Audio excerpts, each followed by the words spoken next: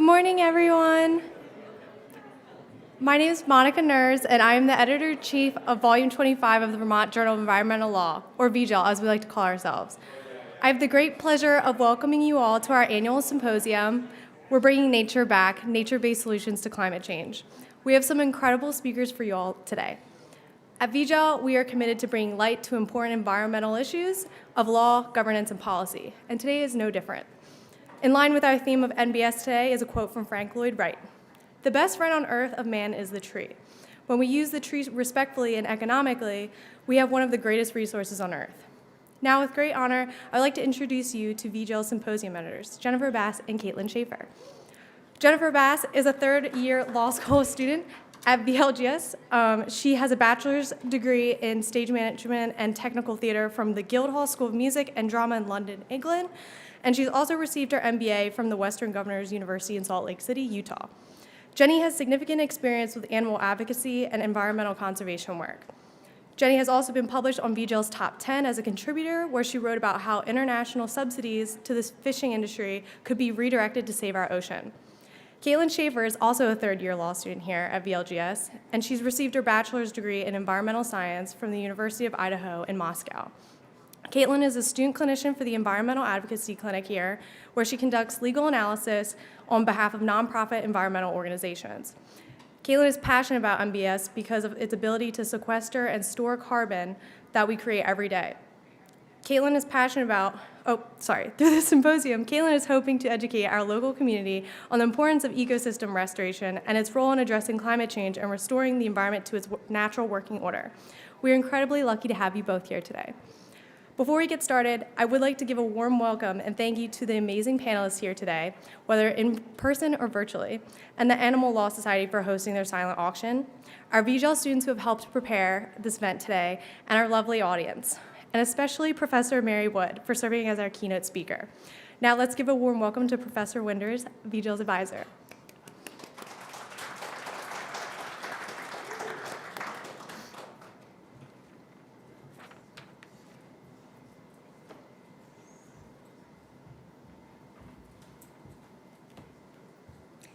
Thank you, Monica, and good morning, everyone. Thanks for being here so early on a Saturday morning. I'm really looking forward to today, and the theme, nature-based solutions to climate change, could not possibly be more timely. This summer was the world's hottest 3-month period in recorded history, which in turn contributed to epic storms, flooding, wildfires, and droughts. In Maui, we had the deadliest US wildfire in more than a century, and wildfires in Canada and Greece broke records. Meanwhile, the average global ocean surface temperature reached an all-time high. And that in turn contributes to sea level rise, a threat multiplier that can intensify hurricanes and floods and other weather events. We also had record rain worldwide. And of course, right here in Vermont, we had the worst flooding in more than a century. Elsewhere in the world, there were extreme droughts, which hugely increased the risk of wildfires. In just a couple weeks, almost 200 countries will come together, some of them represented by Vermont Law graduate students, and they'll convene in Abu Dhabi for the Conference of the Parties to the UN Framework Convention on Climate Change, otherwise known as COP. This week, in preparation for COP, the UN released a report concluding that national climate action plans are currently insufficient.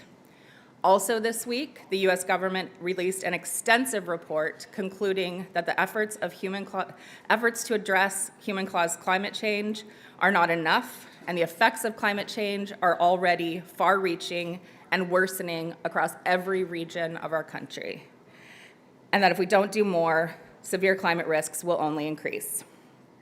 This is all pretty bleak, but these reports also include recommendations that, if implemented, can give us hope. And the top recommendation in the US report is implementing nature-based solutions. And that's exactly what the amazing VJEL students have brought us together today to talk about.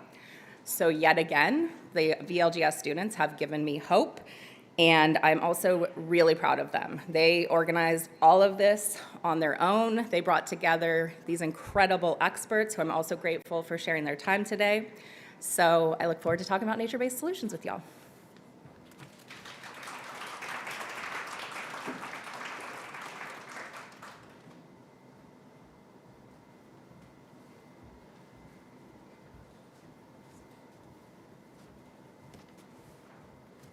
All right, good morning, everyone, and welcome to the Vermont Journal of Environmental Law's 25th Annual Symposium, a symposium aimed at inspiring a forward-thinking conversation on how we can use nature-based solutions as a key strategy for battling climate change. Throughout today's discussion, we hope to unravel the legal intricacies, challenges, and opportunities that accompany the implementation of these solutions. Our esteemed panelists bring a wealth of knowledge and experience to the table, promising insightful conversations that will shape our understanding of the role that nature-based solutions play in fostering a sustainable future. We will start off today with a panel on international implementation, looking at global perspectives on nature-based solutions. Our next panel will look at the role that Indigenous wisdom plays in these solutions and discuss how successful implementation of nature-based solution requires Indigenous communities at the helm. Next, we will hear from our wonderful keynote speaker, a pioneer in the field of nature-based solutions, Professor Mary Wood from the University of Oregon School of Law. We will then transition to a broader discussion on biodiversity and explore the technical and legal strategies for preserving it. Lastly, we'll conclude with a panel on blue carbon law, highlighting the special role that our oceans play in the fight against climate change. Additionally, in between each panel, we have some lovely presentations from some of our very own students who are working on nature-based solutions projects right here on the ground. Please feel free to reach out to them afterwards for any feedback or collaborative suggestions. I know they would really love that. Now I will hand it off to my partner, Jennifer Bass. Thank you so much, Caitlin.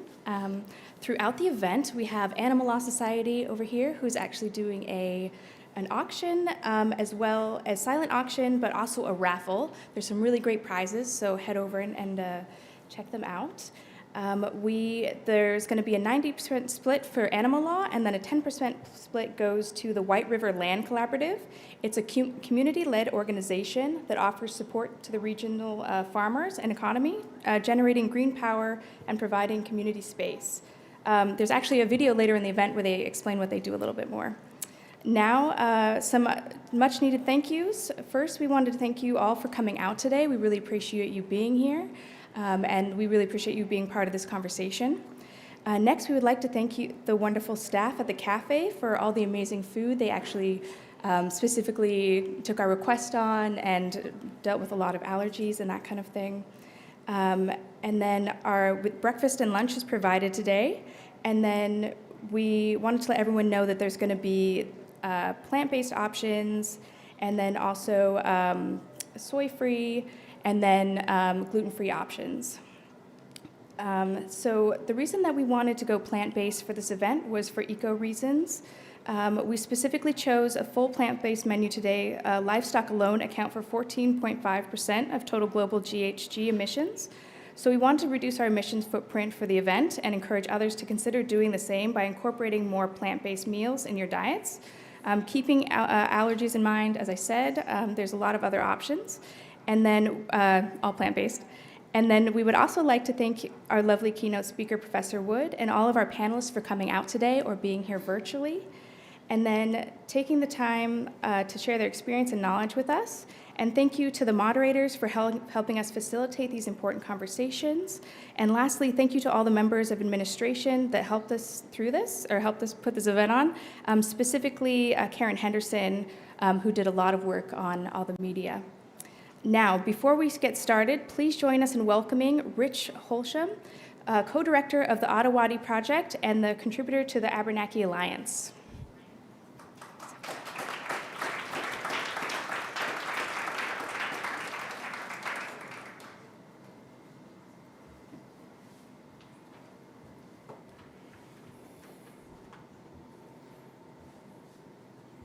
Technical difficulties.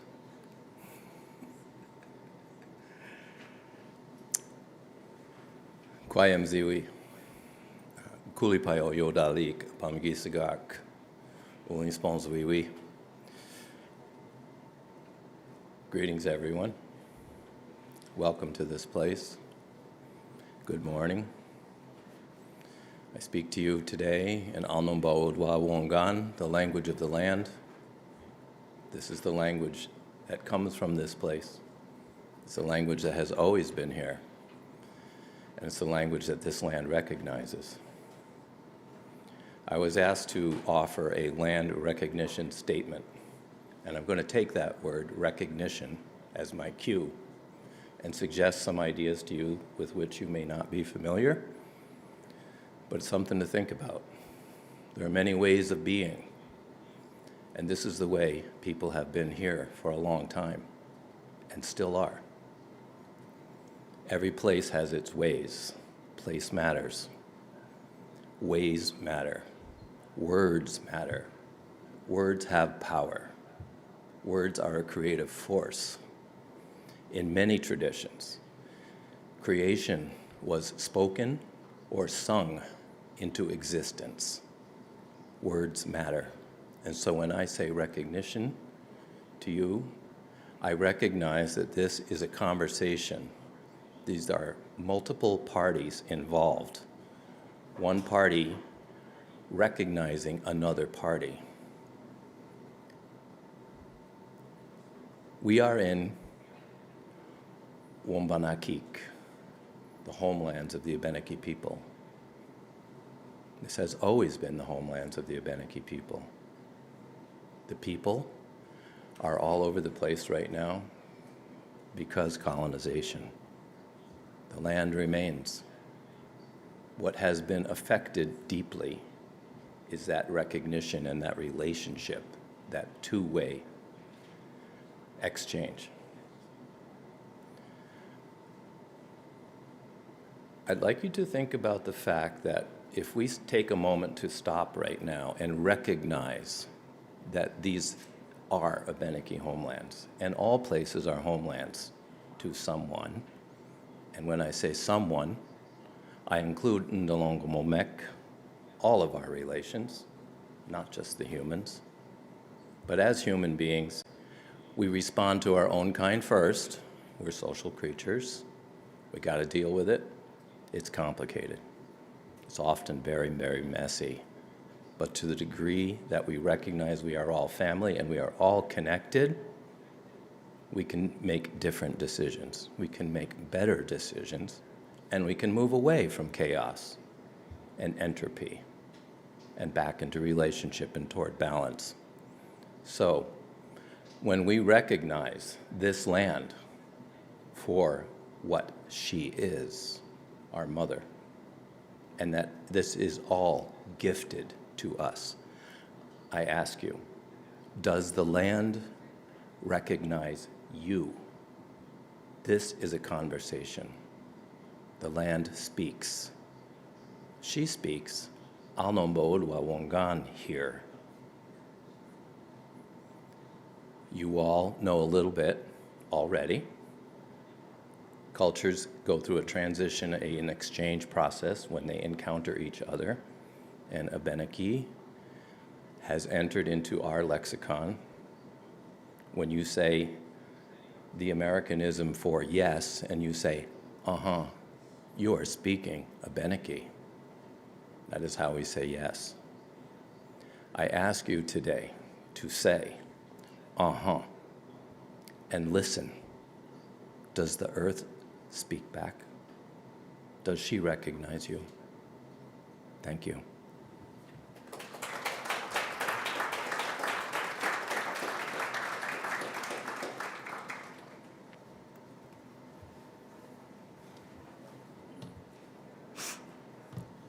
Good morning, everybody, and thank you for that wonderful recognition. My name is Hope McClellan Brandt, and I am a 3L here and the Environmental Justice Editor of VJEL. Welcome to our International Implementation Panel. The International Implementation Panel will scrutinize the diverse definitions and applications of nature-based solutions on an international scale to address climate change. By examining the various approaches and policies adopted by different countries, the symposium aims to lay the groundwork for developing universal best practices for the betterment of our planet. Our moderator this morning is Professor Yan-Mei Lin. Yan-Mei is a professor of law at VLGS and the Deputy Director of the U.S.-Asia Partnerships for Environmental Law. Her research and programmatic work focus on the rule of law development in China's environmental governance.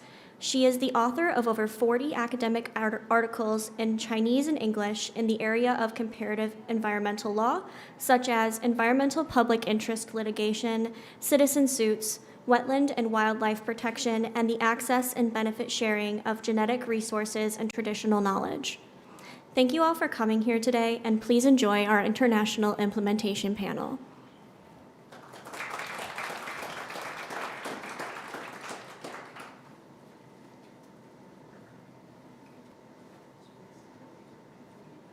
Hello, everyone. So we're going to start with a short video from the local Abenaki peoples. Here we go.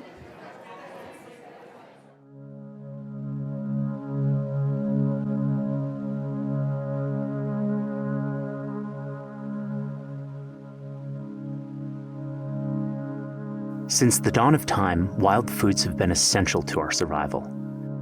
For hundreds of thousands of years, our bodies have evolved to integrate the vast array of vitamins, minerals, and nutrients these wild foods provide.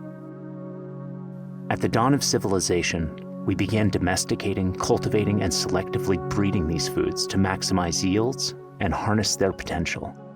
It's only recently, with the advent of industrial agriculture and the introduction of chemicals to our food system, that we have begun to divorce ourselves from nature, much to the detriment of our health, our environment, and our way of life.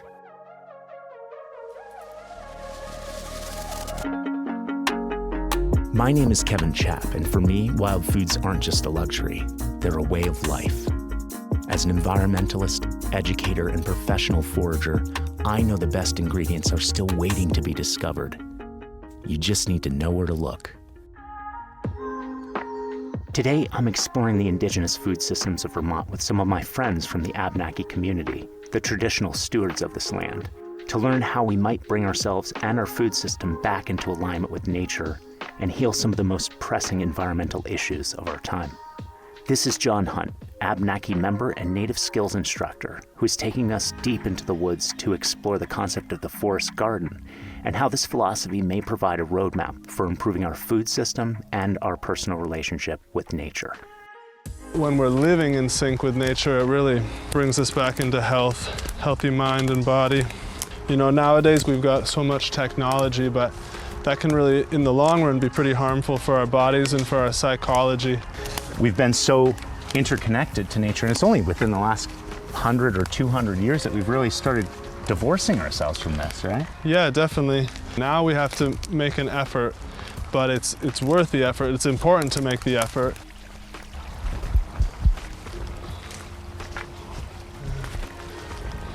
Whoa. Oh, hey. The base too. Beautiful. Yeah, that's a nice looking maitake there. What a perfect example of the prolificness of nature, right? Yeah, these old trees, and the mycelium's probably helping them out, and then they're just producing so much food. So, John, can you talk to us a little bit about the concept of the forest garden? Yeah, I mean, the forest garden it's a way of being in relationship with the land that promotes food for us and for the animals, for all the life. The earth just is growing in a wild way. It's just producing as much as it can. It's sort of a belief that the human can be a steward. The human can actually have a positive impact and increase the abundance of food. That nature produces all on its own, right? Right, yeah. Nature's going to do it on its own, but if we put our hands in with a conscious mind, an understanding mind, we can even make it more rich. Sometimes, we got the story that we left Eden, but the Abenaki people never left Eden, and we've just been in this place, cultivating this place. It's not really like it used to be. You know, the land's definitely been changed a lot, but the trees are still around, the potential is still here, and we're doing it, we're bringing it back in different places. I just think it's amazing to think when Europeans landed here, they couldn't see all the cultivation that had happened for tens of thousands of years. That's really allowing nature to do what it does best. The sophistication of the agricultural system was so high that people couldn't see it at all. And it just seemed like abundant wildlands. But really they were so abundant because of our deep connection and long-term stewardship of them. When we talk about wild foods, we're talking about rewilding our food system, bringing it back into alignment with nature. The concept of the forest garden that John has just outlined is a central theme in many Indigenous cultures and can show us how to become better stewards of the environment in which we all grow. There's such abundance to be found in nature when we move into closer alignment with it. Armed with this new information, I travel north to Sterling College to meet with Tiana Baca, Professor of Sustainable Food Systems and faculty head of the Dawnland Gardens, a new program in partnership with the Abenaki people to reintroduce native crops back into our food system. Tiana is helping to unpack Indigenous approaches to agriculture and how the Abenaki maximized yields in a system of companion planting known as the Three Sisters. Are you going to seed bank these, or are you going to use these for food, or what? Yeah, so this particular variety, these are speckled Algonquian beans, and these are seeds that are being grown specifically for the Seeds of Renewal project. So we are in the Dawnland Heritage Garden, and this garden is a beautiful mound and Three Sisters milpa plot, and we are growing Abenaki varieties to share back with the Seeds of Renewal project. So Sterling is kind of this intermediary steward that is, supporting these bigger endeavors. Can you talk a little bit about what Three Sisters is? Yeah, so the Three Sisters is a companion planting group of corn, beans, and squash. They're plants that grow together and support each other. So the corn is growing up, it's providing this living trellis. The beans use that to climb on. The beans are then fixing nitrogen and supporting the growth of the corn. And then the squash plant kind of sprawls out and provides this living mulch. So all of them working together makes all of them produce better. These crops haven't been widely distributed for quite some time, but these would have been prolific several hundred years ago, is that right? Right, yeah. So these are very old traditional crops that have been lost in number. As folks came in, traditional foods were displaced, but it's a process of re-finding them. And so there may only be a handful of seeds that we start with. And so by planting them out, even in just a plot like this size, over one season, we're able to double, quadruple the amount of seed that was there. Yeah, amazing. Can you tell me why that's important? Yeah, so there's so much of what we're growing here and how we're growing it, right? We're taking cues from what's actually happening around us, right? So nature doesn't grow in monocrops. It's polyculture, it's diversity. And so using that as a model just in this space, right? We're building on those collaborations. As we're thinking about agroecology, and it's science and these principles of ecology, but it's also very much this integration of social and this broader community. And so being in this space, we are growing and we're very much thinking about the biodiversity and the genes, the genetic integrity of these plants, but we're also thinking about the relationships to people and place. So we're not just having a huge field of this particular corn, right, but they are being cultivated in traditional fashion, right, in this mound system together, and that is supporting the plants, but it's also supporting community and tradition and history and heritage.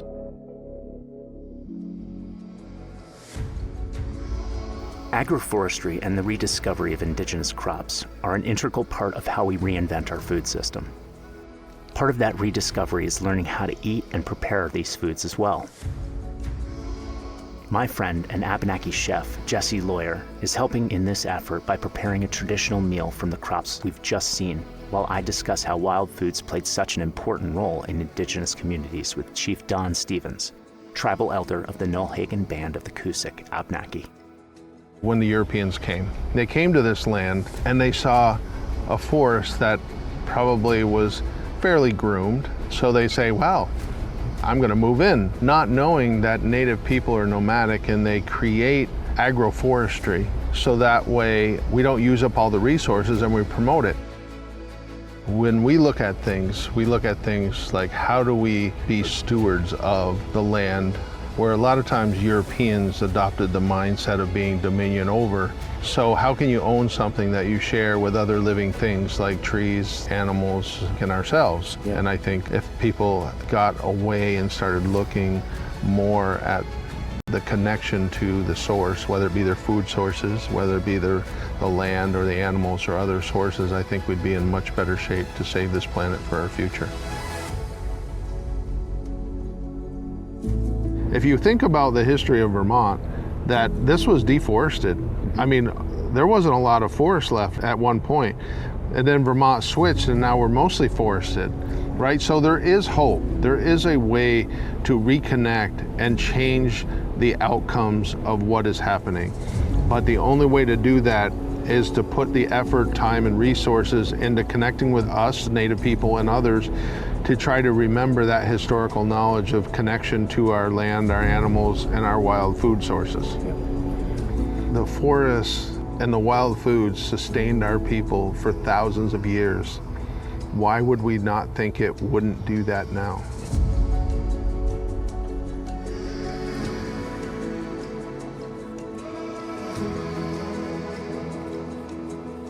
I think we're going to enjoy a little food here. Yeah, I'm looking forward to Let's it. go in. Here we go. A little food.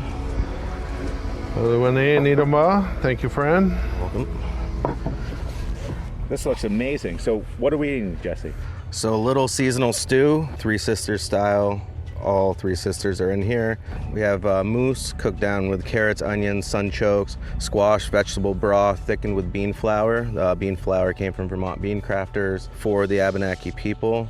Then we have some East Montpelier squash, also some fiddleheads, and finished with little fiddlehead dust, dried fiddlehead dust. This is a fairly local dish. Completely local. You don't get any more local than this. Amazing.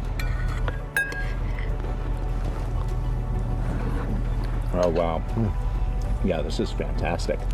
And everything on this dish at the center of the plate is indigenous. So all of the main ingredients, the corned bean squash, the mousse, the sunchokes, they're all indigenous. They're all local to this area. And in order to have a conversation about the push for local and sustainable food, you can't have that conversation without indigenous foods. So that's kind of my focus with cooking, is engaging our Abenaki community to want to cook more and explore these ingredients more.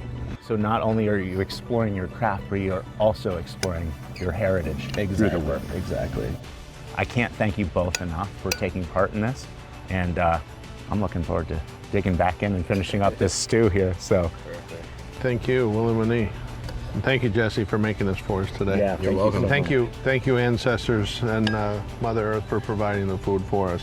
We always got to remember to thank where we get these things from. That is an important acknowledgement in our culture, that we have to acknowledge that this is not given to us alone. This is a gift that we must be thankful for and to share.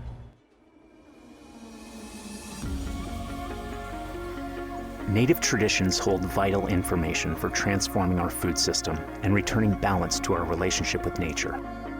For thousands of years, wild foods sustain these people and can now provide a bridge to our agricultural and environmental roots. Perhaps it isn't just time to offer them a seat at our table, but ask for a seat at theirs. Because everything we need can be found in the wild. We just need to know where to look.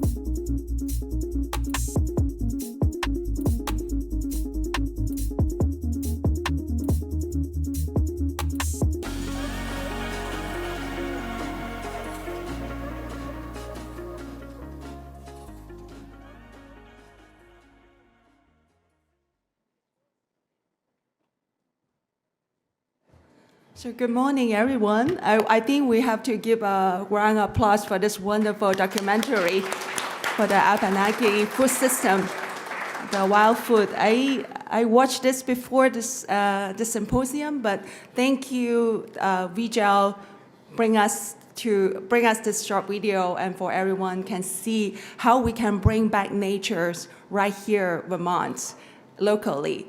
And Vermont Law and Graduate School's motto is law for the community and the world. So now we're coming to the international implementation panel and see and hear our three wonderful experts to share their perspective how nature-based solution to climate change has been implemented internationally and also in their own jurisdictions.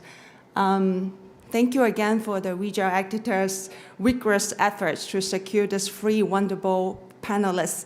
They are all experts in their jurisdictions and also doing implement projects in different jurisdictions that they can share us the perspective how other countries or international community trying to scale up nature-based solution to climate change. So now let me, so my name's Yan-Mei Ling, so I'm one of the professors for the law school. We have 3 panelists. Maybe the panelists can share their video so we can all see your face. So let me introduce the first speaker, first panelist, Dr. Fabrino. Dr. Fabrino is the co-chair of the IUCN World Commission on Environmental Laws Climate Change Law Specialist Group. I met him on the COP27. He really made a wonderful presentation of the legal professionals' efforts trying to help achieve the Paris climate goals. Dr. Fabrino is a legal consultant for many international organizations, including volunteer as a lead counsel with the Center for International Sustainability Development Law, Peace, Justice, and Governance programs. And he's also a director of legal research with the Blockchain and Climate Institute, and as a coordinator of capacity building coordination and LACIMA. Dr. Fabrino holds a PhD in law and LLM from the European University Institute in Italy. Our second speaker is Professor Huang Zhiyu. So she's no stranger to Vermont Law and Graduate School. She spent a year as a visiting scholar at Vermont Law and Graduate School, really studied the nature-based solution, how US policy and other countries' policy implement nature-based solutions. So she's the associate professor of law at Nanchang University in China. She's also an expert and devoted her studies in developing the ecological chapter of the environmental code in China. Our third panelist is Ms. Margaret Calaves, and she is leading the development and management of the Sequest Capital programs on nature-based solutions. She has more than 15 years experience working in research, partnership development, and program management and the intersection of climate adaptation, resilience, nature conservation, and finance. So prior to joining Sequest Capital, she was director of program at Earth Security, a boutique advisor on natural access to investors, companies, and governments. So she has a lot of experience to leading the nature-based solution in different jurisdictions. So let us welcome the 3 panelists. So I'll give the floor for Dr. Fabrino first. Dr. Fabrino, the floor is yours. Thank you very much. Yan-Mei, can you hear me well? Okay, great. Well, good morning, everyone. My name is Fabiano de Andrade Correia. I'm a Brazilian international lawyer, currently speaking from Washington, D.C. Though I would have loved to be with you in person, I have seen many pictures of how beautiful Vermont is this time of the year. Nonetheless, I really want to thank the organizers for having me, but also for organizing this conference on this important topic. I really want to commend you for bringing this attention to this topic. And I'm also just very happy to be following the beautiful words and the video that we saw that they will just share with us. I think it's really important to have these inspirational stories as we go through these challenging times we currently face. I'm an international law expert, having been working especially on issues like climate change and biodiversity protection for the past 12 years in the context of international organizations, and have also the honor of co-chairing the Climate Change Law Specialist Group of the IUCN World Commission of Environmental Law, which is the world's largest and I believe one of the oldest networks on environmental law globally. I make the disclaimer that I don't speak on behalf of IUCN Secretariat. The World Commission is a specialized commission that works purely on a volunteer-based fashion, and we have hundreds of international law experts on many topics, the climate change law specialist group being one of them. So what I'm going to do today, and let me start sharing, I prepared a few slides just to guide our discussion today. Can you see my slides? Yes. Okay, perfect. So what I'm going to try today, and recognizing that I am the first speaker this morning, is really to, I think, level the playing field by talking a little bit about what are nature-based solutions and their definition in international law. Why are they really so needed and so widely discussed nowadays? Then to highlight a few of the legal aspects of nature-based solutions at different levels, understanding there's a lot of work that still needs to be done in these issues, and putting forward a few ideas of what further research and action could be taken, especially, of course, from a legal perspective, which is our topic today. So just because we're lawyers and we love definitions, I think it's important to start with them. Nature-based solutions are, of course, not invented recently, and indigenous peoples, as we just saw, have been practicing nature-based solutions since forever. But more recently, because so much more attention has been paid to working with nature as opposed to working against nature, as we had been doing for a long time globally. The issue of defining and understanding what nature-based solutions are and how they could be mainstreamed, I think, became more important. So in an attempt to do that, IUCN provided a definition of nature-based solutions in 2016, considering them as actions to protect, sustainably manage, and restore both natural and modified ecosystems in ways that both address societal challenges effectively and adaptively, while also providing both human well-being and biodiversity benefits. So really it is a holistic concept that tries to encompass what we can do when we work with nature and not against nature.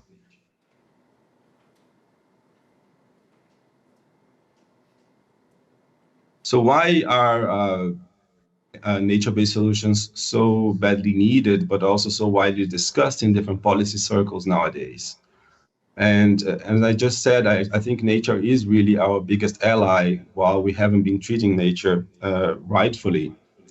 But increasingly we recognize, and unfortunately more and more action is happening in this field, understanding really that there's a need for integrated approaches to our most pressing social environmental challenges nowadays. Really considering the fights against climate change, biodiversity and ecosystems loss, and land degradation as deeply interconnected and challenges. And just to give a few examples, climate change is one of the main drivers of biodiversity loss, increasing, for instance, hazards such as droughts and wildfires, but also changing the ranges and locations in which species can thrive, and altering food webs. On the other hand, ecosystem loss and land degradation also lead to enormous releases of greenhouse gases, which then lead and contribute to climate change. So it really is, there really is a need to promote more integrated approaches and recognize more the interconnectedness between these challenges. More specifically for climate action, which is, as I said, the field that I really work more on.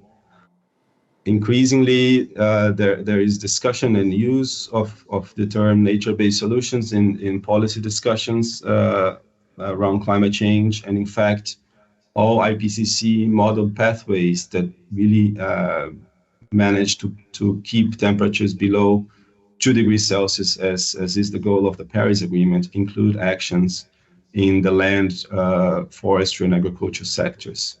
Of course, recognizing that nature-based solutions should not be a substitute for deep and rapid decarbonization, as is always also required by the Paris Agreement and informed by science. But nonetheless, it really has become widely recognized that we need to do more and deploy more nature-based solutions for climate action. However, while this potential is widely discussed, to date, the global efforts to implement and put in place nature-based solutions have been largely uncoordinated and disconnected, resulting in limited clarity on the impact and targets for implementation. And just to give one example, UNEP informs us that globally, financial investments that lead to nature degradation exceed those that lead to conservation efforts by between 600 and 800 billion annually.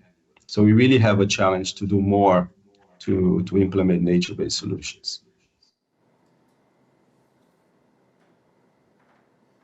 So what is already out there? What do we have to work with? In an effort precisely to further the understanding about nature-based solutions and to level the playing field, IUCN developed the global standard on nature-based solutions, which was released in 2020.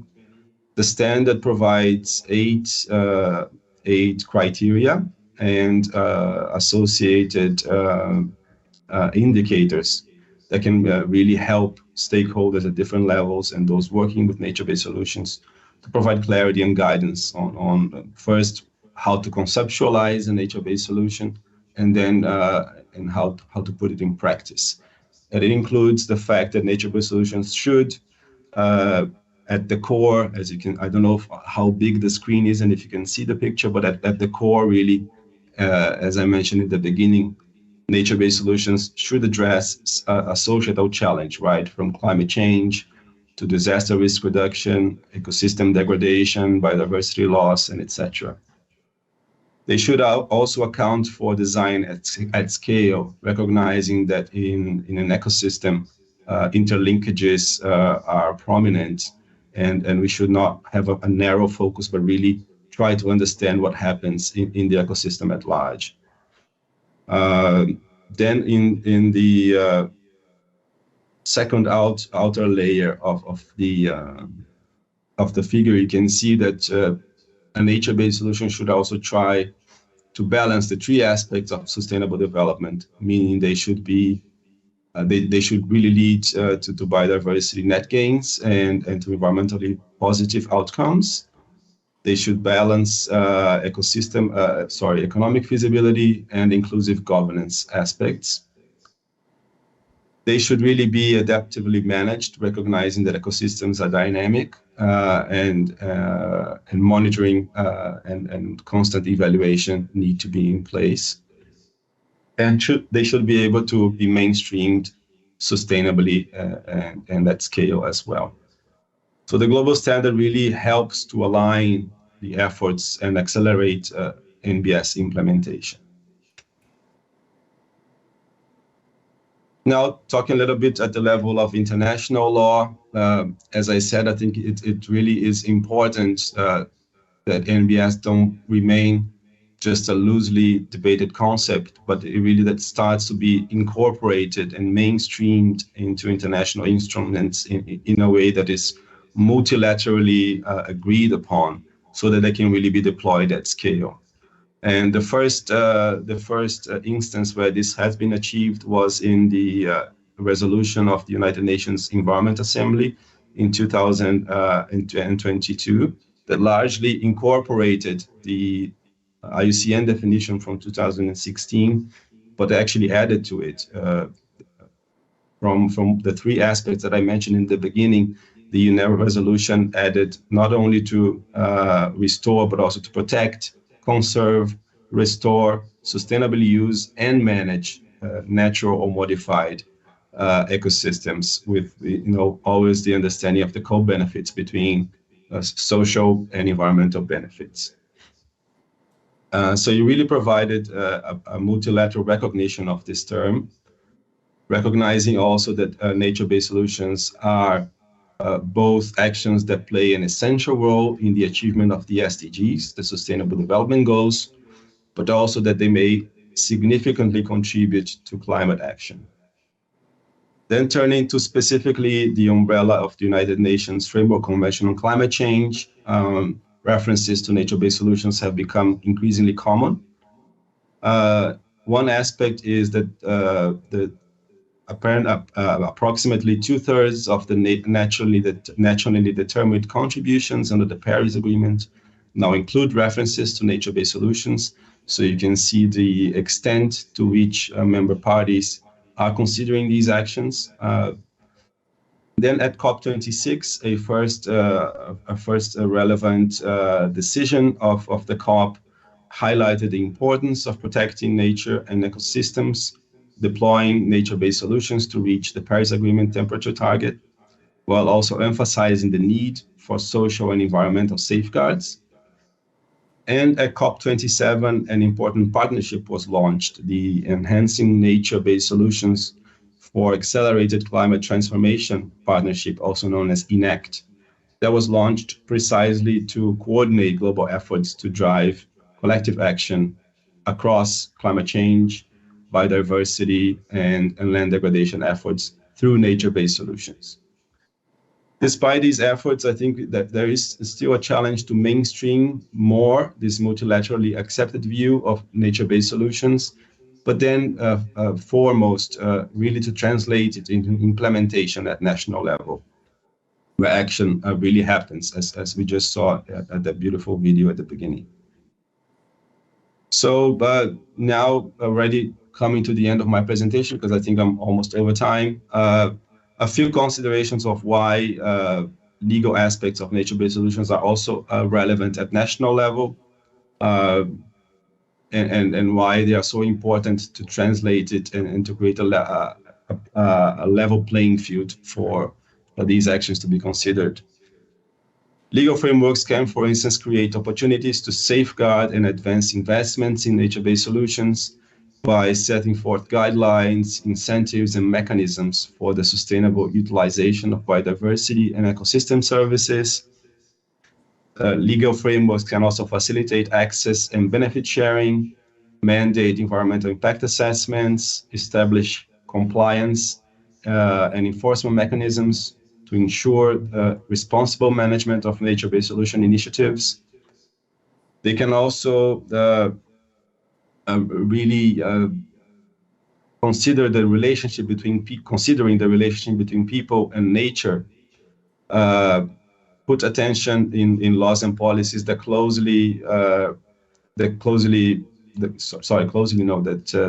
adequately respect indigenous peoples and local communities' rights, the tenure rights of those that use and hold the land and natural resources, and promote adequate spatial planning and infrastructure development. To give an example, increasingly there is attention put into the generation of carbon credits from land-based activities. These activities should really, if they are to be called an adequate nature-based solution, not only promote these economic gains out of carbon credits, but should also promote the social well-being of those involved in the activities, those that hold the land, and be undertaken in a way that follows adequate standards and human rights protection and customary rights protection and so on and so forth. So that when we promote a positive climate action, it does not have any biodiversity or socially adverse side effect. But there's really a need to debate and to research and to share more examples of how this can be done. And that is why I'm so happy that this conference is happening today. And just wanted to share, closing already my presentation, that we at the Climate Change Law Specialist Group at VJEL are developing a specific project on legal pathways to net zero GHG emissions and nature-based solutions, which I am co-leading with a colleague. that aims not only to coordinate action with the IUCN Secretariat and support the ENACT partnership, but most importantly, to expand the knowledge on legal aspects of nature-based solutions. So if you are interested in this topic, I would really encourage you to reach out to me and to WCEL and get involved with us. We are open to anyone with a law degree or even studying law as still an undergrad. So I leave you with these words, really hoping that by the end of today we have a better understanding and a lot of positive examples that can inspire more action around nature-based solutions. Thank you very much again for the invitation and for your attention.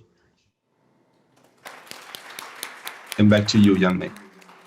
Thank you so much, Dr. Farabino, for providing us up-to-date of development on the international law side on promoting integrated nature-based solution, and also the specialist group on climate change really efforts to enhance the knowledge of the legal aspects of nature-based solution and encourage our students here and colleagues here to really participate in this movement. And you also show a really good kind of the first result of the specialist group's work on how legal aspects of promoting nature-based solution can be implemented at the national level.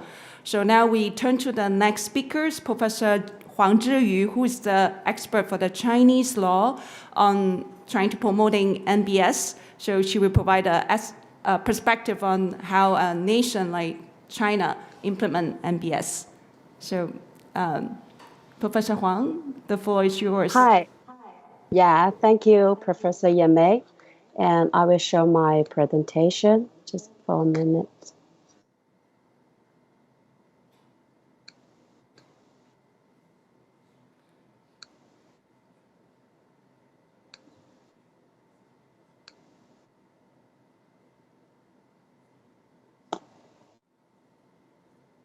Could you see the presentation? I think just maybe wait 2 seconds. There's some delayed in showing. Oh, sharing is paused. It shows.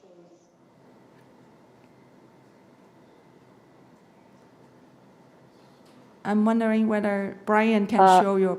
But here. now? Yes. Yeah, we have. We have now. Okay, thank you, Professor Yan-Mei, and good morning, everyone. This is Zhiyu from China. So you can say my life. This is night in China. I'm so glad to be here to show my presentation about nature-based solutions for climate governance in China. Actually, I've just lived for Vermont for 1 month. I miss it so much. But now, yeah, I will share my research in 4 parts. The first is I will introduce China's climatic responsibilities and goals. And then I will introduce the practice of NBS for climate governance. And then I will make some simple analysis about the policy and legal system of nature-based solutions for climate governance. And the last part, I will introduce some further steps, maybe I think is good, better implementation. And before we know the responsibilities and goals of China, maybe as we all know, some general backgrounds of China's climatic information. The first is China is the world's largest emitter, but it has the second highest population. So the per capita is relatively low. And the other information is very important. We have to notice is China is highly dependent on coal, even though we have make a lot of efforts to reduce this percentage of coal, but we still have 56.3% in 2022. Let's look at a quick view about this chart. The first is the total amount of this is the orange one is China. And this chart is about the per capita carbon oxide to emissions about China. It's the third one. And the last chart is about the percentage of energy in China. The blue one is the coal. So it's really a great challenge to China to reduce carbon emission. And meanwhile, it's a great chance for nature-based solutions.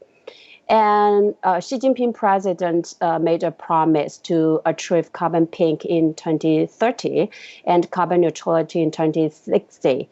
And in the renewed of national determined contributions, there is one pot candle of nature-based solution is this yellow one. By 2030, the forest stock volume will increase by 6 billion cubic meters compared to 2005 levels. That's the kind of nature-based solutions. It's not directly to say we have nature-based solutions. We should do it. So as we all know, the nature-based solutions matters to climate change is not only climate mitigation, but also it could enhance resilience of ecosystems. So it's good for climate adaptation. And in the 114 enhanced nature national determined contributions, there are 105 of them include NBS. And 96 incorporate NBS as climate mitigation measures, and 91 use NBS as part of adaptation plans, with 82 involving both mitigation and adaptation simultaneously, not include China. So let's look at the Chinese practice cases connection. Yes, and we can see some typical programs in the list. And maybe you will notice some strange thing because some programs has been implemented before 2008. Yes, 2008 NBS has been proposed. And why? Because China put pre-existing forest land use and ecosystem restoration practice into the concept of IUCN NBS. So it could expand the typical programs list. And some of them are for climate mitigation, and some of them for climate adaptation. Let's look at the typical programs.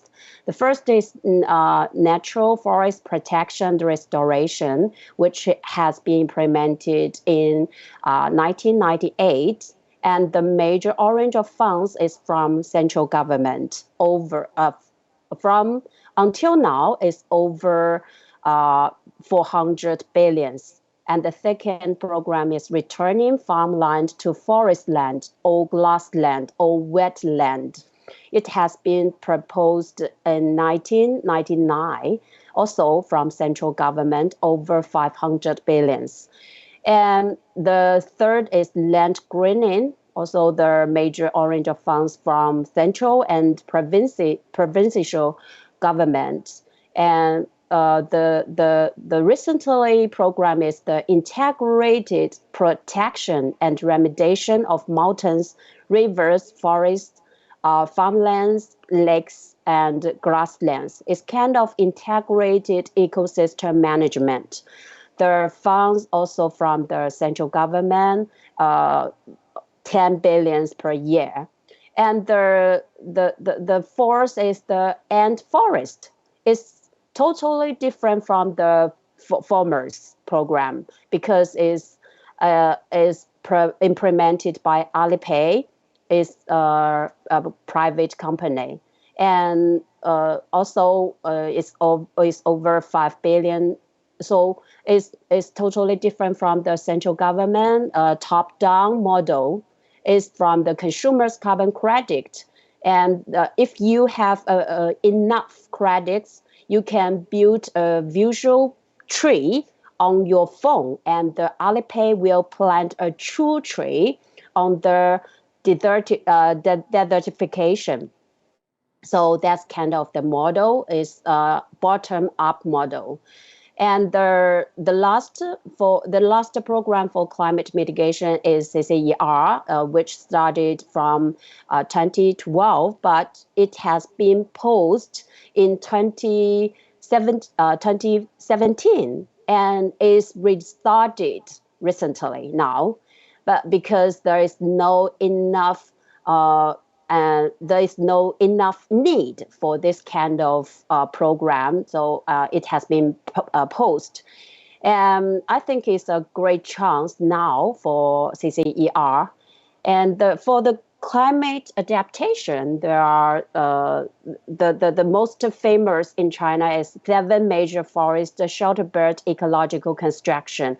For example, Northeast Forest Shelter Bed for soil erosion and sandification, such kind of ecological disasters. And it's also from central government, started in 1979. So it's a long time we have focused on this kind of program. And the new program is sponge city construction, because a lot of Chinese cities has been flooded.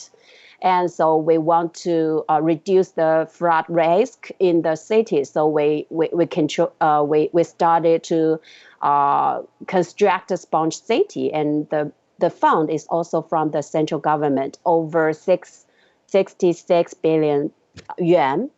And yes, we can say the greatest achievement is the percentage of forest cover from 1949 to 2020. It has a great increase. So let's look at the policy and legal system of nature-based solutions for climate governance in China. There are 2 different rules to regulate or guarantee this kind of programs to be implemented. The first is specialized rules. Also, as the typical programs as examples, most of these typical programs are guaranteed by specialized rules, but all of these rules are just normative documents which has been published by the administrative agency. And I also check the climate change is really matters in this kind of documents. But we can say from the last blanket is the most of these normative documents just involved the goals. So they may be mentioned climate change. What's the goal for these typical programs? Maybe they will mention we want to implement these programs for reduce climate change risk, or we want to adapt to climate change. But there is no specific legal system to really implement this. And then we can say the general rules. The general rules is we have forest law and law of water and soil conservation, and recently published is Yellow River Protection, Yangtze River Protection Law, and Qinghai Tibet Plateau Ecological Protection Law. The Yellow River and Yangtze River and Qinghai Tibet Plateau Ecological Protection Law, which are totally different from the former legislation because it's focused the whole ecosystem. So yes, we can say there are a bit of different from the normative rule is that the Qinghai Tibet Plateau Ecological Protection Law has put a lot of emphasis for climate research and climate risk prevention and mitigation and climate risk monitoring. So that's the general rules. But we can see a lot of problems from the rules. And the most important programs is that all of these huge programs just be guaranteed by low degree of legal governance. So some of them just based on policy, and some of them are based on normative documents. Why is a great and serious problem? Because as we all know, nature-based solutions, no matter nature-based solutions or climate change, is kind of cross administrative agency and cross area, cross administration, and so that's why it's not only for the normative documents. It's not only the duties or responsibilities of some kind of administrative agencies. So when we implement this kind of programs, a lot of legal problems has been showed. So, but there is no any legislation could regulate the rights or the duties or the responsibility or liabilities. And the second problem why is low degree of legal governance is because the NBS disconnect with climate governance. For example, forest law is kind of for climate change, but there is no any words or any treaties, articles mentioned the nature-based solution. That's the problem. And the second problem is the weak democratic participation. As we can say from the table, the central government plays a highly leading role. So the central government always put more emphasis on construction, on building tree, but they always neglect sustaining and managing their program. So they always plant faster growing tree. And that's a lot of problems should to be solved. And meanwhile, because the top-down model, so the supervision and participation is also less than a lot of other countries. And when problems happen or shows, the democratic and beneficial nature of many projects has been questioned. And the last question is the scientific validity, because Chinese government always focus on planting tree. So because it's a greatest goal for Chinese government to make promise in the international level. So we always planting single fast growing tree and lack a systematic approach to integrate the forest, the wetland, the grassland. So there is no unified or consistent standards to value and to calculate the nature-based solutions for climate governance. That's the real problems. And so I give them propose for Chinese government to maybe we can better implement this kind of way. The first is we are taking the draft of environmental codification. Actually, I think the priority we have to do is to improve integrated legal system to enforce NBS, also including NBS for climate governance, to connect NBS with climate change. And so comprehensive eco-environmental codification want to establish ecosystem-based approach. Actually, it happened in expert draft. And the second steps, I think we should enhance the co-governance system involving not only central government, but also the social capital, the other market, and especially the indigenous people, the stakeholder, could participate into their typical programs, because it's not only involved the fund support, and it's also we have to share the benefits with the indigenous people, with the stakeholders, And also is I hope the nature-based solutions could be a key way to change the top-down model. It could increase the democracy of the environmental governance. That's my hope, but I think it's really challenged too. And the last is about the scientific standards. Actually, we have the relatively complete standards just for forest, but it's not forest matters to climate governance.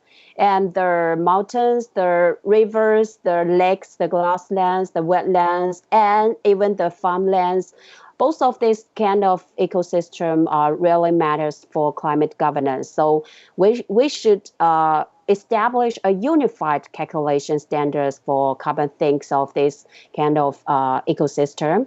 And that's my presentation. Thank you all. Thank you, Professor Huang, for this insightful sharing of the China's practice. In particular, you not only share with us the general rule and the special rules of how China developed its nature-based solutions, and also really share us what you see the problems are the future ways to improve China's implementation of nature-based solutions. So now we turn to Ms. Margot Carveris, who leads the development and management of the Sequest Capital. She really had a lot of experience and partnered with private entity, also NGO, to develop nature-based solution in many jurisdictions, including India, Indonesia, and Philippines. So now the floor is yours, Margaret. Great, thank Welcome. you. Thank you very, very much. And thanks to the previous presenters as well. So I'm not a lawyer, so apologies. This is going to be pretty light on the legal side. And my presentation is basically just photos. So I'm going to get that up now. But can everyone see that? Yes. Yeah, perfect. Okay, let me just try and make you small again. There we go. You can turn into a slide mode so we can see the picture bigger. Is that better? Oh no, hang on, wait. Yes, this is better. Yeah. The previous one. Yep. Yeah, hang on.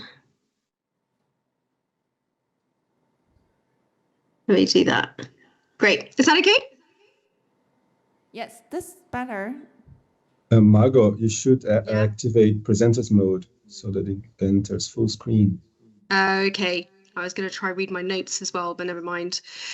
Okay, perfect. So so look, Sequest Capital is, we're a project developer, an investor.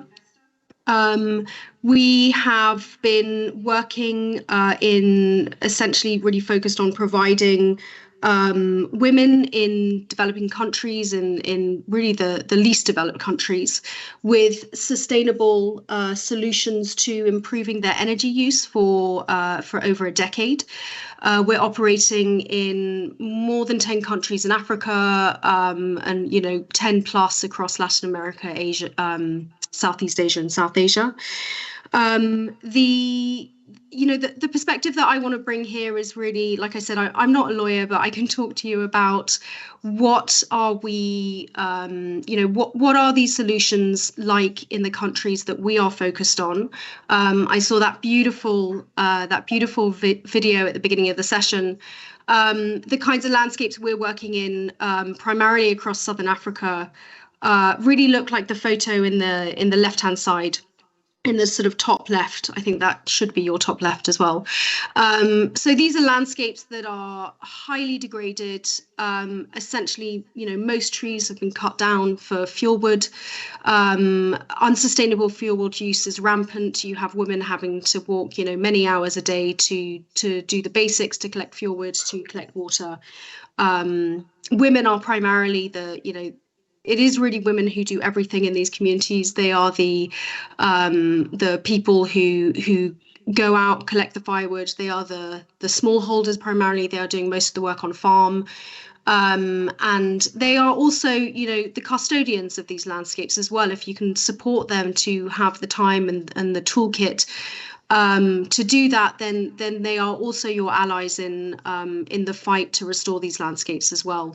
So for Sequest, like I said, we've been primarily focused on helping women in these communities in the sort of we're really working with the poorest communities in the poorest countries in the world, and those who have the least access to modern solutions to cooking and to pretty much anything else. And as we've been working with these women in these communities and really, addressing what is primarily the biggest, one of the biggest drivers of degradation in the landscape, which is this shift from unsustainable fuel wood use to less sustainable, to more sustainable fuel wood use through the shift to modern cook stoves. It became something that Sequest could work on much more to be able to start working, sort of building on the relationship with communities, the understanding of the challenges they face, the trust that you build in those communities, the infrastructure you have in those communities, to start to also work with them to say, okay, how do we start to address these challenges that you face in your landscape? Essentially, once you have addressed that primary driver of degradation, how do you then start to restock those landscapes and restore them in order to build climate resilience in the face of the changes that we all know are going to come down, and these are the communities that will suffer the harshest and have done the least to contribute to these problems. So look, the photos here are really just to give you a sense of the kind of work that we're doing and the landscapes within which we're working. And so at Sequest, we do, like I said, we work in many different continents and many different countries. Nature-based solutions is a sort of business line that we have developed over the last year or two. We are, working in terrestrial and coastal ecosystems, but for today's conversation, I'm gonna focus this on the work that we're doing, that is really our kind of landscape approach that we are piloting in Malawi, and the photos you see here are all from Malawi, and starting to trial and pilot in other communities across Tanzania and Zambia, Mozambique and Angola. So we've had a few. I thought the last presentation, was great in terms of talking about what is financing this at the moment. And as you saw, primarily there's a huge amount of public finance coming into this. Well, not a huge amount, but it's primarily public finance. And we heard the numbers, I think the UNEP numbers from Fabiano as well. And so, most of my career has been focused on how do we channel private finance into climate adaptation and nature restoration. And eventually that, firstly we were talking about ecosystem-based adaptation, and now we talk about nature-based solutions and natural climate solutions. And I think one of the key challenges is that we are, it's very difficult to channel private finance into these kinds of projects. And that's really why I ended up working for a carbon project developer and investor, because you are essentially monetizing, you are measuring and monetizing one of the core ecosystem services that these landscapes provide, and that is carbon sequestration. And I'll go into that in a bit more later as well. So just to give you a very quick view of, what are you seeing in these pictures? Essentially, our landscape restoration program that is carbon financed is focusing on a range of different nature-based solutions at farm level, at community level, and at landscape level. And so what you see in the top row of these photos, in the sort of second third on the top row, and then the bottom left is some of the activities that we're doing at the farm level. And this includes conservation agriculture, so shifting people from essentially slash and burn techniques and huge amounts of ridging and tillage to systems that require less labour, less inputs, and use nature to improve soil fertility, to regrow trees on farms. So the photo in the top left, you see lots of little shrubs. These are trees essentially that are cut every single year at land preparation time. And so we're helping people to learn, you know, how to regrow those, how to help to incentivize, you know, better growth and what's the right spacing so you still have good crop productivity. The second photo, you see intercropping solutions. So this is how we increase soil fertility on our farms instead of trying to use fertilizer. And in the top right photo, you see a landscape where this has been practiced for many years. So you see very tight planting, you see trees on farm, you see nature in a working landscape, and that is really our goal of the program. We're also working at community levels. So in the bottom middle photo, you see one of our community-based tree nurseries. This is a mixed group. Quite many of our groups are women-led community-based nurseries, where we're helping them to raise seedlings and then plant those seedlings around homesteads and also on farm in community woodlots. We also provide bamboo in these contexts, and this all helps to reduce the pressure on native trees. So essentially people are growing their wood usage and harvesting that sustainably rather than having to cut down indigenous trees that will just not regrow in timeframes that are needed. And then at the landscape level, again, if you look at that top left photo, you'll see a hillside in the background. It looks pretty bare. A lot of trees have been cut down there, and then in the sort of far bottom right, you see a lot of women sitting amidst essentially that kind of landscape. And what we are doing is forming community-based groups to organize themselves to establish the right governance for protecting that forest and then managing that forest, not just with their own village, but with other villages as well. And then they will manage that forest to protect it, to help it regrow back into a forest. There's enough rootstock there, you don't need to plant any trees. It's all going to just regrow itself, but it needs a bit of help in terms of how you trim and prune it to regrow. So that's what we're doing. I'm going to stop sharing for the moment. And this essentially, you know, this kind of really brings together a lot of different activities that are financed, like I said, through carbon finance. We're using many different methodologies for the farm, for the reforestation, bringing that all together. It's a programmatic approach, but financed through different methodologies.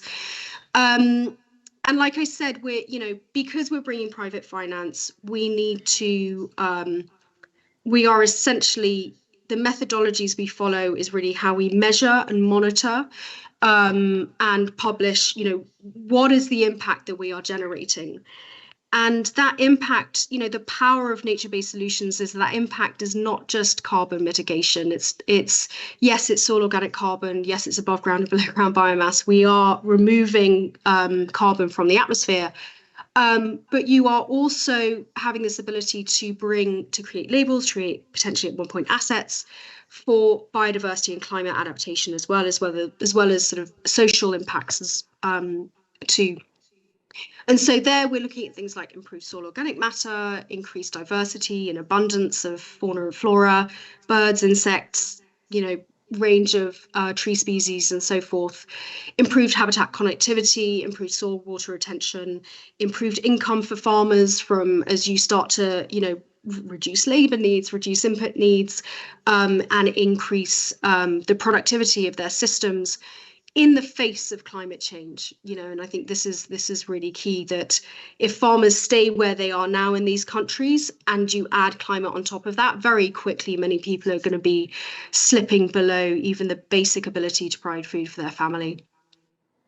So just some thoughts to wrap up on, you know, what this means from a sort of legal and regulatory and governance perspective. I think the obvious one here is that, you know, the countries and jurisdictions where we're operating, land tenure is informal.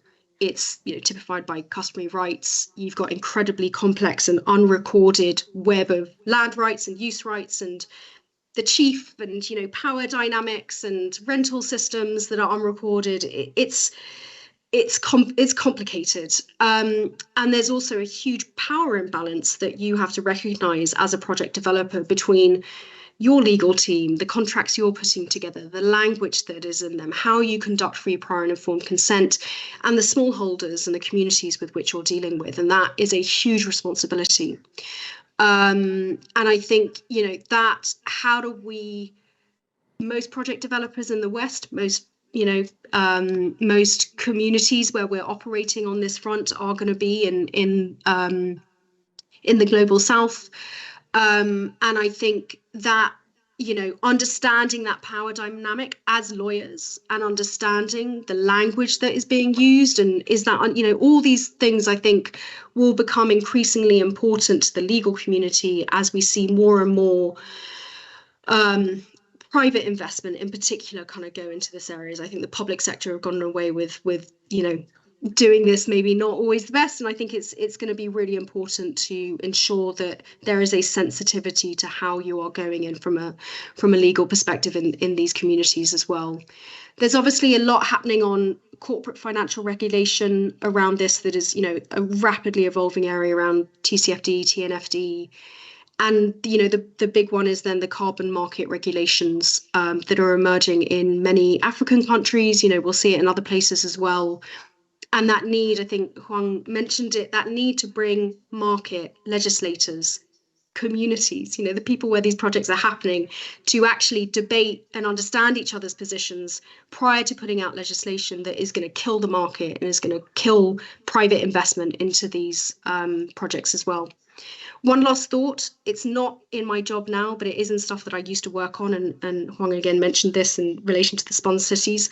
I think a really interesting area in this space is actually around green-grey infrastructure, and there's a lot of work that I was lucky to be part of with Conservation International and IUCN Blue Natural Capital Financing Facility on green-grey infrastructure. So essentially the integration of ecosystems and green infrastructure into traditional grey infrastructure. So integrating wetlands into water management infrastructure, mangroves into seawalls. The sponge cities is an example of this as well.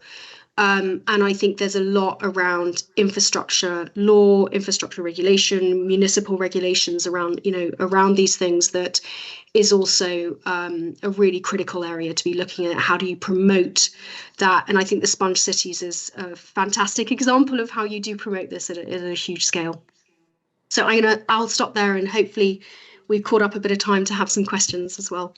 Yes, excellent. Thank you, Margot. I think it's wonderful presentation for three of you that really present a very complex system from the international level, national level, and the project level, that in climate finance to the global south to implement the nature-based solution, really present to our students and participants. In order to bring the nature back, it really needs different practices setting. You can see the setting from Dr. Fabino on the IUCN UNEP, the international negotiation tables, and also on Professor Huang that rigorously develop national law, national policy. But you have a transnational practice that how you understand, translate climate finance to jurisdiction that you may not know exactly the legal systems are, and how you also on the way to make the project work and also enhance that jurisdiction's legal and policy to promote nature-based solution that can really cope with climate change. So without further delay, I want to open the opportunity for participants and to ask questions to the panelists and conversation.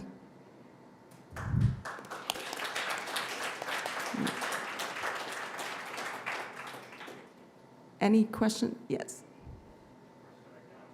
Yeah, I think you need the mic. Thank you all for your wonderful presentations this morning. As we approach COP28, climate finance remains an important and heavily debated topic. Is there a way to incorporate nature-based solutions into climate finance negotiations? And in your professional opinion, how do you think those negotiations would play out?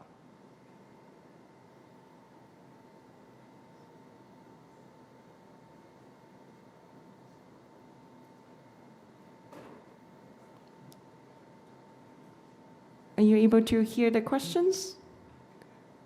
Yes, sorry, I was Dr. Fabiano, yeah. Mhm. I was just waiting to see if there would be any further questions, but I can try to give a first answer to that.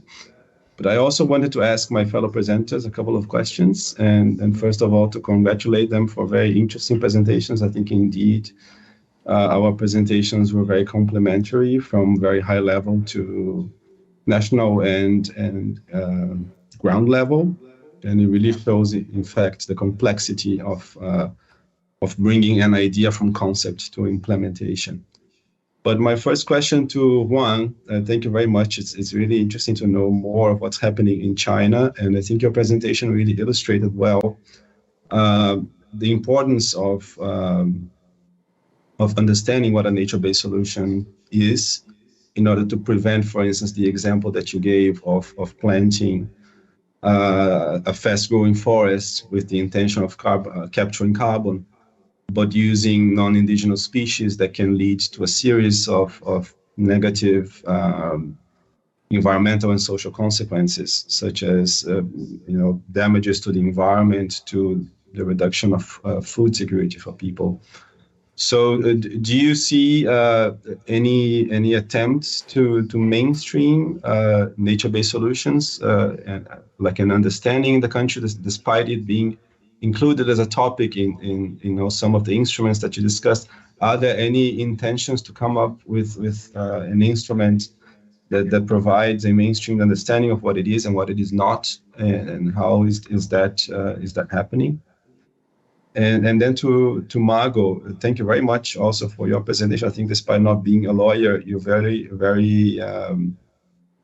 widely illustrated many legal areas that come at play when trying to implement a nature-based solution project, from tenure rights to infrastructure and etc. Do you see any relevant roadblocks in implementing these projects in terms of legal and policy aspects that, if they would be there, would make a project like this much easier, from, again, the lack of legal definition of what a nature-based solution is and how that affects the ability to attract finance, to also prevent, initiatives that shouldn't really be considered sustainable or even a nature-based solution from being implemented. And just to say that I think it would be great also if this type of initiative would also be implemented in the so-called developed or global north space, where a lot of destructive farming initiatives are also so mainstreamed as well. That's just a thought, not a part of the question.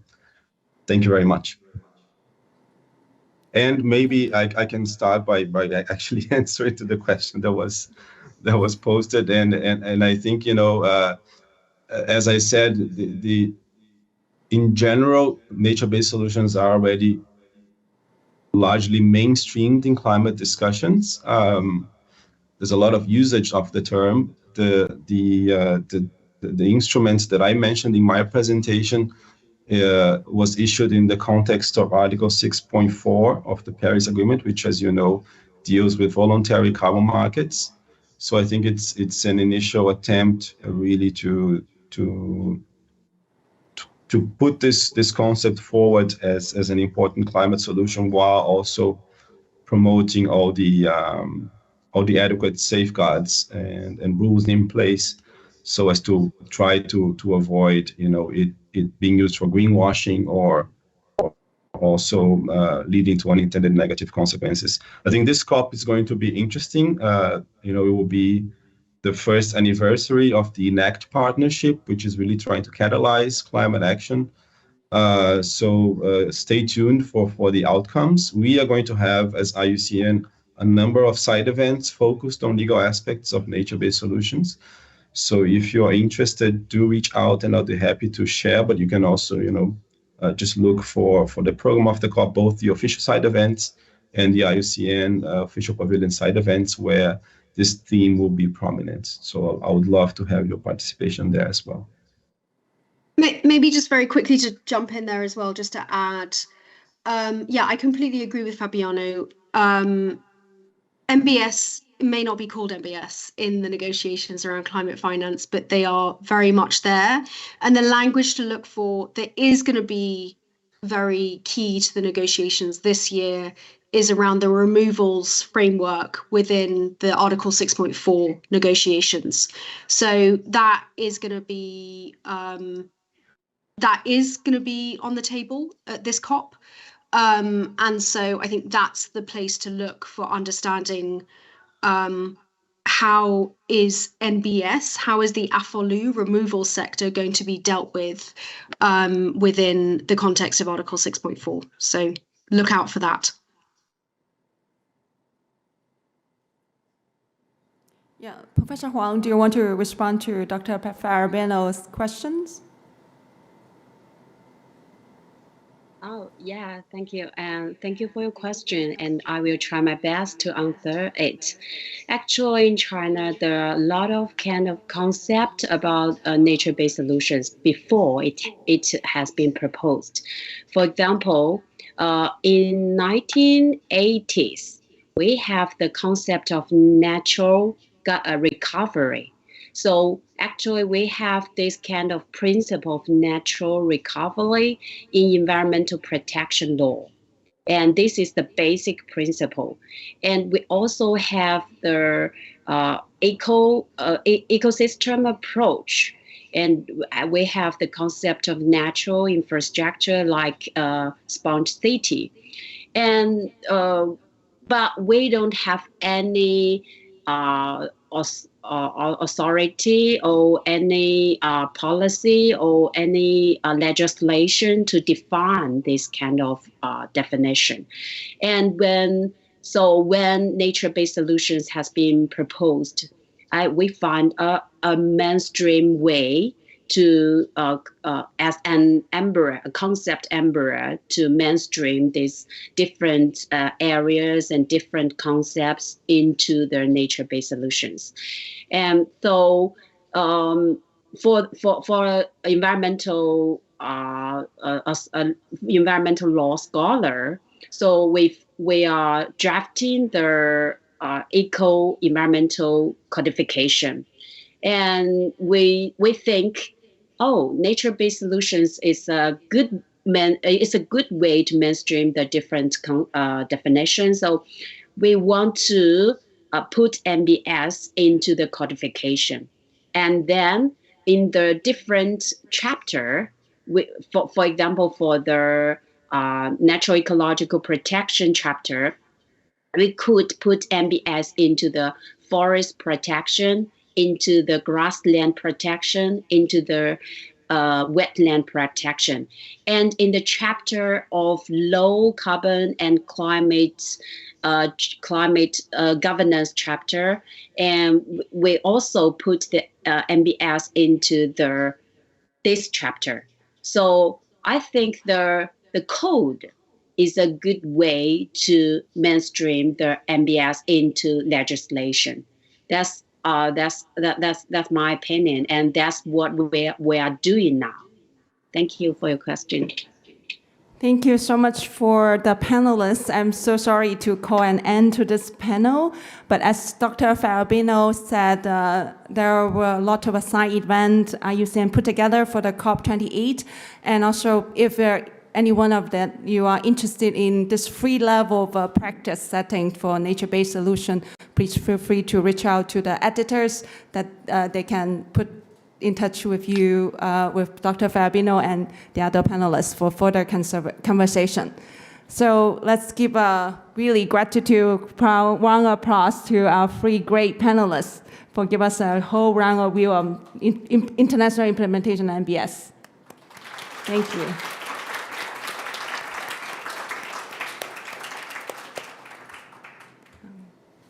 Thank you, everyone, and bye. Great. Many thanks, everyone. Have a good day.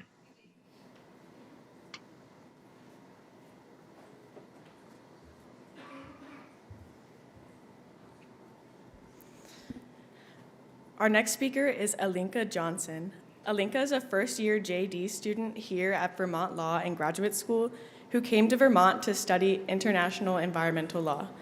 Alinka will be presenting her project titled Creating Just Transition in Agriculture, the 10 Agroecology Principles. Please give a warm welcome to Alinka.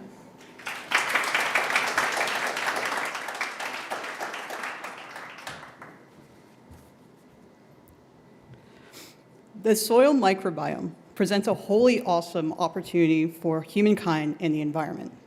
Within just a single gram of healthy soil is a population of 10 billion organisms, about 50,000 to 83,000 different kinds of bacteria, viruses, nematodes, and fungi that have massive potential for mitigating climate change. Soil biomes maintain soil fertility and create good and healthy nutrient-dense food through the relationships of the soil ecosystem to the crops. Unfortunately, the current trend is towards losing carbon-rich, fertile topsoil to the plow of conventional agricultural practices. Ongoing studies from a team of scientists from Amherst, Massachusetts, estimate that in the US Midwest, home to some of America's most productive farmland, a third to a half of all topsoil has been eroded. Vastly, this is due to conventional farming practices like tilling, plowing, and agrochemical use. Agricultural soil erosion costs amount to $37 billion in the United States annually and $400 billion globally. Erosion is happening 40 times faster in China and India than in the US. As a result of soil degradation, it is anticipated that agricultural productivity will decline by approximately 30% in coming decades. As soil fertility declines, more synthetic inputs are required to maintain crop yields. As soils deteriorate, so does plant health, making crops more susceptible to insects.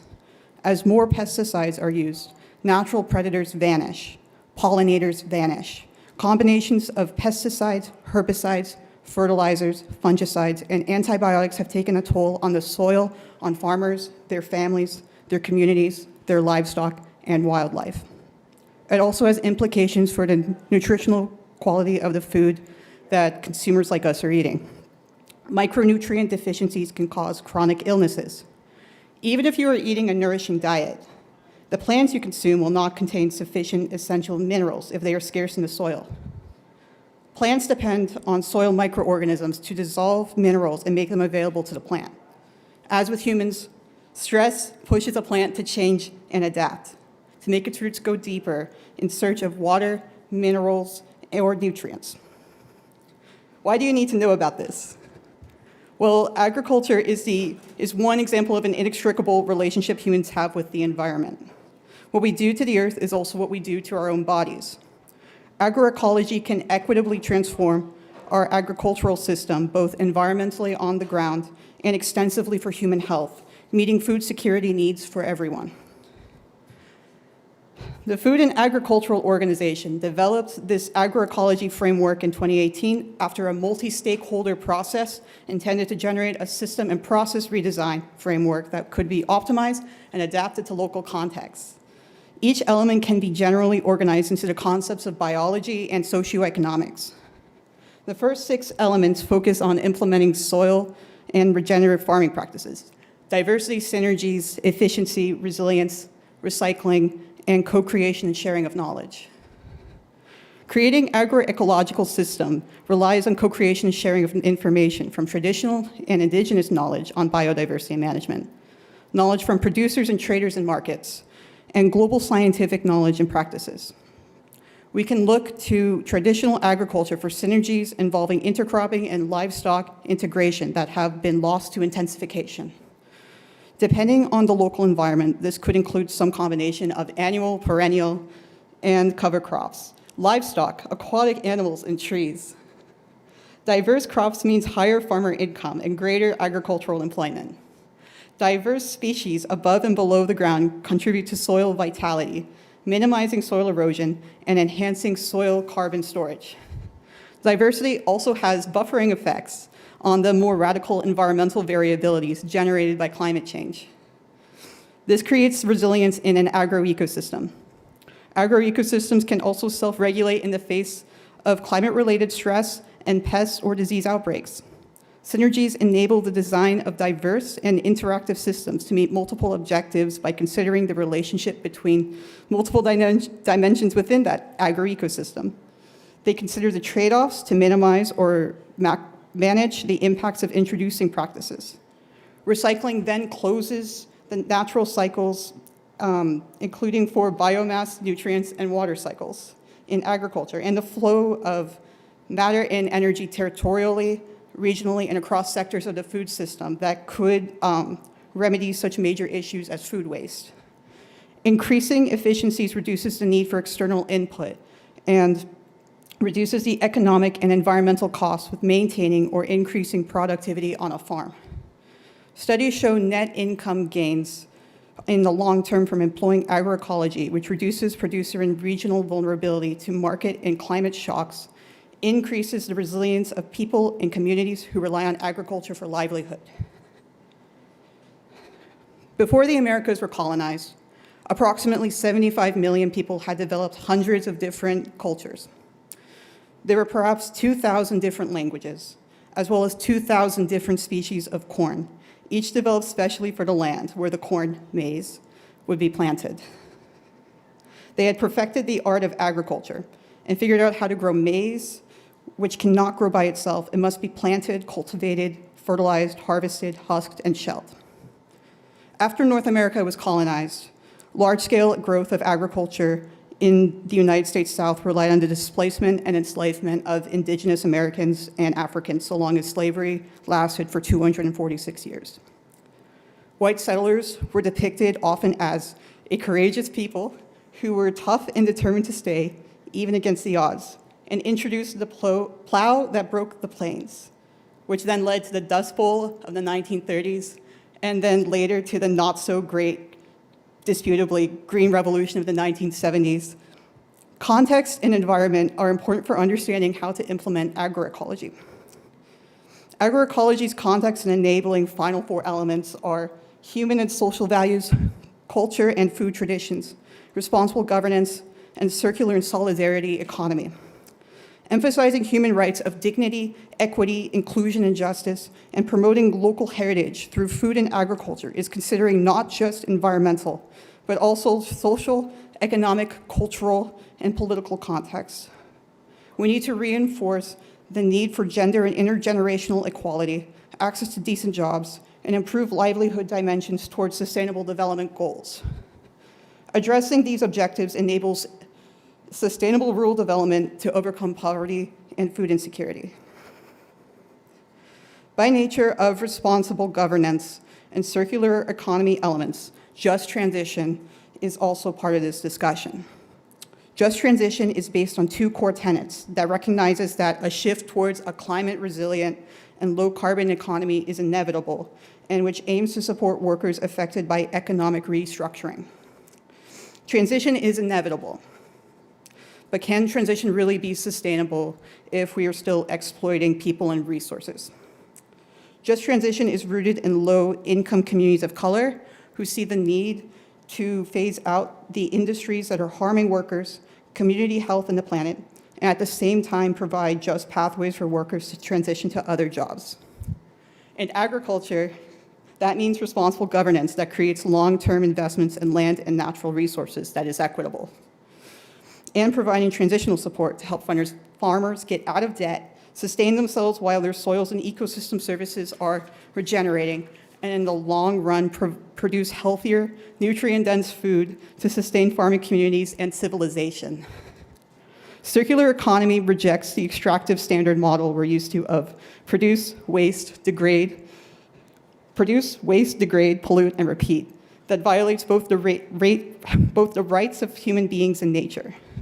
To effect equitable transformations in agriculture and society, agricultural transitional policy ought to consider the four pillars of just transition, which are strong government support, dedicated funding streams, diverse and strong coalitions, and economic diversification that moves rural and poor communities away from single industry dependency and creates greater resilience and adaptive capacities for historically marginalized communities across the country.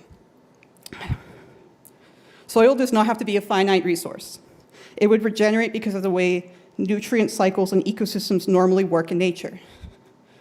In a carbon-neutral world, agroecology can massively contribute to reversing climate change. Roughly 35% of all carbon greenhouse gas emissions are generated by agriculture. Based on one model, ecosystem restoration on billions of degraded acres across the planet could store 10 billion tons of excess atmospheric and ocean carbon load or more annually, and restore carbon dioxide to pre-industrial concentrations in a matter of decades. It would take by this model, 41 to 51 years to draw down all the excess atmospheric and oceanic carbon that would return atmospheric carbon concentrations from their estimate of our cap, which is 425 to 280 million parts per million. And this could be done equitably, justly, and with the dignity of all humankind considered as part of that transition. This was a taste coming from my work on how to organize and affect agroecology and just transition nationally that I started in my graduate studies at the University of Connecticut. I took a course that was made for JD and master's students called Climate Law with UConn Law's Professor Joe McDougall, who's the head of their Center of Energy and Environmental Law. He was very kind to let me into his course. It was not open for us. I developed my final climate law project manuscript draft into a single-space 70-page thing that law journals don't want. But I've been told I should consider developing it for publication as a little book or guide. I love learning about whole systems transformation and ways to address multiple issues at once. I look forward to getting more into that while I'm here at Vermont Law. Thank you so much for listening.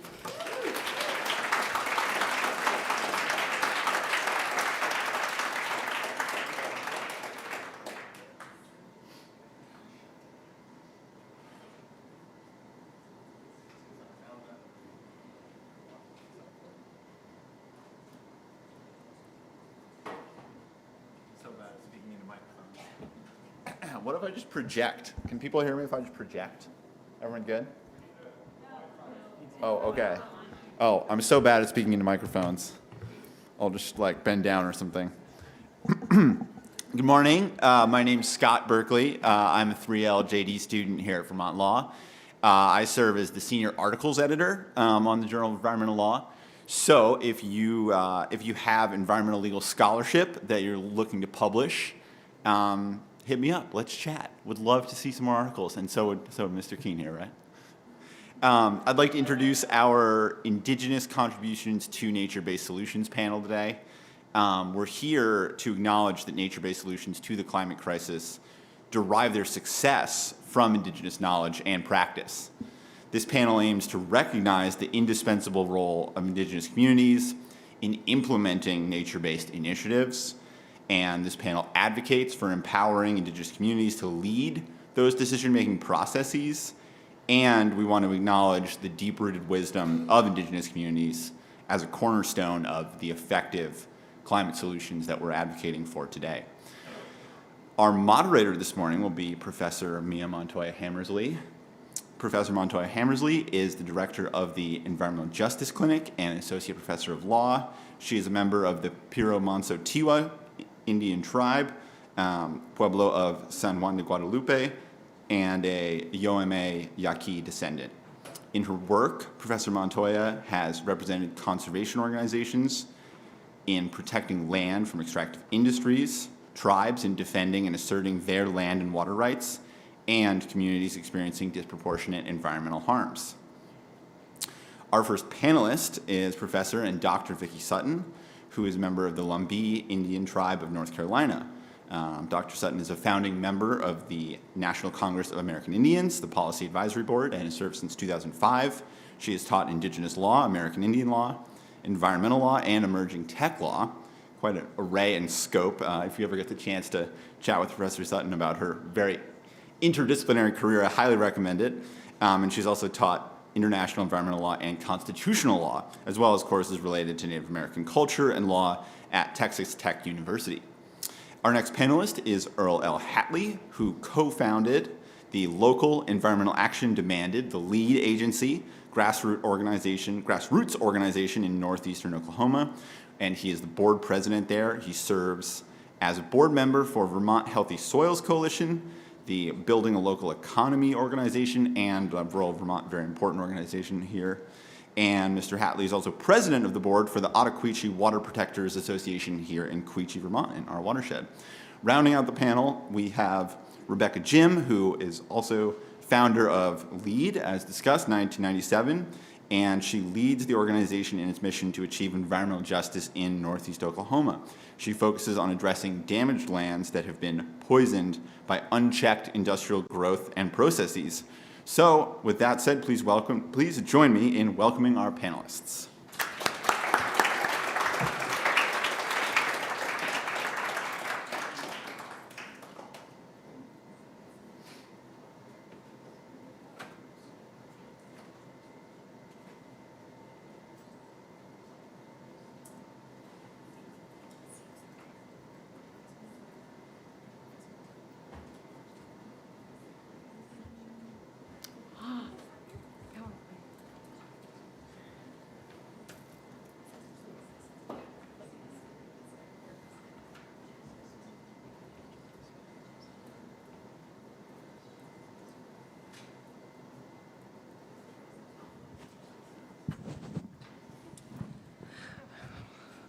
Okay.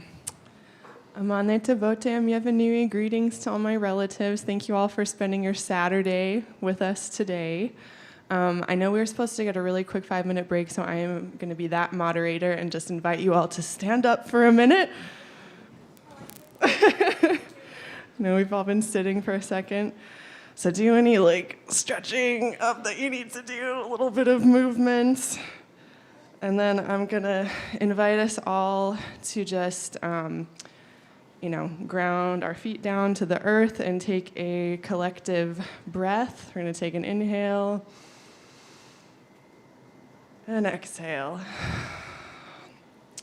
So I hope as we're having this discussion today, we can think about the why we are here today, why we're talking about this topic, because our communities, our plant animal relatives, our Mother Earth is being threatened by human-caused climate change, and we are here to talk about potential solutions, from solutions that we've had from time immemorial to new solutions. So before we get started, you can all sit down. Thank you so much.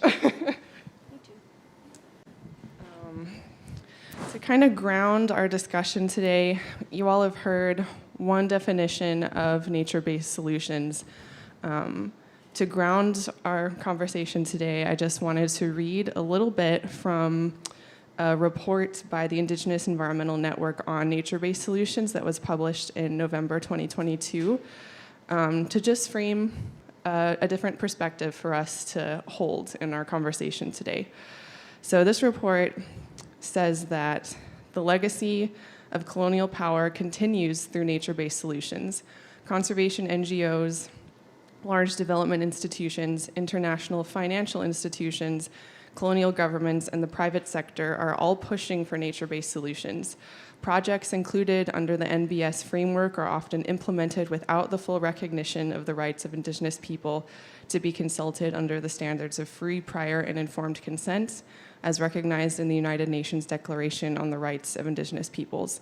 Nature-based solutions are a continuation of colonialism and extractivism through stolen lands, removal of Indigenous people, nation-state resistance to demarcation of ancestral Indigenous lands and territories, the privatization and commodification of nature and Mother Earth, and with banks continuing to invest in fossil fuel expansion. So as we talk today, I hope you all can hold that tension, and we can talk about how to move past it. So I will let our first speaker, Rebecca Jim, introduce the quick video that we're going to see before you speak. Okay. Yeah, we're going to see the video. Well, I won't have to introduce myself at all because this video will. Jennifer Little is a professor at the University of Pacific and found us and created this short video for us to enter Tar Creek, my watershed, is one of the nation's most endangered rivers. And we were chosen. We were chosen twice. And we didn't keep applying. It just seems wrong to get that designation over and over again. So this film will tell you who I am and what I'm working on.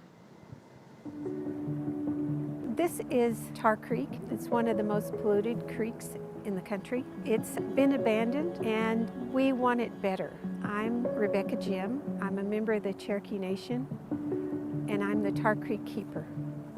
For 42 years, acid mine water's been pouring down this creek, over 1 million gallons a day. It flows down the 11-mile course of Tar Creek and enters the Neosho River, which then flows into the Grand Lake of the Cherokees, a drinking water reservoir for hundreds and hundreds of people. I drink that water. Tar Creek flows into the water I drink, and it matters to so many people to have clean water. EPA picks out a concern. Their concern for our site at Tar Creek is lead. And in this creek running by us now are multiple metals. EPA is focusing only on lead, and they're doing that because it affects children and it changes their lives forever. It doesn't take much lead to harm and to steal a child's IQ. So any child that gets near it and gets that mud on their feet and tracks it in their house can end up being poisoned by the dust that they brought in their very own selves. Lead can change IQ and it can make learning difficult. It can have lifelong effects on every organ of the body. In Tar Creek, not only lead, but also cadmium, arsenic, manganese, and other metals of concern. People are ill because of the exposures they've had at this site. This creek carries those metals. Tar Creek is not only a creek, but also the name of one of the largest Superfund sites in the country. This site affects all of the members of the Quapaw Nation, and we flow down and affect the Miami, the Peoria, and the Ottawa tribal lands. It flows on and affects the rest of the tribes that are designated for Ottawa County and end up hitting the Cherokee Nation.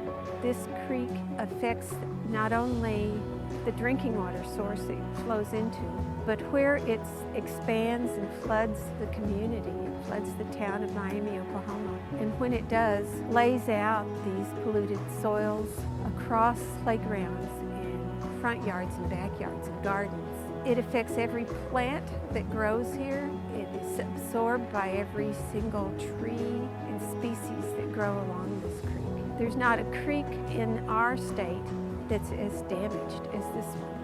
As a water keeper, we really want water that can be drinkable, swimmable, and fishable, and this water isn't. Tar Creek deserves to be clean, and that's what we want.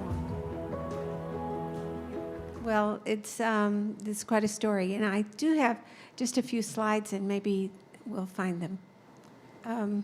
But it's a real honor to be here and to be with you and to see Earl again. And thank you. So here we are, restoring hope, and that's what we're hoping for. That image is of my own personal efforts of restoring land and restoring the possibility by burning, as we did as Indigenous people throughout history. Next slide. Of course, there's your creek again that you're going to be very familiar with in a moment, Tar Creek. Next slide. This one is a little complicated, a little busy. The one on your left is the county that we work in, and this is Ottawa County. And the pink lines are the plates lined up in a stack of the tribes that were moved there involuntarily. They all came from places that you may be from. So the river that you see, that's the Neosho River coming down, and everything on my side of the river is the Cherokee Nation, and everything else are these slivers of land given to tribes that came from nations that they had lived in historically. So you begin with the Coapa and the Miami, the Peoria, the Ottawa, as I said, and the Eastern Shawnee, the Wyandotte, and the Seneca Cayuga. And so each of them came, and each are impacted, as I said, by what flows down Tar Creek and ends up impacting all of them. Those white dots up in the corner, that's the mine waste that's bleeding into our watershed, as well as the acid mine water coming up out of the ground. The next image is that Tar Creek coming down through the town of Miami, and the dark blue, of course, is the established regulated floodway of the Neosho River and Tar Creek. Beneath that light blue are many of the homes that are flooded when we are flooded. And one of the issues is that our floods, not like the one you've had here in Vermont necessarily recently, ours are all backwater floods caused by the way our local dam is operated by GRDA under a license by FERC, which we are hoping to change in the next round. Next slide, please. So we didn't want to keep this way, and so we've begun organizing and fighting against people that want to make sure we're flooded. Next slide. Once again, I wanted to show you a combination of these, that image you saw earlier of the flood. The dots on the other slide next to it, it's the same place, it's the same land, it's the same people, and each of those dots are yards that have been dug up and the lead soil in the soil has been removed. And you can see some of it's going to have to be redone over and over again every time Tar Creek may come and lay itself down on it in a flood. Next slide. So in that kind of place, how do you think about gardening? How do you do that? How do you figure out which land is clean enough to use? And how do we base us back to our culture of eating from the land and surviving and thriving with it? And so we begin with the children, and we begin in lands that we know do not flood, that have been remediated. And so you can get a little plow and you can put a few children behind it and you can plow up a field pretty quick because it's so fun. Next slide. And then you can have raised beds and use commercial materials to put them together, or you can build them with bales of hay, or you can build them in any other way. And so in our area, we are encouraging gardening not in the soil. If you don't know your soil is good, if you've not had it done, or if you live within lands that flood, then you should perhaps put your garden in a wheelbarrow so you could move it around. Next slide. And so we did partner with and do a small project with the National Fish and Wildlife Foundation sub-grant. And we built a rain garden in the Peoria Tribal Housing Authority. This is the establishment motion of putting in plants that can be not eaten but could be used. And so in the digging part, we're planting what's in the other containers. Those are different colored willows. in order to make baskets in the future that won't have to be dyed.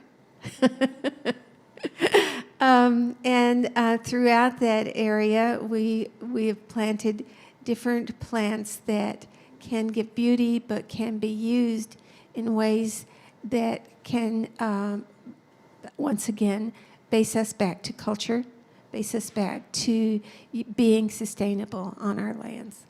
Next slide. Then, of course, you have to fight for the rights for the most damaged creek in the country. And so we did do an initiative petition for rights of nature for Tar Creek. And you can see we had to brighten it up a bit, because normally every time you think of Tar Creek, you think of it being orange. And so we had to change the mindset. We want a beautiful, healthy stream again. We want to make it a place that fish can thrive. So we did do an initiative petition during the pandemic, did not get enough valid signatures once they were checked, and we didn't go to the ballot. But that does not mean we have ended that process. Thank you. Next slide. There they are, hundreds and hundreds of people signed, and hundreds of people believe now that we can have a clean creek. Never believed it before, thought it was gone. 40 years of bad. Pretty soon you have generations that don't remember it. Next slide. And so I think now you all are our friends, and we all know that clean water is our right. Next slide. These children are swimming in Tar Creek. They shouldn't be. They want it now. They are demanding it now. They want it, they need it, and they are making it be the place they want it to be. Next slide. But they're doing it in a hazardous way. They're damming up their places so they can make that deeper so they can swim.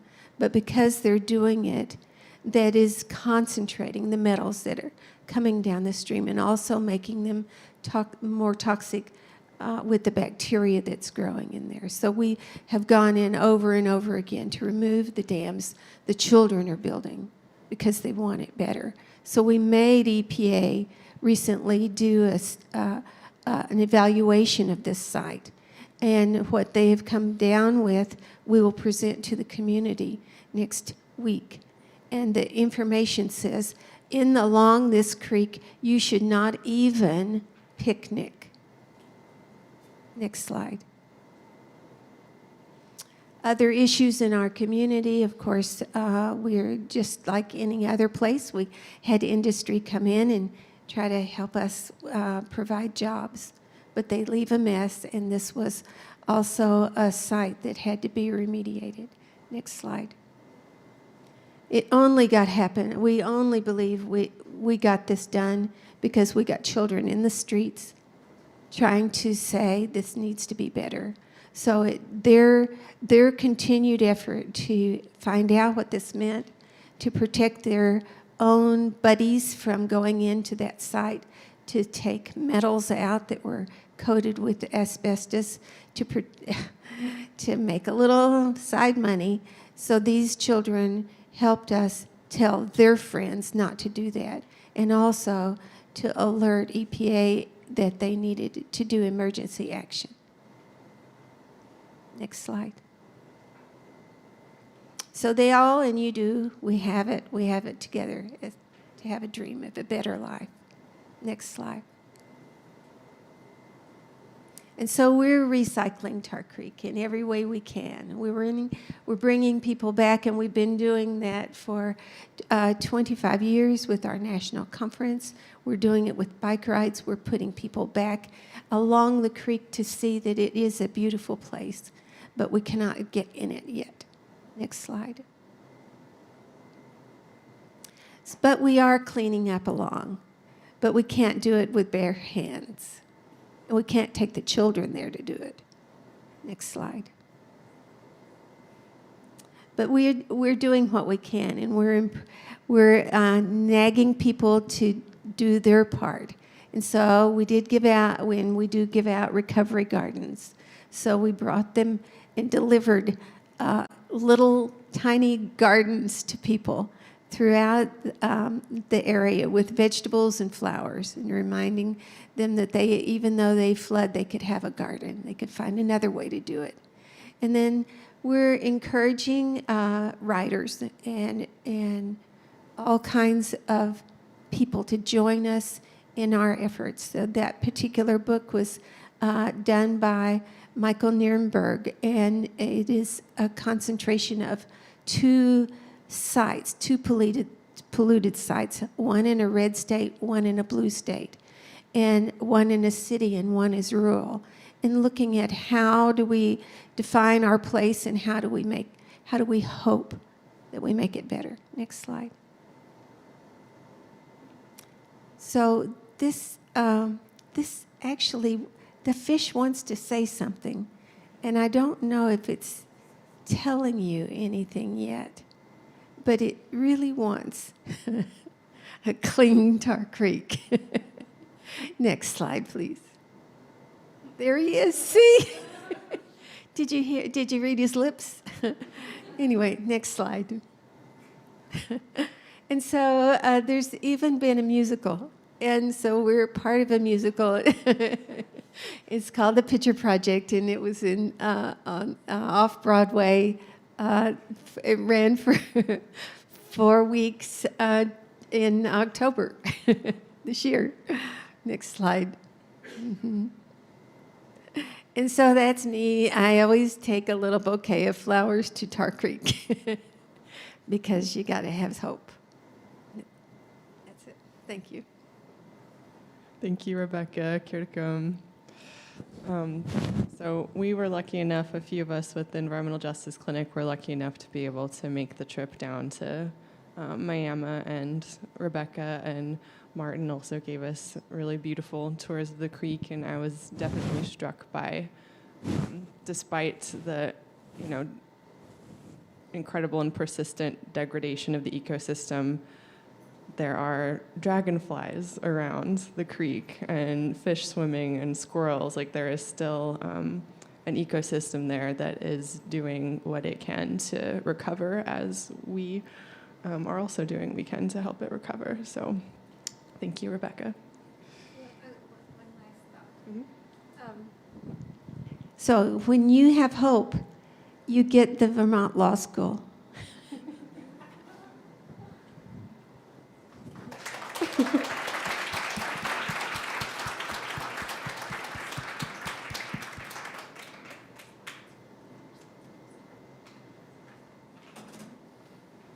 Okay, so next we're going to hear from Earl. And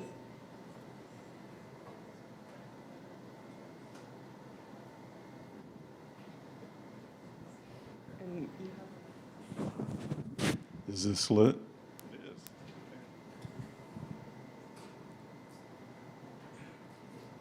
Well, quiet, everyone. I'm Earl Hatley, co-founder with Rebecca of Lead Agency.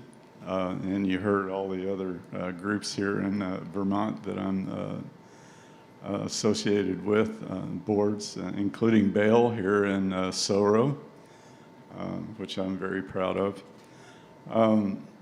And it's Rebecca kind of broke me up, so pardon me while I recover from that, because being here with her and watching this is really hard. So I want to introduce you to Bear. He's my buddy. I took that shot 10 feet away from Bear. Bear didn't like that. I didn't ask permission. You should always ask permission. So we had to talk that over for a spell. And but all was good. Bear checked me out really well and decided I was okay, and that was my initiation. And so now all is good. I was initiated into Vermont in this good way, and that segued into another long story, which I won't go into, but I'm an enrolled member of the Missisquoi Band of Abenaki Nation, and I owe it all to Bear. So we'll tell that story on the side sometime. So did I go the wrong direction? This isn't working.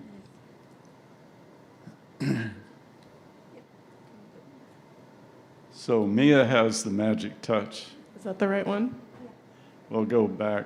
Let's see where we're, yeah, okay, yeah. So among the other things is I'm also co-chair of Western Mining Action Network. And we're a network of about 400 groups in the US and Canada that are dealing with hard rock mining, like the Tar Creek site. And about half of our network is indigenous nonprofits and tribes. And so we have a large indigenous caucus, which I also chair. And this was a indigenous caucus conference that we had in 2019 at Quapaw Nation in Ottawa County in Oklahoma. And so we did this was our leadership conference of the caucus. So about 20 of us convened then. Next slide. And this is a shot I took of the former Missisquoi chief, Dick Maynard, and his granddaughter and myself standing by a totem that he carved, which is in the town square in Swanton. Next slide. Back to Tar Creek, and I want to visit Tar Creek because I want to talk about traditional ecological knowledge, which is what I call it. In this conference, we're using nature-based solution terminology, but I use TEK in the work that I do.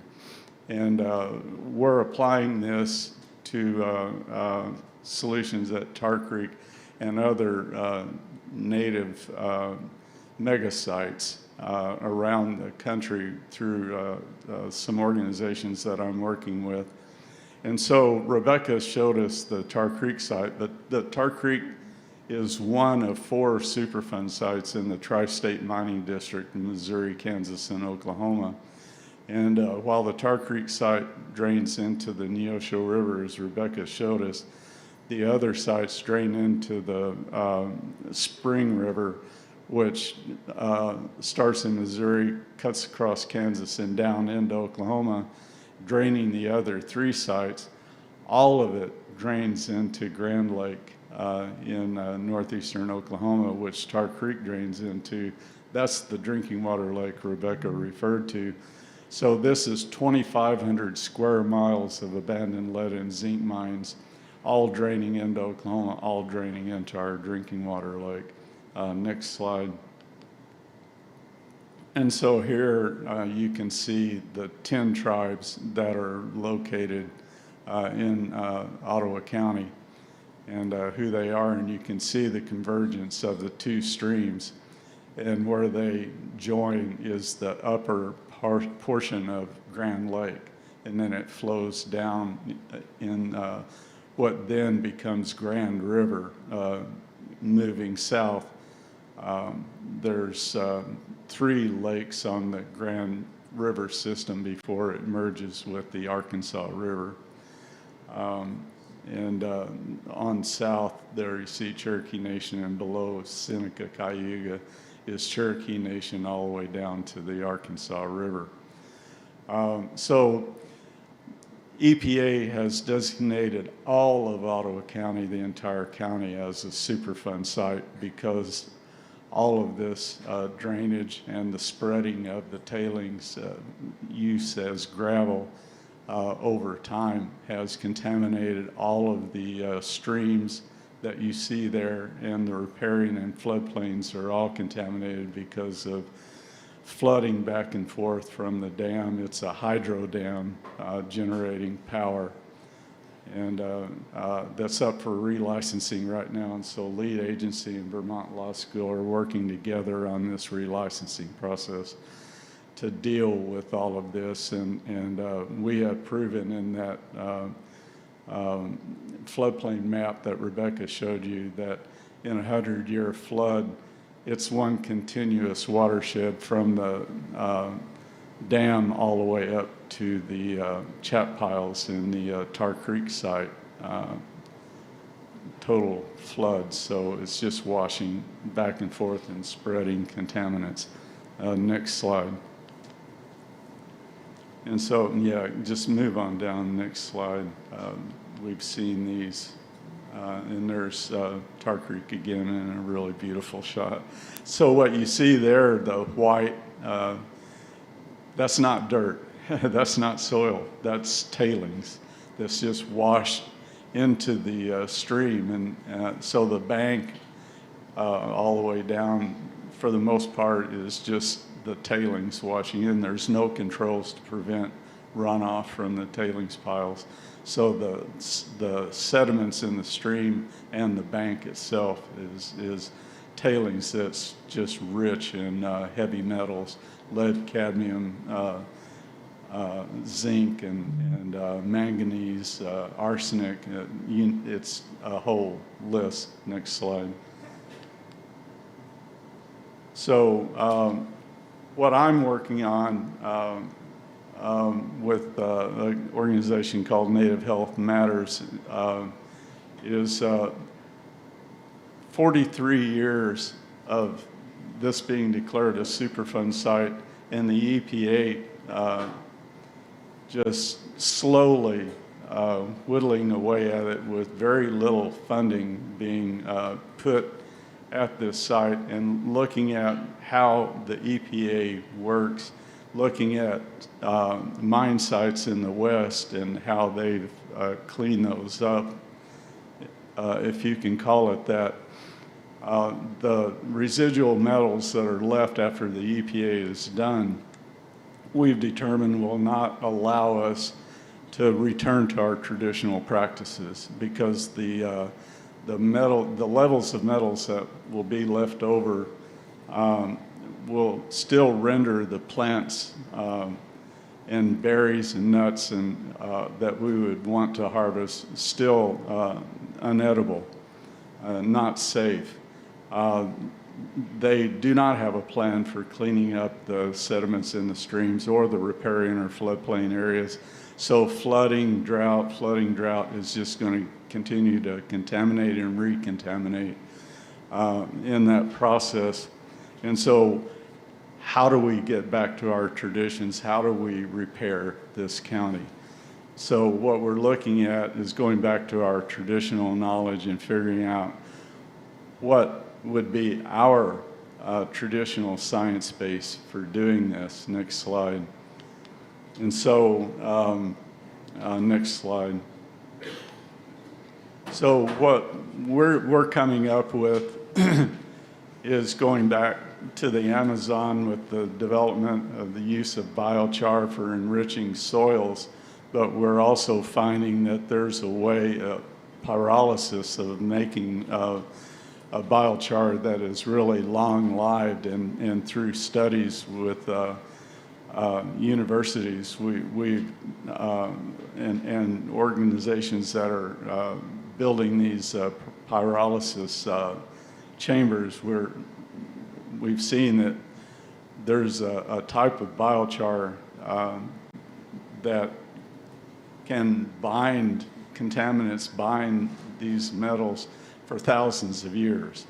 And so in combination of using this biochar to absorb the heavy metals or the whatever the other pollutants could be, we can take these residual contaminants and bind them, and then through our experiments and with the universities, including using Tar Creek soils, which we've done with the University of Arkansas, we've proven, and the EPA have seen this research, And the use of this biochar now has been approved by the EPA through their laboratories in Cincinnati for use in Superfund site cleanup now. So we have the authority to do this. We can use this as a way of an alternative way of cleaning up these sites on native lands and getting them back to a condition where we can safely practice our culture. Also inoculating the inoculating the biosol, the biochar with microbes, which we have tribes that are developing these microbes for us, where we can inoculate the biochar with these microbes that can also, at the same time they're absorbing the contaminants, can time release the microbes into the soil to reestablish healthy soil conditions in the soil. Next slide. Combining this with phytoremediation plants, our favorite is hemp, because this is a product that a lot of the tribes are finding a good market for. And we're also working with alternative companies that are making hempcrete and other products that we can sell the product to. And so we're looking at alternative productions that we can use the hemp for, but there are a lot of other plants that are also great for doing this. But in our research with the universities, we've been using hemp, and so we've set up these research projects where we'll put Tar Creek soil or other contaminated soils, and we'll have one portion where we've just applied biochar, and other portions where we've applied biochar and the use of phytoremediation plants to test how well the biochar behaves, whether or not the phytoremediation plants are taking up any contaminants that might be left. And so we've done a lot of this research. We're finding that the biochar works extremely well, and the phyto plants are not really taking up much contamination at all, and therefore the plants can be sold and used as a product. However, in situations where the phytoremediation plants are taking up contaminants, we found we can just put those into the pyrolysis chambers and turn that into biochar for reuse on the site for taking up contaminants, so they don't have to be stored as in a site as hazardous waste. So that's turning out to be very convenient. Next slide. So that's what we're doing at what we're proposing at sites like Tar Creek, and doing at some other sites in New York and other places around the country. We're also finding that we're getting a lot of attention from regenerative agriculture. And so we have several places where we're using a lower grade of biochar inoculated with our microbes on agricultural sites in New York and other places in New England for regenerative agriculture practices on native lands. And that segues to what I'm doing here in Vermont. I live in Quechee, West Hartford area, and have a project that I'm doing on lands that are owned by Quechee Lakes near the gorge. Otoquechee is a Abenaki term that describes the gorge. And so this place, next slide, is on the polo field next to the gorge. This is an ancient Abenaki area that we're hoping, that we're working to protect. And one of the ways is by establishing this garden and food forest area. And so we're using some of this technique here. Come on through. And so what the idea here is to establish a garden and food forest area, as well as a place where we can demonstrate Abenaki agriculture and teach our history and culture for the public. Next slide. Oh, thank you. I appreciate that. Thank you.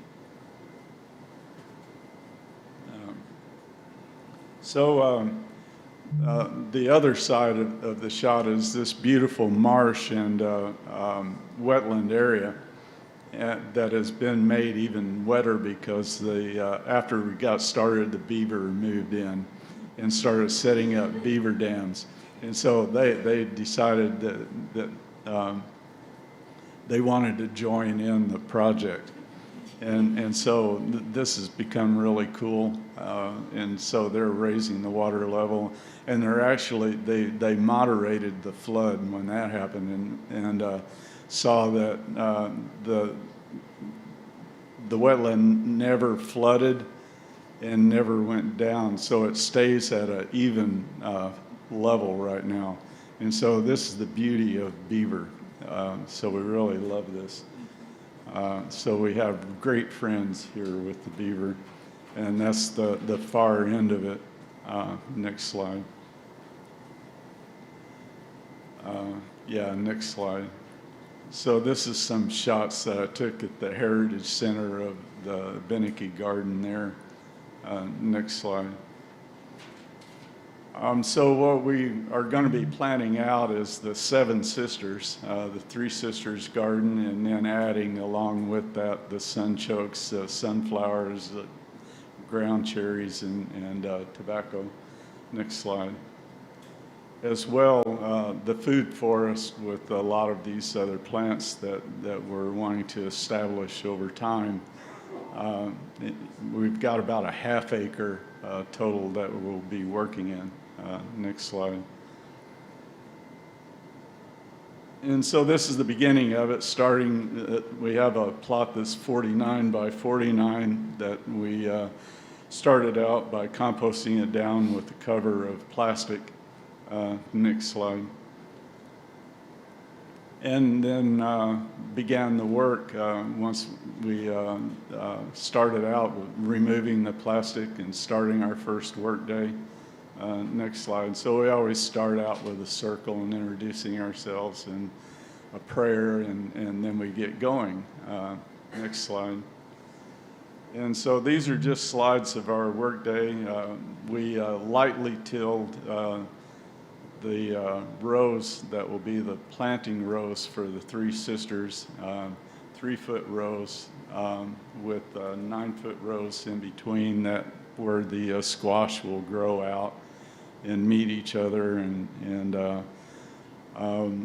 since we're in this confined space that we have a land use agreement to build in, and we have, we'll be planting in this spot for who knows how long, hopefully for a very, very long time. We won't have the luxury of moving the garden around because we'll be planting a food forest around it. So my challenge was, how do we rest the garden over time? So I came up with this concept of sevens and multiples of sevens and fours. And so we have the 4 rows, a 49 by 49, which is a multiple of 7. And so with the 4 rows, 9 feet apart, which you know is how that fell out. Every 7 years, the rows have to take a rest, and so we move the rows over, and every 7 years. And so that allows us with the 9-foot rows on the 4th year we'll move back to where we started. So that's 28 years in the cycle. And so that way we can garden in that same spot forever. And 7 is a sacred number for our tribes that I'm associated with, the Benaki. I also have Shawnee and Cherokee heritage. And so that was the formula that I came up with, 4s and 7s. And this allows us to be on this spot forever without using up the soil. We're also, this is a no-till regenerative agriculture way of planting that we'll be incorporating just composting on top as we go. Next slide.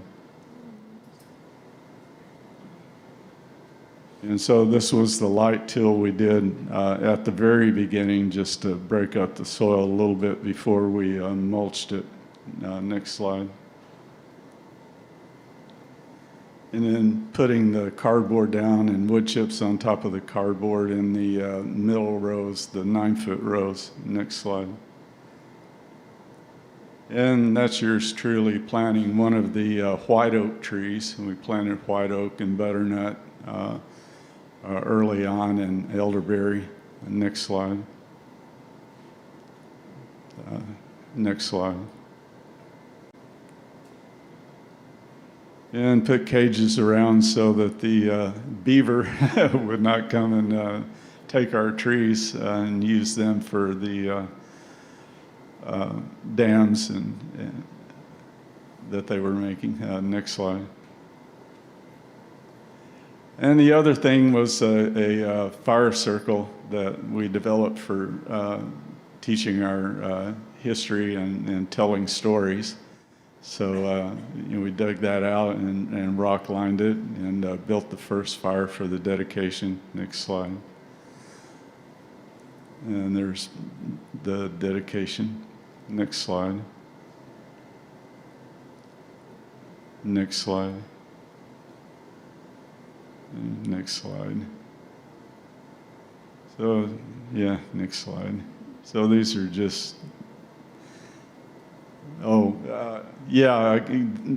we also, we're in the middle of building the fence around it now, getting the fence set up. This is part of the original fence building part. Next slide.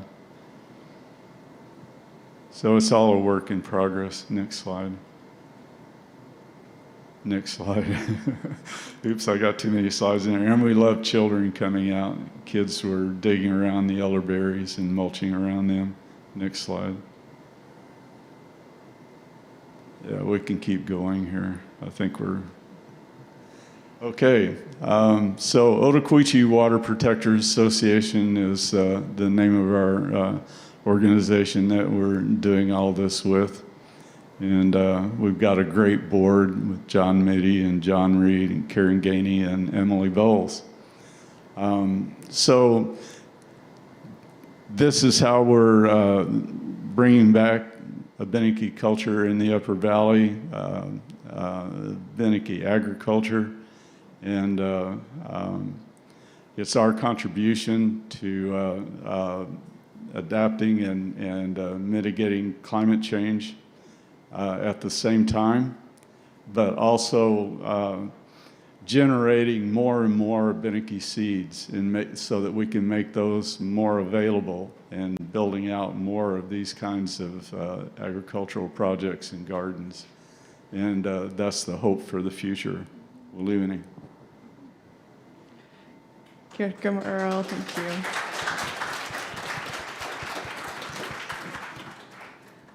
Thank you. And, in the springtime, if you need any help with the garden, I think there may be some folks in here who would be able to show up for a work day. Well, a paid advertisement coming right up. We have a work day on November the 26th at 10 to 2. So it'll be our Thanksgiving work day. So if anyone's interested, bring a post hole digger and some cardboard that's free of staples and ink and tape. Thank you. So next we're going to hear from Dr. Sutton.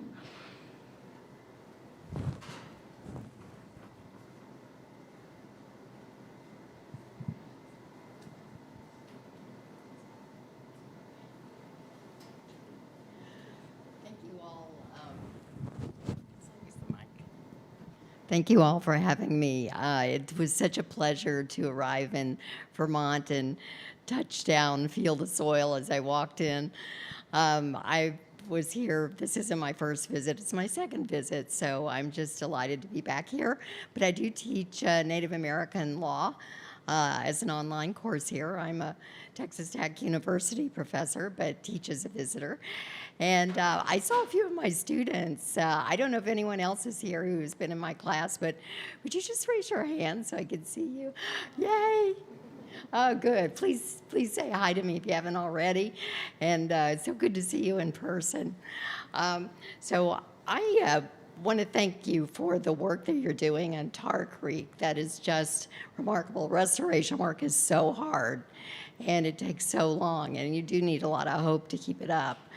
But making it available for ceremonial and traditional uses is so important, and the fact you're on the road to that is really promising, and honestly, it looks really good.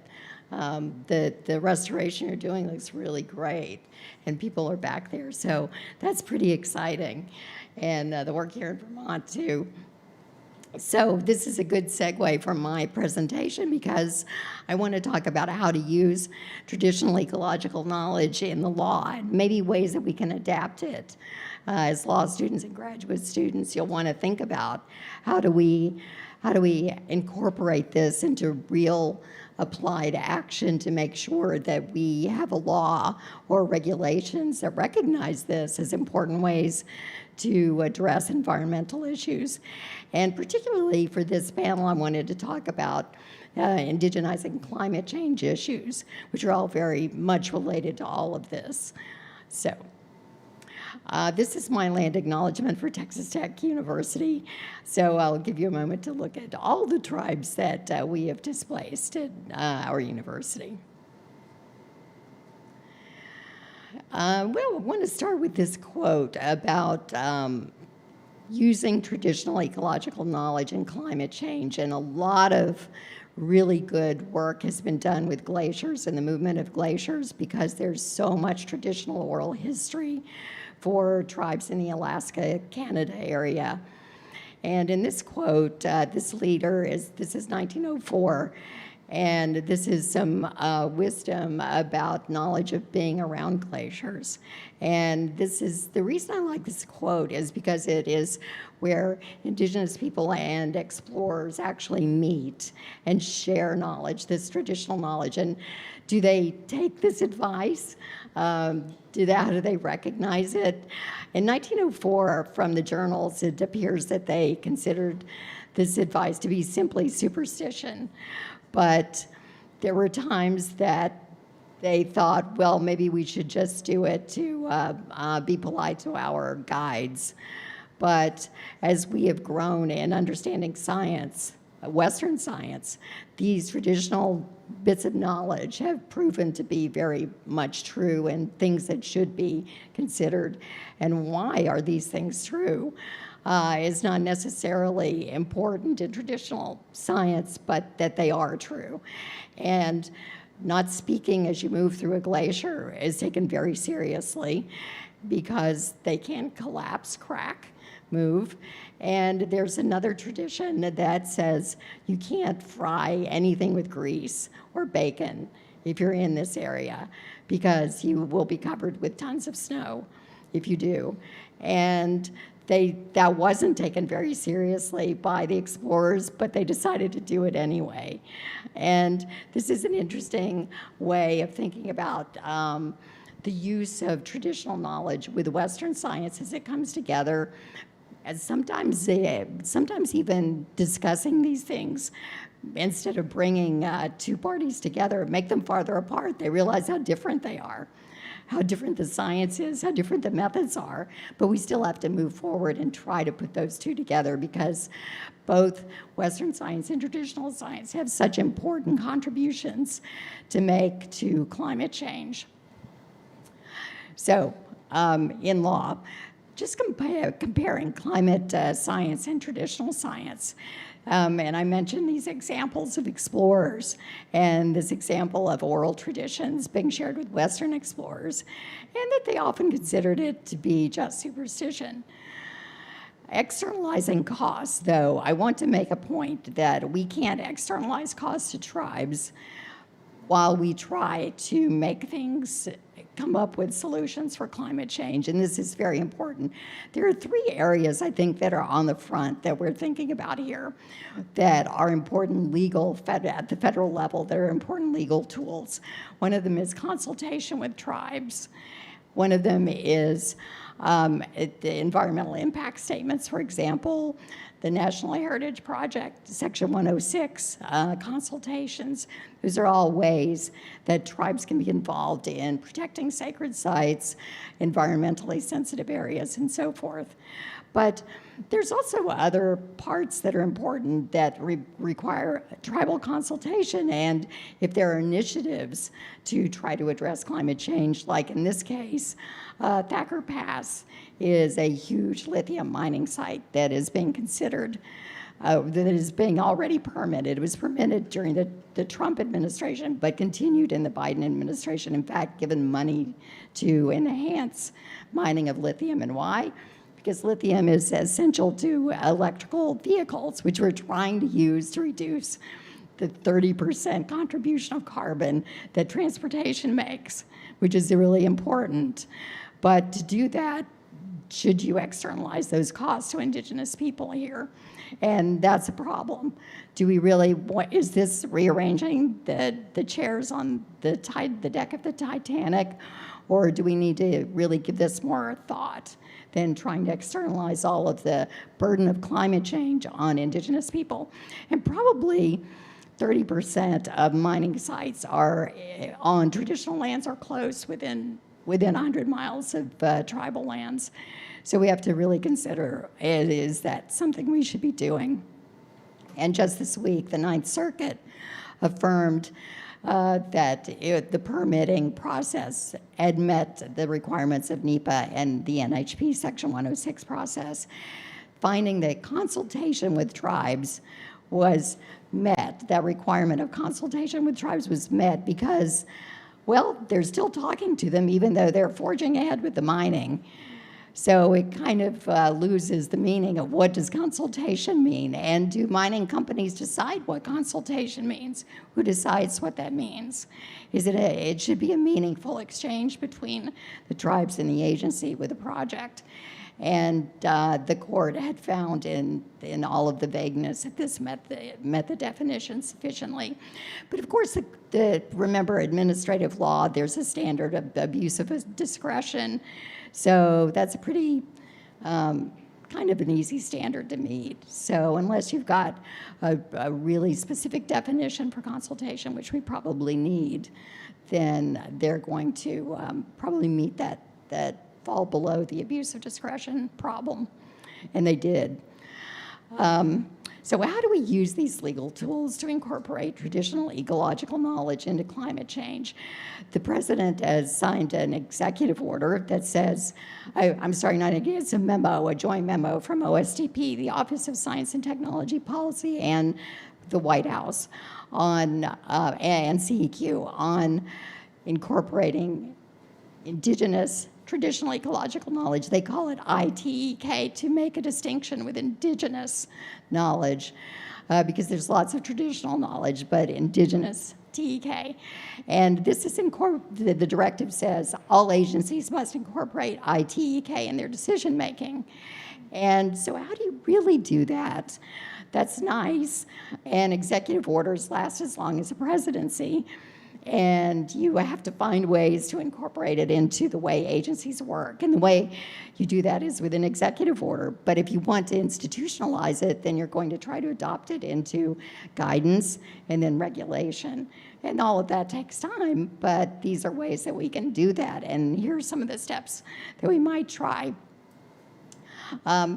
Let's think about the big picture here, how environmental law is organized to help us think about how to incorporate ideas that aren't really in Western science. Environmental law just focuses, as you know, if you've taken environmental law, it's water, it's air, it's hazardous waste. But the way that an indigenous view of the world is that we're all community, we're all related, everything moves in a circle, and they aren't stovepipe components. Water, land, everything relates to everything. Water is relative. Animals are relatives. And by stovepiping these areas, we often find that we're moving hazardous waste from water to air, air back to water, without any comprehensive way of looking at it, and with the more indigenous approach to comprehensive look at the environment as all related. The challenge of this is, why don't we just change this? Why don't we have maybe just even a comprehensive permit that would include air permits, water permits, clean drinking water standards, all of it in one big agreed standard, so you just weren't moving hazards around. That would make a lot of sense, wouldn't it? But there's so many institutionalized constituents that depend on this structure that it's hard to unravel. And that even Congress, even members of Congress have their interest groups that are giving them money that relate to the interest for which they have jurisdiction. So unraveling that and having Congress take the lead on disrupting their own institutional situation is even less likely. So it's very hard to unravel an institution that we have with this kind of work. But on the other hand, it's working. It has cleaned up the environment. It does improve things. So how do we work within that structure that we have and move it toward being more comprehensive in an incremental way is kind of what we're left with, at least at the current time. So get a next one. That's the permitting system. So how do we then go about indigenizing environmental law, if you will? Think of it in that way. First of all, we should just acknowledge that the view of the environment is not like anything the way we organize environmental law. We just accept that.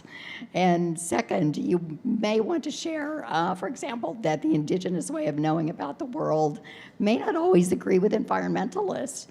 For example, there are tribal traditions that say you shouldn't use wind power because the blades cut through the cycling of the wind, and you're disrupting the flow of the wind by having a turbine cut through it, and it's disruptive. Oh, thank you. So those kinds of traditions are important to be aware of, because you want to make sure that you're honoring the traditions, because there are reasons that has become a tradition. There are reasons that may be thousands of years old. And I read the Department of Energy, who permits and has jurisdiction over the wind power issue in various locations geographically. They have guidance on how to work with tribes on these beliefs. And in one of their directives, they say, the tribe just needs more education about the way that these wind turbines work. And that was the implication, that we'll fix those false beliefs that the turbine is disrupting the air by just more education. So that's what we're working with. We've got a ways to go with having really understanding traditional ways of thinking about the wind. And so we can use these traditional cases and case studies to make sure that we are also demonstrating that the tribe has sovereignty over their land and their actions. Three hands.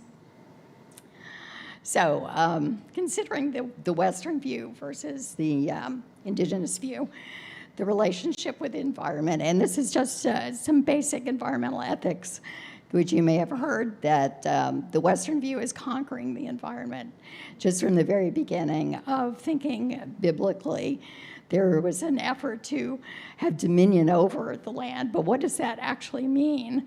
It's been taken to mean conquering, and the highest use principle then was introduced by President Jefferson, who said Native Americans are wasting a lot of land by just using it for hunting or not even doing anything with it at every minute. So therefore, we need to recognize that land should be used for its higher use, which in those days meant let's make sure it's being used for agriculture. The Manifest Destiny then led to pushing indigenous people into smaller and smaller tracts of land. Eventually, the allotment era forced Native people to take on little squares of land, and they had the choice of either you take this allotment or you get no land. So there was a forced movement into private ownership away from common heritage and common holding of land. So all of this relationship with the environment has been at odds between Western views and environmental views. And being in harmony with the environment is part of the indigenous view, and we should be maybe thinking of incorporating more of that and going back to thinking about how those views could be helpful in the relationship with the environment, and stop seeing the environment as something to conquer, but something to be in harmony with. Wrong way. And this is just a depiction of the circular nature of the way that the environment is viewed in thinking ahead and so forth. And I talk about a few of these concepts coming up. So regulating the environment, environmental law started with sewage in the street and trash in the river, obstructions, and picking up things. And that's how we ended up with this compartmentalized view of everything. But the example of sturgeon fishing, for example, the entire ecology had to be healed for sturgeon to return to the river. And you can't do that by just looking at water or just looking at land or hazardous waste. Property law and the bundle of sticks. Property rights are collective, not individual, and an indigenous thought. And there are areas that we do hold in common, like the national parks, for example. That's a kind of holding in common land. And we've had lots of discussions about how better to manage that with tribes and co-management with tribes, which is now a movement that has been underway.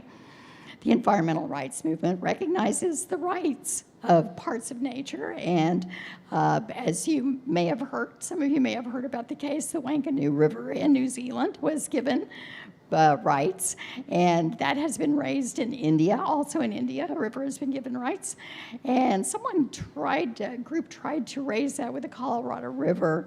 That did not move forward, but it's there, and it's been introduced, so it's out there. The unintended consequences of assessment and regulation are also something that an indigenous view takes when you look at 7 generations. What do these effects actually do?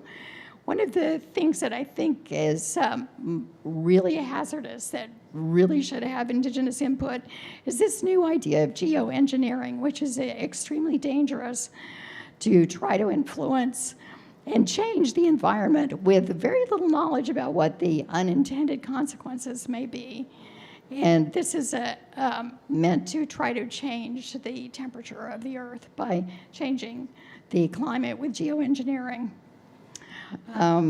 This is an example. That's my example, is the geoengineering here.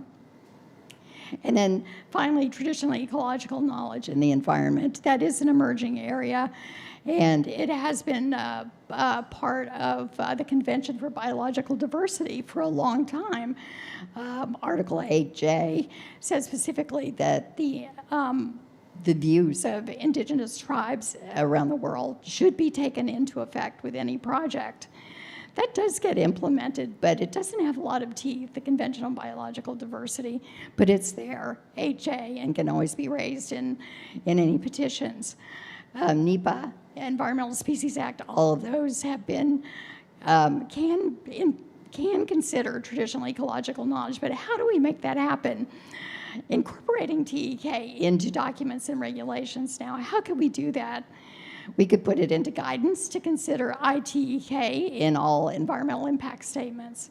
Well, that makes sense. If there's a directive to include that from the president, then it should be included in environmental impact statements. But we really have to try to adopt it, as you know, in NEPA into a regulation, because this is one of the most highly litigated statutes that we have. So by having something in regulation, we'll make it more enforceable and reviewable as well. One of the things that you could do with the guidance document, we've done this with biodiversity considerations in 1993. We did it with climate considerations in NEPA. As you know, both of those, you probably know, are considered in environmental impact statements. We could add ITEK to that list as well, and that would be a guidance document, and that's shorter than the rulemaking process. And in order to, this is my proposed guidance that would include that, and it would go into, these are the sources of law for including it in guidance, which I'll be happy to share with you. And guidance to interpreting 1506.2 specifically requires consultation with tribes in developing EISs and NEPA.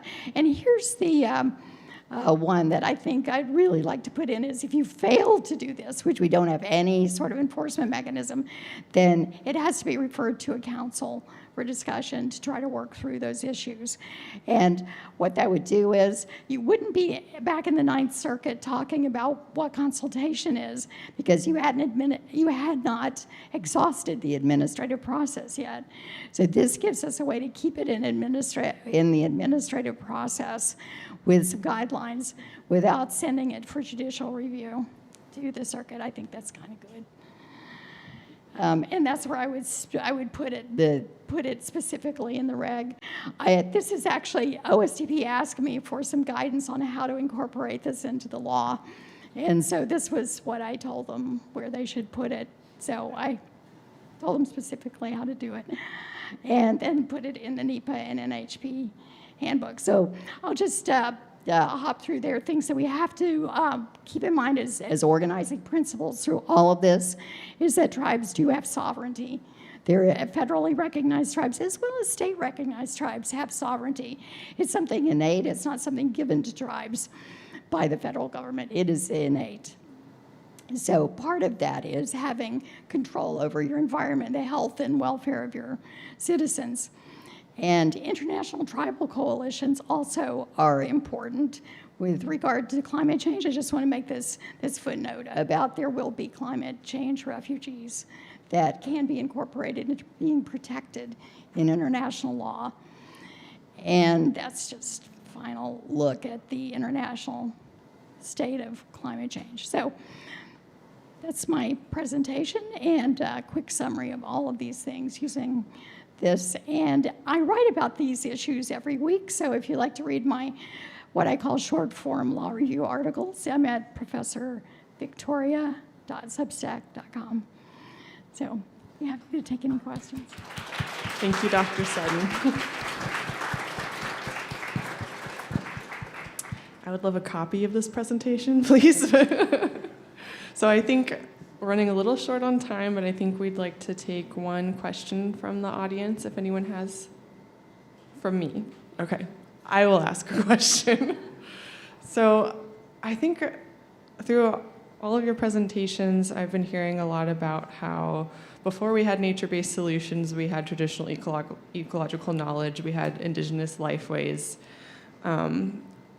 We've talked about how colonial mechanisms are obviously the main contributor to the current climate change crisis that we're facing, and also a lot of the environmental harms that our communities are impacted by. So if maybe each of you could speak to, in closing, how decolonization is connected to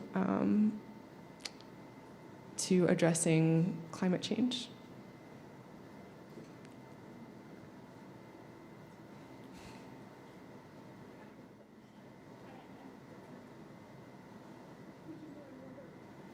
Or do you have advice about how to continue to decolonize our approach to addressing climate change. What I want to tell you is an excitement, and it's not at all what you ask, but an excitement that we had announced this week, and that is, I believe, using the system to help us get where we want to go.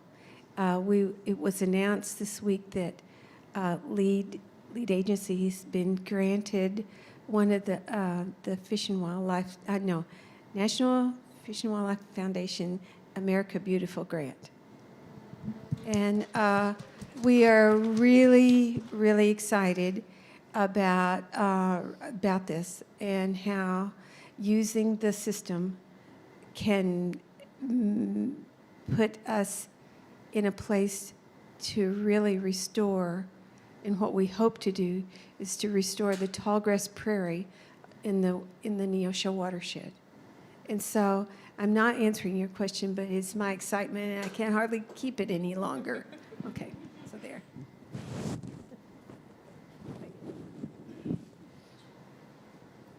You can answer my question, and you can give any closing thoughts. That's totally fine. I'll attempt to answer decolonization by just saying in those terms, to be frank, I don't think government is helping us. And I love your solutions and it would really want to see that happen because that would really help. Next year we hit 1.5C globally. If we don't stop, which we're not, in fact, it's predicted that we'll be doubling our fossil fuel production in the US and North America and globally by 2030. It's predicted by 2030, around that time period, 2032, we'll be hitting 1.7, 2 degrees C by 2050. I don't see governments helping us. And so therefore, to me, decolonization is these solutions that we're talking about, using our traditional knowledge, working with movements of regenerative and organic agriculture, protecting our forests to decarbonize, and working locally with these low carbon solutions as best we can with or without government help. This is what we have to do. This is decolonizing. I feel, and I hate to say it, but I feel like we're on our own as a peoples. And so we come up with our solutions locally and together as best we can within the states, within our communities, within our tribes and clans.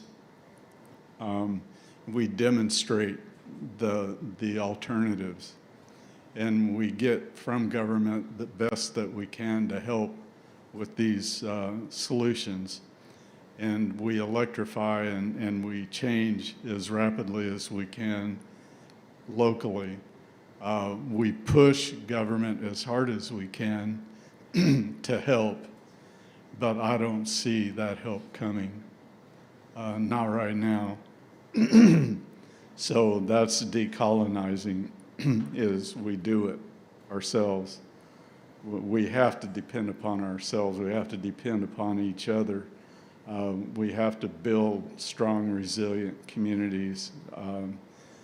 This is what we have to depend upon while we continue to press and force government to stop the drilling, stop the mining, stop the false solutions, and get at what we have to do to stop the climate crisis that's coming at us. That's the colonizers. They are not either not getting it or really their pocketbooks are driving their train, and they don't know how to stop. They're addicted. And so it's that addiction that they don't know how to break that we're just going to have to push them out of our way while we develop the change that we know we have to see. Yeah, thank you, Earl. I think it's so important, especially for you all as law students. There are so many things that are outside of our control, but it's important to remember that, you know, the things that we can do, like we can take care of us as a community in the things that are within your control. I'll just finalize with this thought about decolonization. I wrote a book called Decolonization of the Foundation Cases in Federal Indian Law. And so that's how a lot of my perspective is. Think about if you're in law school, graduate school, Federal Indian law is written completely from a colonizer perspective. It was written by an anthropologist, designed by an anthropologist. And I have found that at the end of that course, it was kind of depressing. And I thought it really needed to be reorganized from an Indigenous perspective. And that's where my inspiration for writing the book came from and teaching the course differently. And all that says is we need to tell our stories. Our stories are important. And when you start from, like an environment, if you start from, let's have dominion over the earth and only the highest use of land is important, then you're telling a very colonized view of the environment. And maybe we should start thinking about how to tell the story, long-term objectives about environmental law from more of an Indigenous point of view, being at one in harmony with the environment. That's certainly more along the lines of the theme of this conference, nature-based solutions. So a new way of looking at things is one way to decolonize. Well, Kirkum, thank you all so much. Please give a round of applause to our panelists.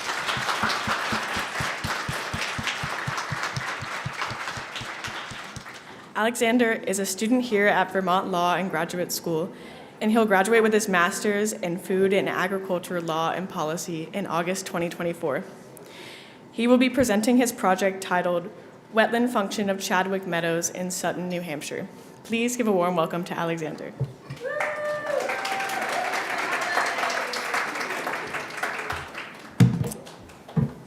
So, good morning, everyone, or really good afternoon at this point, and thank you all very much for being here. My name is Alexander Simoneau, and I'm a master's student here at VLGS. Before entering the Master's in Food and Agriculture Policy class of 2024, I graduated from Colby-Sawyer College's Environmental Science program this past May. The school is in New London, New Hampshire, and is surrounded by many bodies of fresh water that are managed by local volunteer protective associations. What I will be sharing with you today is my undergrad capstone research project, a water chemistry report on a wetland named Chadwick Meadows. So my interest in wetlands comes from what they provide to us. Wetlands provide ecosystem services such as filtering water and supporting diversity of plant and animal life, and finally acting as a buffer from stormwater runoff, protecting us from floods.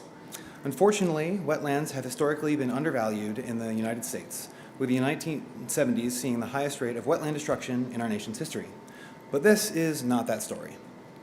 This is Chadwick Meadows in the fall of 2022, during one of my sampling periods. In the 1970s, this was just a dry field with a small brook running through it to ultimately make its way to the downstream Keyser Lake, found in Sutton, New Hampshire. In the 1970s, Keyser Lake looked like the top image shown here. What's happening in that scene, creating that green color, is called eutrophication. Keyser Lake's waters were overloaded with phosphorus for decades due to poor wastewater management alongside Lion Brook, Keyser's largest tributary. When the nutrient content of a water system is off balance, a common result is algal blooms. They look like thick green mats on top of bodies of water and are unpleasant to smell.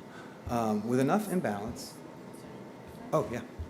Sorry, can you hear me now? Certainly. So, where I was. Algal blooms can happen seasonally and cause hosts of issues, including taking resources away from and ultimately killing much of the surrounding native life. The conditions of the lake were devastating to the town of Sutton.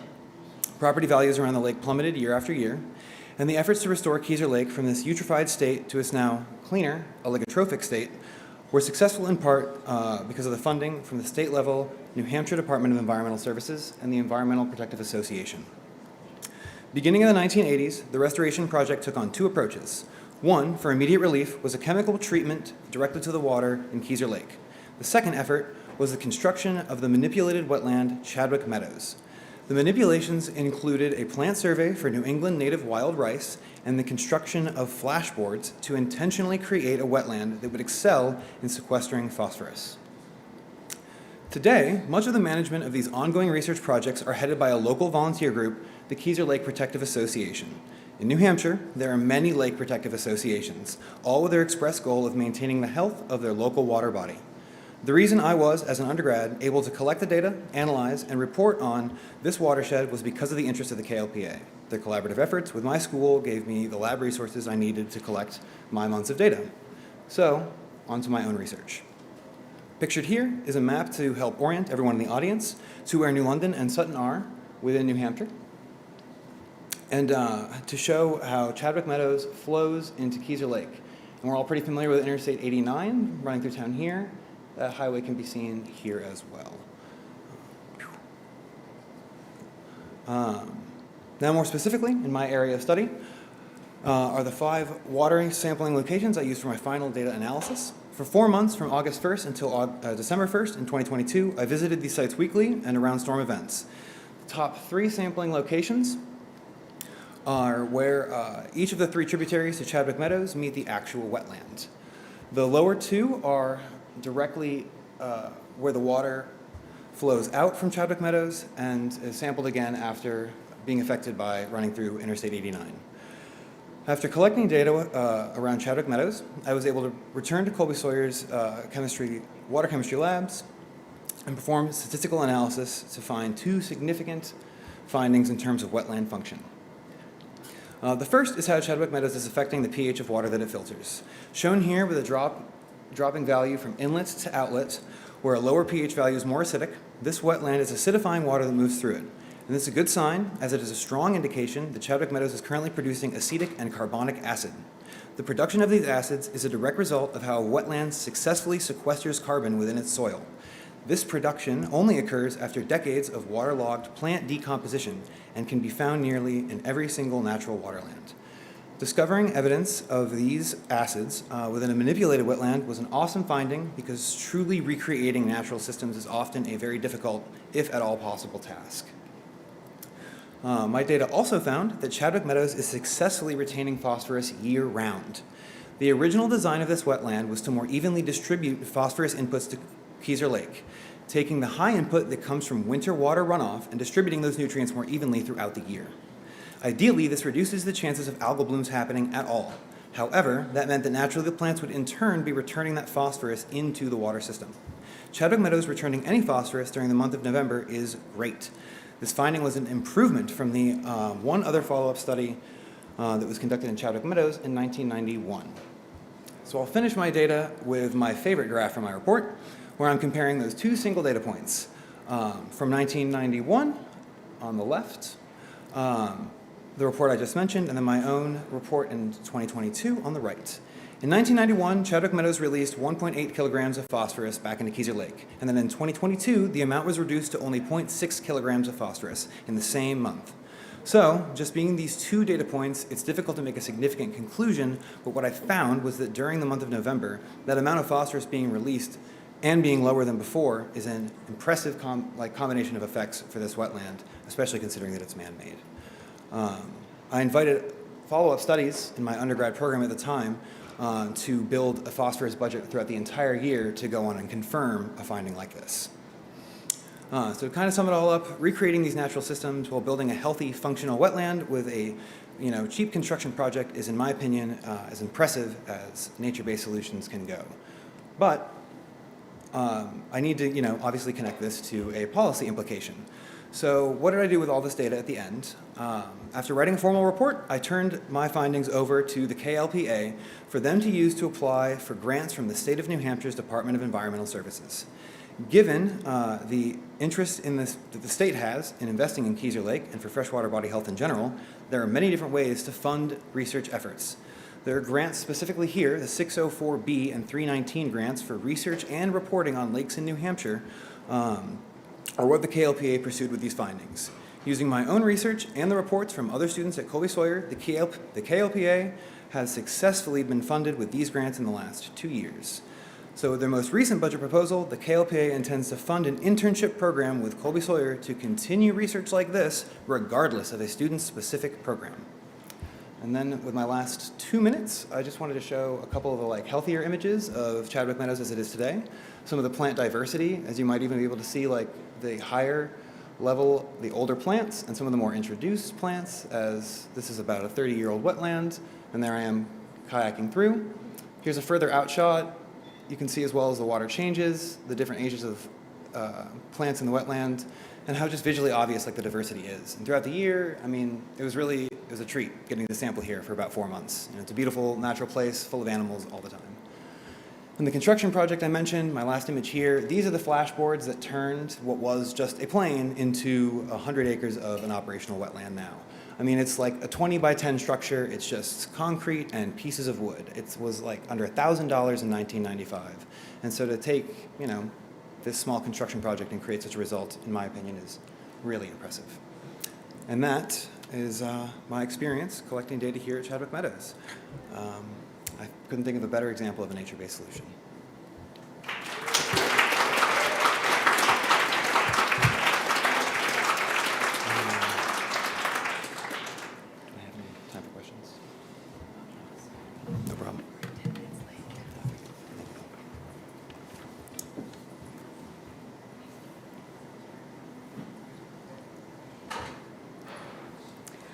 I'm very excited to be able to introduce you to our keynote speaker, who's Mary Wood. She is the Philip H. Knight Professor of Law and founding director of Oregon State's nationally acclaimed Environmental and Natural Resources Law Center. She's the faculty leader of the Programs Conservation Trust Project, Global Environmental Democracy Project, Native Environmental Sovereignty Project, and the Food Resilience Project. Professor Wood has published extensively on the climate crisis, natural resources, and indigenous law issues. She originated the approach called atmospheric trust litigation, which you all might know, and to hold government worldwide accountable for reducing carbon pollution within their jurisdiction. And her research is being used in cases and petitions brought on behalf of children and youth throughout the United States and in other countries. She's frequently speaking on global warming issues and has received national and international attention for her sovereign trust approach and to global climate policy. Thank you, and if we could all welcome Professor Mary Wood.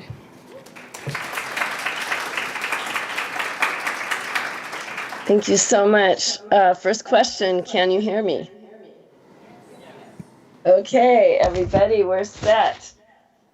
Thank you so much. And again, it is a real honor to be among such visionary and undaunted and yet practical minds as we address nature-based solutions to climate change together. This conference, I'm sorry I'm not there in person, but looking at the schedule, it offers so much material and insight on so many topics and on so many levels, from the local to the international level. And I hope in the hour that I have to try to present a very big picture that encompasses what all of you are doing, hopefully, and present a strategy that my research team is working on for moving climate recovery forward using natural climate solutions. And we call this a 3-gear strategy.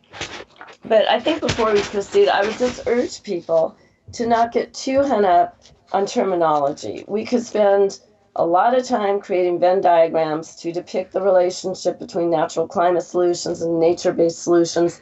But what we should really focus on is the thrust of it all, which is bringing nature back. And when we do this, nature regains its function, as we just heard from the last speaker, and it solves a lot of our problems.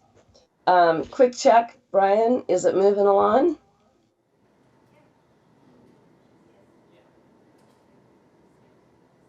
Okay, well, I'm going to assume it is. So, of course. Yes, it is. Okay. Of course, we live in a time, and this is the sobering part, of converging ecological crises, the climate emergency, the collapse of biodiversity, oceans' chemical imbalance, and so much more. And the climate emergency alone brings disasters to every corner of the world, and with it the need for abrupt adaptation. But ultimately, there is no feasible adaptation to the course we are on. The course we are on would generate heating of about 11 degrees Fahrenheit over pre-industrial temperatures, and that would consign us to an uninhabitable planet. And so we know we must rapidly transform, and in a very extreme manner. We have long ignored nature's requirements, elevating our own economic satisfaction above those requirements. And traditional native wisdom would view those requirements as laws. Oren Lyons says the thing that you have to understand about nature and natural law is there's no mercy, there's only law. And if you don't understand that law and you don't abide by that law, you will suffer the consequence. So these are non-negotiable laws. And as this window of opportunity is closing to act before irrevocable climate thresholds, our focus must be on those laws, and I emphasize that word, those laws of nature. And in this vein, unfortunately, we are not helped much by environmental statutory laws, which have governed our country for over half a century. These are the laws that actually permitted all of the destruction we see and delivered these crises to our doorstep. There's really nothing in these laws that maps a visionary path forward to bring back nature at the level and the extent we need. So at this time, lawyers must hone in on nature's planetary requirements and create very broad strategies, and I mean global strategies that operate on the local level for coming into compliance with nature's laws before it's too late for us to do so. And this means that lawyers graduating must be equipped to develop new systems from essentially a blank slate and to galvanize movements that relate in a different way to the landscapes we live on, a way that brings nature back. The first step in doing this is realizing that our industrialized societies have created an unnatural and dangerous buildup of carbon dioxide in the atmosphere. So what do we do about this? Well, our strategy must be governed by nature's laws, and that means carbon math. The highest safe level of carbon dioxide is 350 parts per million, and we are soaring beyond 419 parts per million. We are in very dangerous territory. These numbers frame the laws that we must abide by. We have to get back down to 350 parts per million. And doing so requires a two-part response. On the left side here, we must slash carbon emissions immediately and dramatically to reach 45% reduction by 2030, and then full decarbonization by the end of the century. And this is a massive challenge and requires switching beyond from fossil fuel energy systems to renewable energy like solar and wind and geothermal and such. And much of the world is working on this, but that is not our focus today. Today, we are focused on the other side of the equation, which is drawdown, knowing that we are already well past the highest safe level of CO2. The atmosphere has carbon dioxide overload, and that is causing this extreme energy imbalance, which in turn causes disasters visiting every corner on Earth. These levels are also causing dangerous feedback loops that will take us past thresholds of no return even if we decarbonize tomorrow. So we not only have to decarbonize, we have to clean up our carbon mess in the atmosphere by removing at least 150 gigatons of carbon dioxide from the atmosphere. And I call this a sky cleanup. So how do we accomplish this? There's no magic vacuum cleaner yet to suck out CO2 from the atmosphere. But we do have nature's own engines of carbon sequestration in the form of trees and soils that can sequester massive amounts of carbon. And that's the good news. But we've destroyed so many of these landscapes that we have essentially gummed up these natural engines of drawdown. Techniques called natural climate solutions involve restoring these vital carbon storage areas, the forests, the wetlands, the tideland areas, grasslands, and farmlands. These techniques are crucial to returning climate balance. And the need there is to just greatly scale them up and accelerate them to meet the urgency that we have. But we have another emergency on our doorstep, and that is the biodiversity crisis. This too was brought about as a result of the destructive practices that environmental law has allowed across the world, and that too threatens humanity's future. It is very clear you must solve both crises at the same time in a way that is compatible with both. It will do no good to ignore biodiversity as you are trying to sequester carbon, or ignore climate as you're trying to boost biodiversity, because for one thing, there's no time remaining to sequentially address these two emergencies, one and then the other. And for another, some of the climate solutions that may be out there may completely compromise biodiversity if they are not thought out. An example of this is all the monoculture tree farms that were planted in South America and parts of Africa that supposedly suck down carbon, but they're biological deserts. So we have to be very strategic in making choices among natural climate solutions and nature-based solutions. So when we start looking at nature's engines of sky cleanup, it really comes down to four main ecotypes. I call these ecotypes. The forests, the blue carbon and teal carbon areas, those are blue carbon areas would be the marine estuaries along the coast, and then teal carbon, as we call it, would be the inland wetlands. And then we have the farmlands and the rangelands and grasslands. And there's also the ocean, but that falls outside the scope of our project, so I'm leaving that out today. Now, with all of these, there are practices that can boost nature's ability to draw down and absorb carbon. These are generally restorative or conservation-based, restoring wetlands and soils like we just heard about, conserving forests, using livestock in different ways on rangelands. And there are specific practices, or you can call them protocols or regenerative techniques. Again, let's not get hung up on the labels here. The point is that there are specific landscape practices to boost nature's ability to clean the sky and store carbon by bringing nature back. But here's the challenge. It must be done on a monumental scale. A few forests here, a few farms there, these are drops in the bucket. What we need is landscape level transformation across the entire planet. If you think about it, most of the land on Earth is privately owned or managed by government agencies, and both have ways of doing things that have thus far drained or destroyed nature.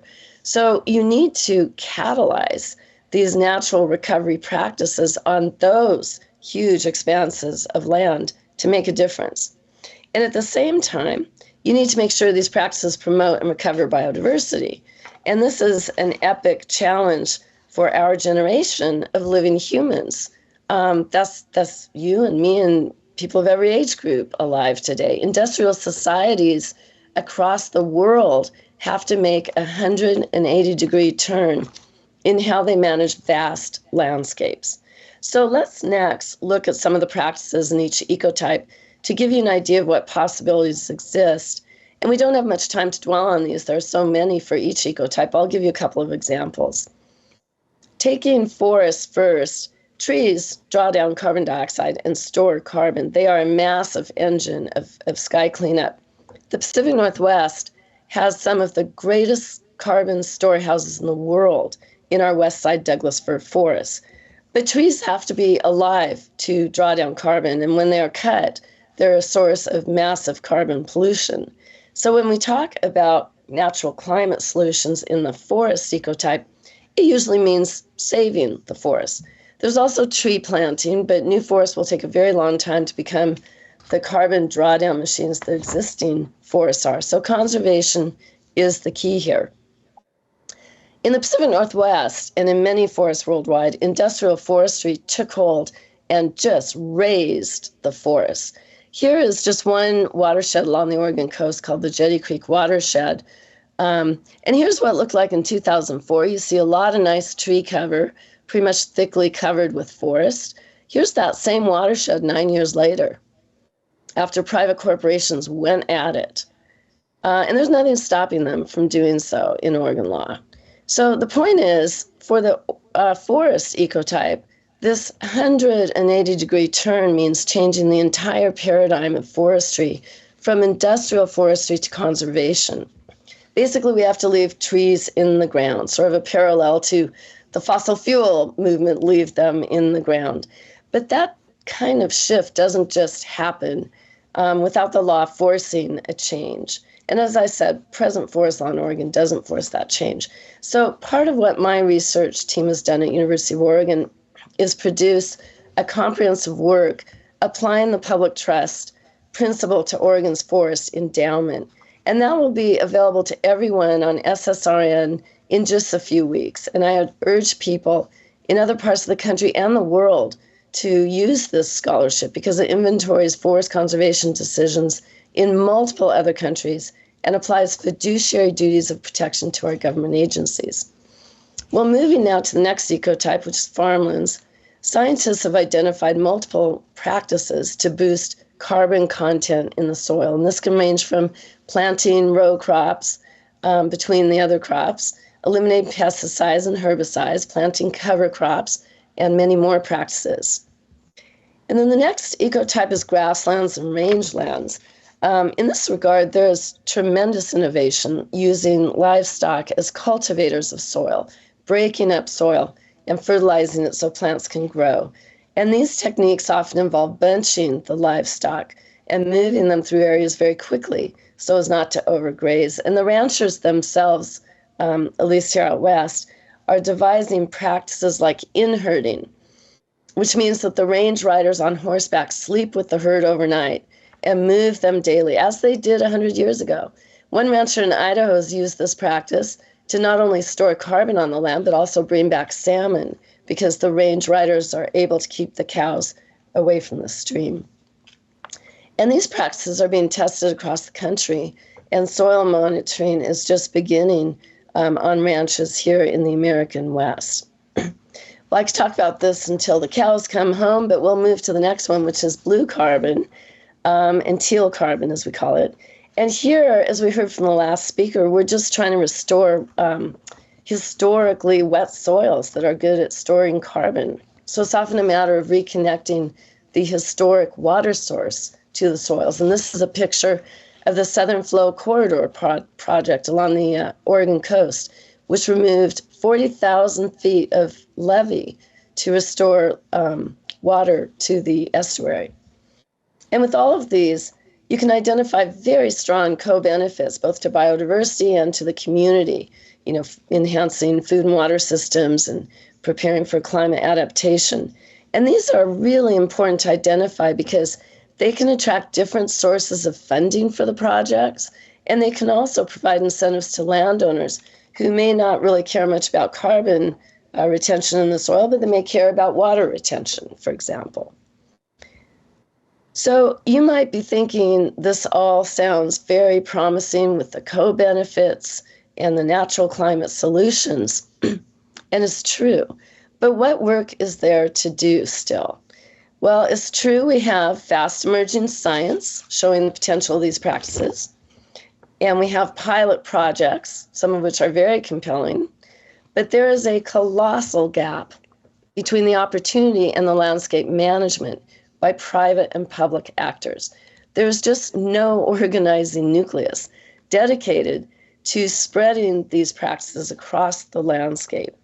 And so what is needed is a massive effort to sort of bring together these very scattered initiatives and accelerate and scale up these natural climate solutions or nature-based solutions across the landscape. But no one's in charge of accomplishing this. This could be the work of lawyers, because lawyers are good at designing systems and bringing people together to solving problems. Now, I want to just pause a moment to address something that is often used to finance these kinds of projects, and that is carbon offsets. So to the extent that many of these natural climate solutions are deployed, they're funded through carbon offsets. And carbon offsets are used to just justify adding more pollution to the atmosphere. Well, in a net zero fantasy land, A company can keep polluting if it buys a forest in Indonesia or gets a cattle rancher in Australia to plant invasive plants or trees. And these carbon offsets were always fundamentally misguided. We don't clean up a marine oil spill by telling Exxon or BP that for every barrel of oil we clean up, you can feel free to dump another one in the Gulf. Moreover, many of these offset schemes have been revealed to be utter shams. Many actually don't draw down carbon, and some actually increase carbon dioxide emissions to the atmosphere. And most were not crafted to protect biodiversity or to protect any local needs. And so they undermine both. Natural climate solutions should be used only to clean up the sky, not to justify adding more carbon to the mess. If polluters want offsets, make them buy direct offsets by putting money into wind farms or solar farms. But I do want to point out that for our project, offset programs have offered some protocols and monitoring and expertise that we've looked at. They've done a lot of legwork. So we've looked at that and sort of culled what is beneficial for us. But we have disengaged from any offset schemes. And so how do we launch a strategy to clean up the sky? Our atmospheric recovery project, which is a multi-year project at the University of Oregon, focuses on a 3-gear approach. The biggest gear, as you can see, is the atmospheric recovery framework, and that's the one I'll focus on for the most part in my time. The next gear is the financing through NRD actions, which I'll talk about briefly later, and that's to decouple the funding of these from offsets. And the final gear is the Sky Trust to connect funding with projects. Well, let's start, and we'll keep with it for a while, with the framework, because that is our organizing nucleus to catalyze, accelerate, and scale up a natural climate solution pattern across the landscape. Well, a framework is a research project. It is not regulatory, and I'll describe it in more detail momentarily, but I want to emphasize it's not a government program. It is a start at filling the need for some organizing nucleus that can draw together these presently scattered initiatives and possibilities for natural climate solutions. It aims to basically match the region's sequestration potential with the resources of the region and the needs and incentives of local communities that can undertake the restoration. So it tries to engage communities, and as you will see, it's a massive undertaking that requires us to bring together not only a multitude of disciplines to help us shape the natural climate solutions, but also the actual implementers, the landowners and the agencies who are positioned to take it forward, and the only ones positioned to take it forward. And so we call this accelerated convergence, because we're not waiting to develop some proposal and then present it to land managers and agencies. Instead, we as a university are inviting these implementers to co-create these solutions. We've taken a regional focus to address this challenge of jump-starting natural climate solutions across the landscape. A global focus is just way too big. We start with this premise, that every single region in the world has something to contribute to both sky cleanup and biodiversity recovery. The Pacific Northwest can contribute a lot, but we can't save the planet alone. We need the Southeast, the Great Plains, the Southwest, the East, and we also need South America and Asia and Africa and Australia and Europe. The amount of needed carbon drawdown is so massive that the land base necessary to sequester carbon literally covers the entire planet. And you know, this makes sense because nature didn't just have a carbon cycle that had borders in the Pacific Northwest and parts of the Amazon. Natural systems across the globe must be harnessed. And this means every region must contribute to its maximum capability. So we hope that our model will provide a model that other regions can at least start with. A regional focus is large enough to scale up opportunity, and yet it is manageable as well because you have adjacent jurisdictions that work together already. But there's always the challenge in defining the region. And in this regard, we really feel there must be a practical alignment between the ecosystems and the sovereigns. Now, our launching region is the Pacific Northwest because it has such enormous capability to both draw down carbon dioxide and boost biodiversity. But we immediately had this issue. How do you define the Pacific Northwest? How do we do that? Some wanted to define it as Cascadia, especially the scientists.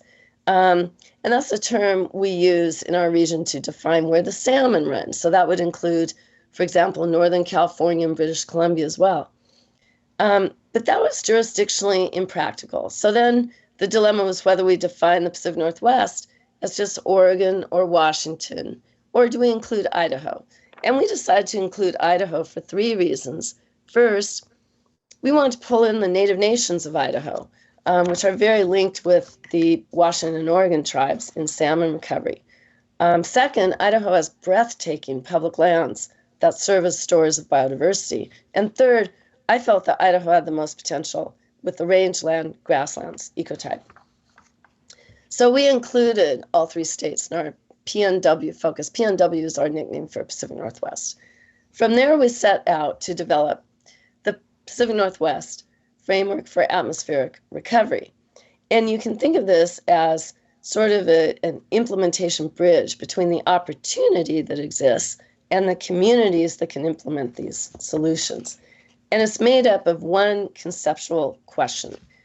What would it take to accelerate and scale up natural climate solutions across the landscapes of the Pacific Northwest? That is our driving question that drives all our research. Now, a word about why we chose the PNW.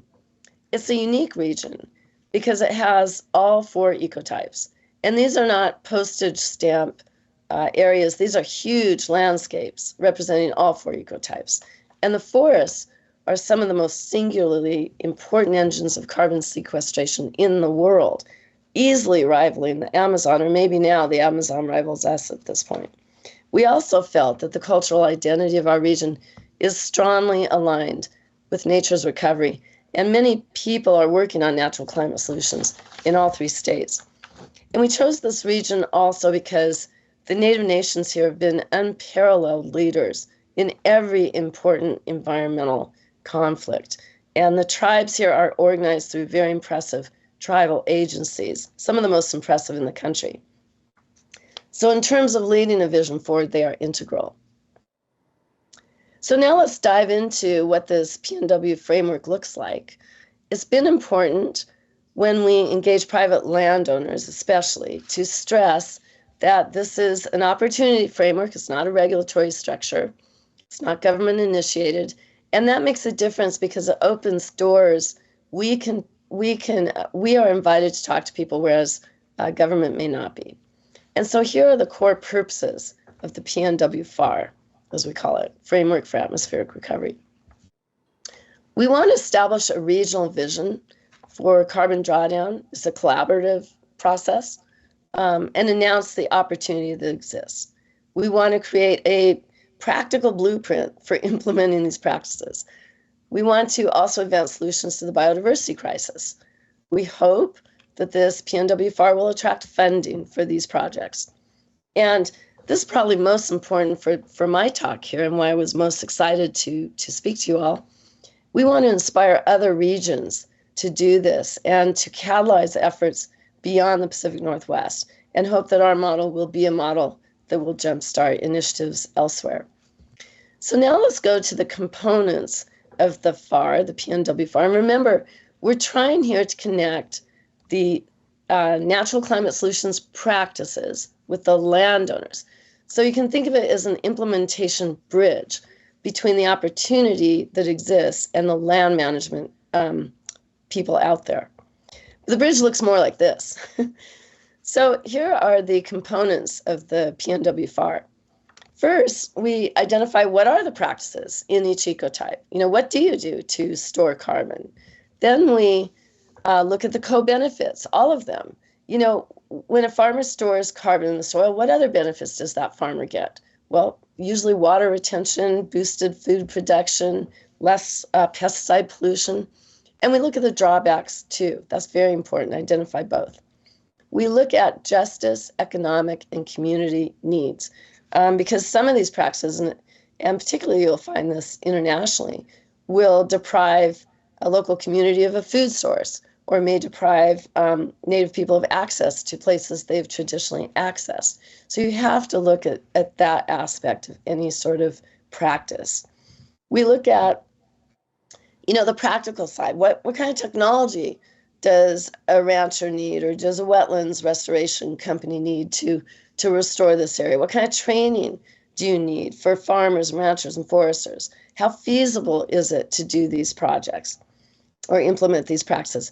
What do you have to pay people to do this? And where does the funding come from?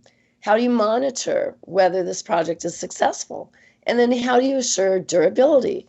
Because carbon can go, in the soil or in the trees, but once those trees are cut, carbon's released. Once the soil isn't tended in the same way, that carbon may be released. And so we look at all of these things, and these form the footings of the bridge, the components that people would want to know in order to adopt these practices. And finally, and this is one of my favorites, we look at, how do you announce these practices to rural communities that really you can't have carbon as your calling card to these communities. There's a special way in which you would announce these opportunities to communities who have really kept to the old ways of doing things and may be very nervous about changing. So this is an effort that involves multiple disciplines. We reached out to scientists and agencies and lawyers and educators and so forth. And we also reached out to Native nations, more on that in a minute. We took really two lenses to this project. One was the Western science lens, especially to ascertain these practices, but we also look at these practices through the lens of indigenous knowledge, knowing that the tribes here have been on this landscape since time immemorial and contribute so much knowledge to what is actually a viable way forward.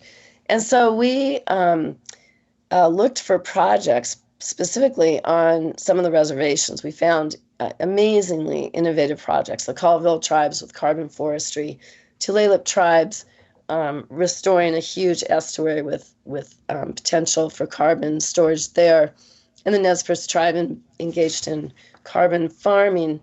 And with all of these, there were significant tribal benefits. The tribes didn't look at just carbon drawdown, they looked at a whole array of benefits to their people in the form of, resilience against climate disruption and some economic benefits and tribal use of resources and so forth. Well, I want to just explain a little bit about our process so that people, if they want, could take it forward in other regions. And here I want to say that law schools are just so perfectly equipped to take this forward. We started with a prospectus. That was a written document I created that just basically laid out the components. And we hired a research associate, Tom Housel, who is dedicated full-time to advancing this project. And Tom and I took a whole semester to basically scour the Pacific Northwest and find everybody who was doing something with regard to natural climate solutions. And we had Zoom meetings with over 200 individuals or entities. I mean, we jumped from a rancher in Idaho to a tribe engaged in cultural burning to, an agricultural scientist. It was really the most fun I think I've ever had in my career, just figuring out who's doing what in this region. And from there, we planned a workshop convening, we called it. And we invited a very small number of people, about 35, from these different ecotypes and from all these different disciplines. And we chose people who we felt were real change agents in their communities. We also had a lot of people we couldn't invite because of space limitations and so forth. So we started creating working groups for each ecotype. We actually found that and this was a huge surprise, the blue carbon people, they already had a working group. There were over about 200 people in a working group for blue carbon in the Pacific Northwest. We couldn't believe it. They were already well established. So we just basically took that working group in. And at the workshop, we have 4 tables, and we put 8 at a table, and each table represented an ecotype. And at this convening, this workshop, the people at the table worked through detailed workshop questions that we had for them. So it was very guided. And each of the questions was meant to provide information on each of the components, whether it was pricing or monitoring or conservation easements or whatnot. Now, this was key for the techie people out there. You might like this. There's a technology called OneDrive where a whole lot of people can get on one document, and they can all put in information together simultaneously on one document. And we used that. So everybody in the room was working on one document for their ecotype. And so if somebody would mention something in a table that was, relevant to a practice, someone else at the table would say, well, get that in the OneDrive. So we didn't use the traditional system of note takers. Instead, we had everybody typing on their computers. And we also had student fellows who were able to go, track down studies or reports or whatnot that the group needed at the beginning. And these student fellows became sort of ambassadors for our projects. Well, here were the tables. I just want to show you the tables. This was our rangeland table, our blue carbon table, our forestry table, and our farmlands table. And very crucial, we held this convening in a gorgeous place, Skamania Lodge along the Columbia River Gorge. This place has connected the native presidents since time immemorial on the land to the modern industrial enterprise. And so my strong feeling is that if you want people to be visionary, convene them at a breathtaking place. Well, we are now in the process of writing up the Pacific Northwest FAR, using all of this information gained from the initial Zooms and the convenings, and we hope to finish it by the end of the academic year. But this is a very dynamic process. The information comes in daily to us, new studies, new results of monitoring, new funding programs. And so the change is happening at such breathtaking pace that what we really need is, and for every region, an atmospheric recovery institute. And, many have mentioned the need for new institutions for society to, the old institutions really don't meet the challenges of today. They do so in a very awkward and cumbersome way at best. And so we need new institutions to take these planet-saving initiatives forward. And we have envisioned an atmospheric recovery institute in the Pacific Northwest to start with. And that institute could adapt the framework over time, carry forth the effort, provide the third-party verification needed of projects, and then hopefully link with other regions to pollinate this global recovery. Well, I mentioned this was a 3-gear strategy, and I'm going to spend the rest of my time very briefly in just covering the other 2 gears, again, very briefly. One of the other gears was, how to finance these actions. How do we decouple the money from carbon offset programs, which are so fundamentally misguided? And what I have developed is a strategy, a litigation strategy for seeking money from fossil fuel companies. By way of context, if there were a marine oil spill, there would be no question that the fossil fuel companies responsible would pay for the cleanup and for the damage to natural resources. Think of the BP oil spill and the Exxon oil spill. There you had sovereigns, states, tribes, and counties, and who were holding these companies liable for natural resource damages and cleanup. And so this approach can be used for cleanup to the sky as well. And basically, it would enable the sovereign trustees of the atmosphere, co-trustees, like states and tribes and counties, governments around the world, to sue the fossil fuel industry. If you consider that the fossil fuel industry has made such huge profits, but they have not paid for cleanup of the mess that they've created. This is a very strong analogy just to marine oil cleanups. Now, the fossil fuel companies, the carbon majors, as we call them, have been identified by this analyst, Richard Heady, and his institute. After years of research, he said basically just 90 companies are responsible for the vast majority of carbon in the sky, and they could all fit on a school bus together. Also, their proportionate contribution has been analyzed and quantified. And so you have all of the sort of legwork done for liability. Now, you might be saying, why do we need natural resource damage suits against carbon majors when we already have some lawsuits out there against carbon majors? Well, this strategy proposes to use lawsuits to fund regional atmospheric recovery, to fund those framework projects.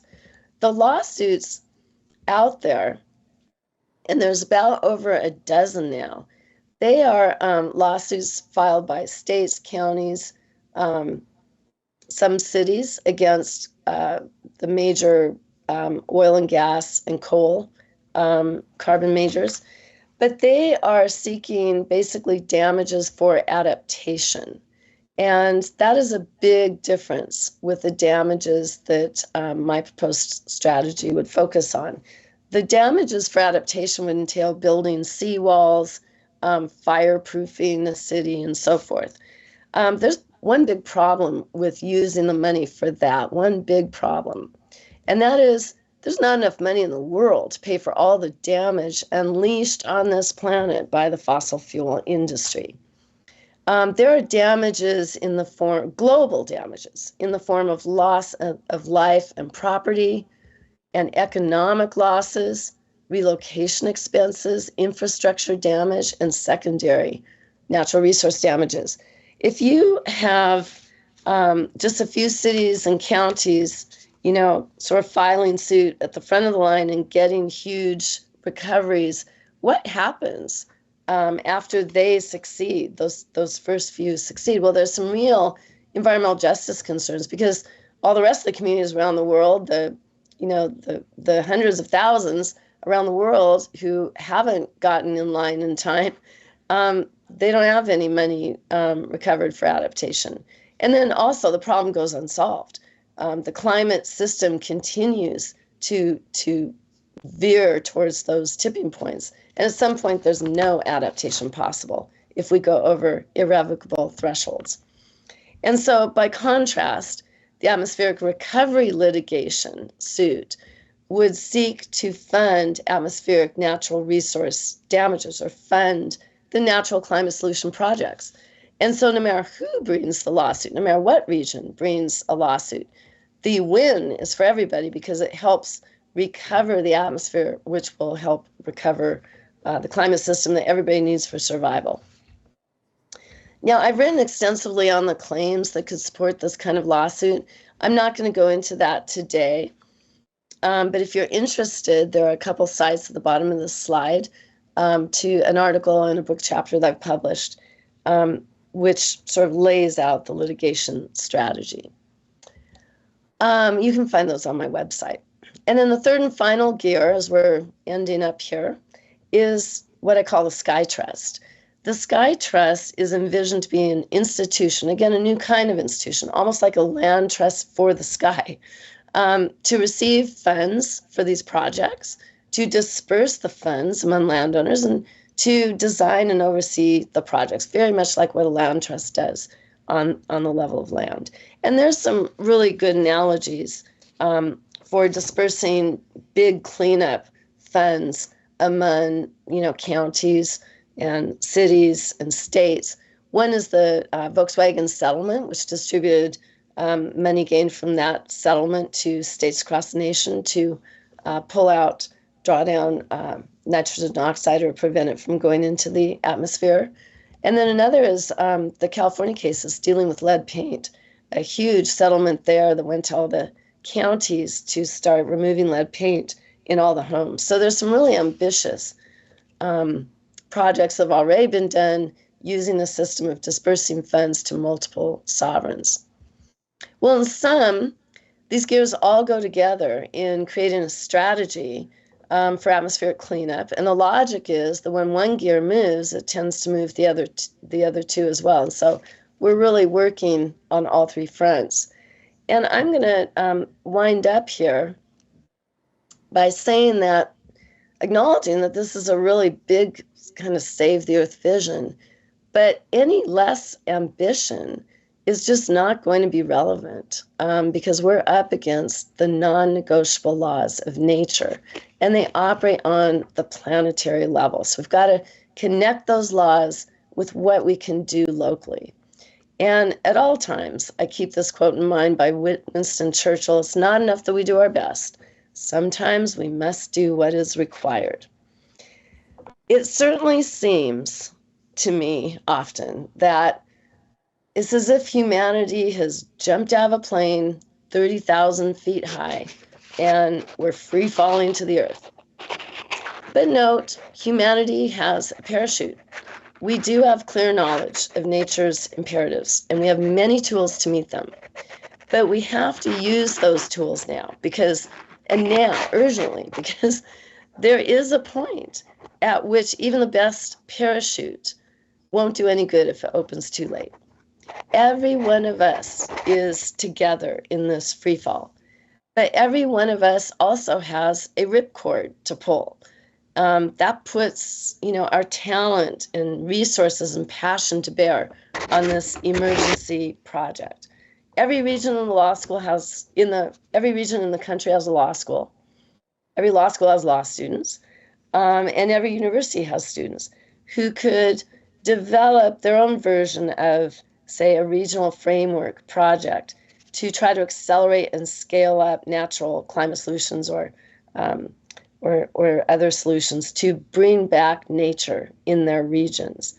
And at this time in human history, when climate tipping points are staring us in the face and threaten to literally end the habitability of this earth, we must all find our ripcord. We must find it and pull it now.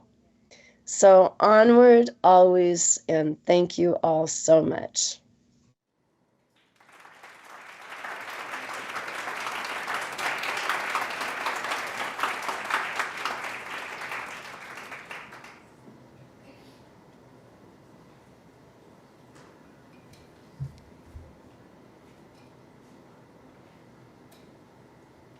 It's time for some quick Q&A. Does anyone have a question from the audience?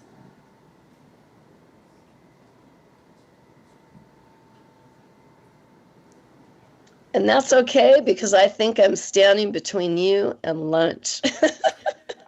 Then I'm actually the one that's standing.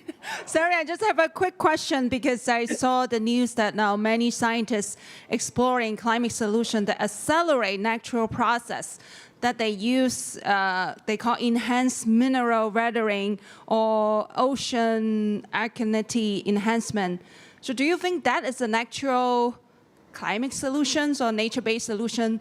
It looks like, because it says accelerate natural process, but is it because they're putting chemicals to the ocean and to the land base? Just one question. If it's not, if you think it's a nature-based solution, what regulations should be in place to regulate this kind of natural climate solutions?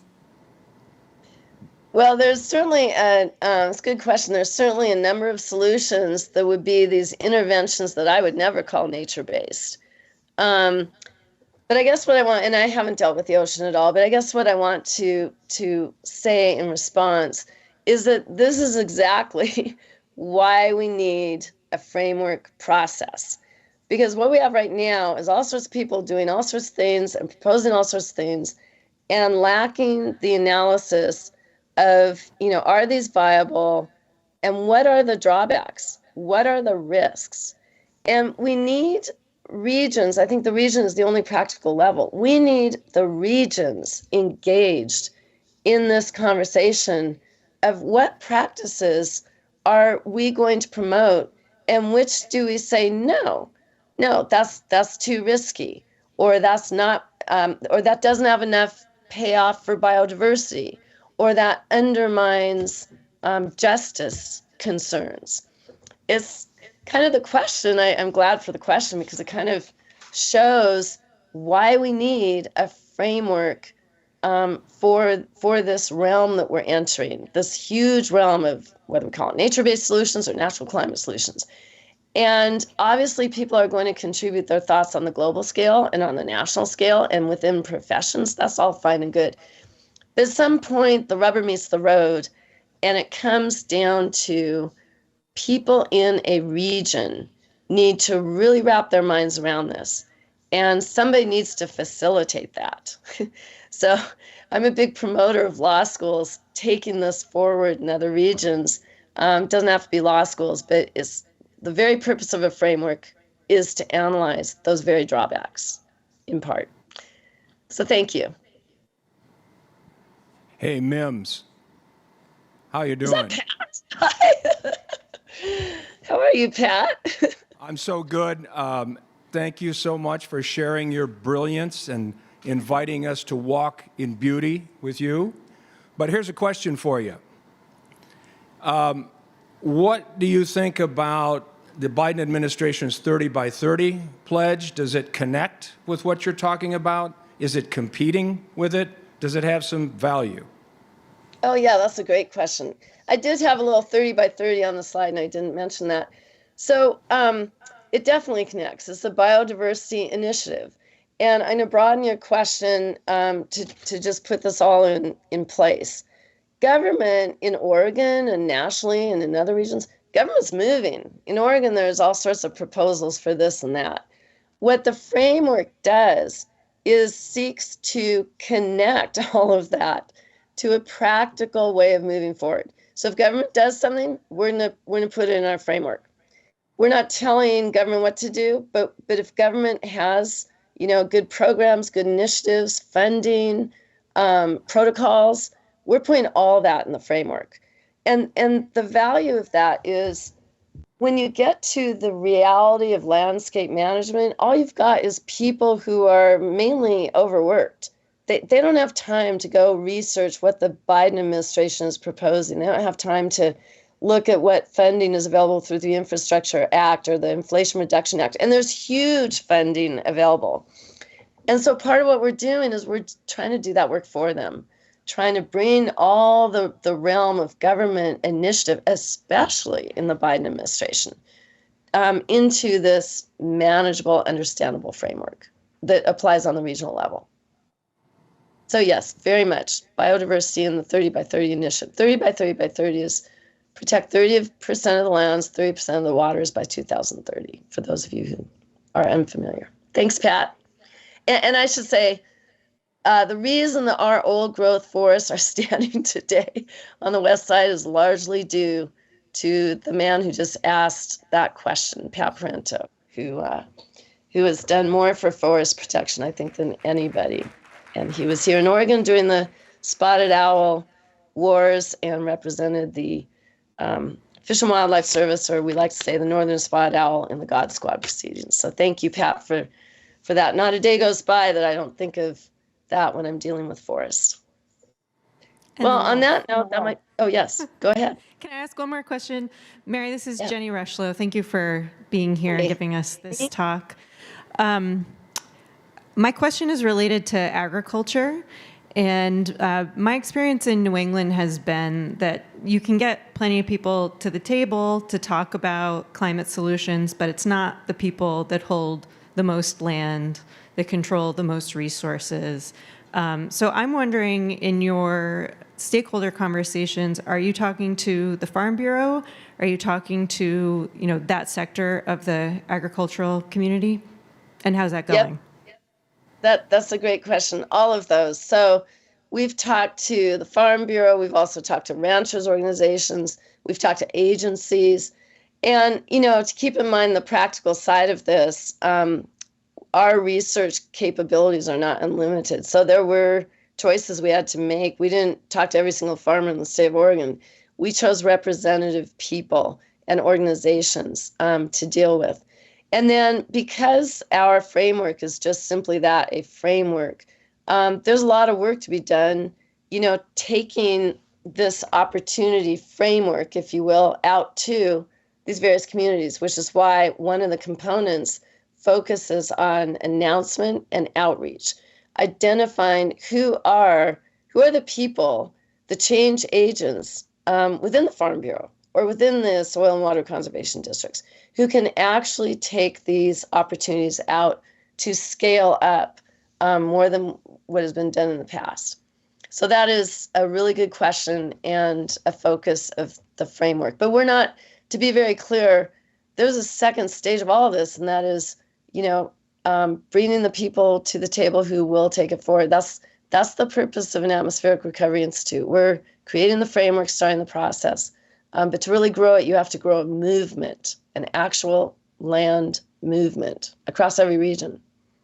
Thank you again, Professor Wood, for that incredible presentation. Can we get a round of applause for our keynote speaker? Thank you all so much. Have a wonderful rest of the conference. We really appreciate having you, and we look forward to seeing your work continue in the future. Just want to quickly introduce the next video before it starts showing. So our next presentation is an exclusive screening of a documentary created by White River Land Collaborative. White River Land Collaborative is self-described as a farmer-led, community-driven initiative to increase land access and farm viability. They have partnered with many local organizations, including the Vermont Law and Graduate School Center for Agriculture and Food Systems, to utilize local land in a regenerative and sustainable way. White River Land Collaborative's project, which will be described in more detail momentarily, is a nature-based solution that is leveraging the power of local ecosystems to reduce emissions, build and maintain community, and to increase farm viability. White River Land Collaborative is a model for local nature-based solutions, and they are truly bringing nature back to the Upper Valley. Please enjoy the following screening courtesy of White River Land Collaborative. Thank you.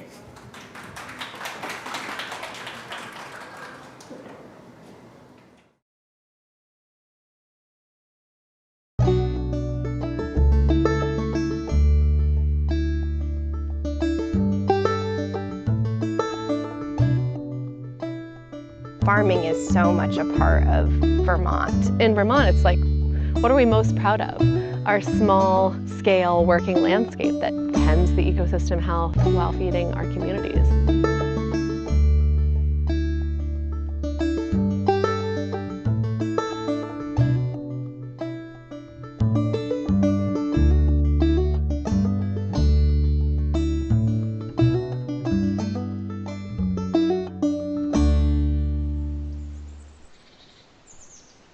My name is Elaine Howe. I've lived in Tunbridge all my life so far. My father was Ernest. His father was Sylvester Heber. And his father was Charles Leroy. And his father was Sylvester Pulsiver. And as far as I can tell, he's the one that bought this farm. They figure that we've been on this farm since around 1850.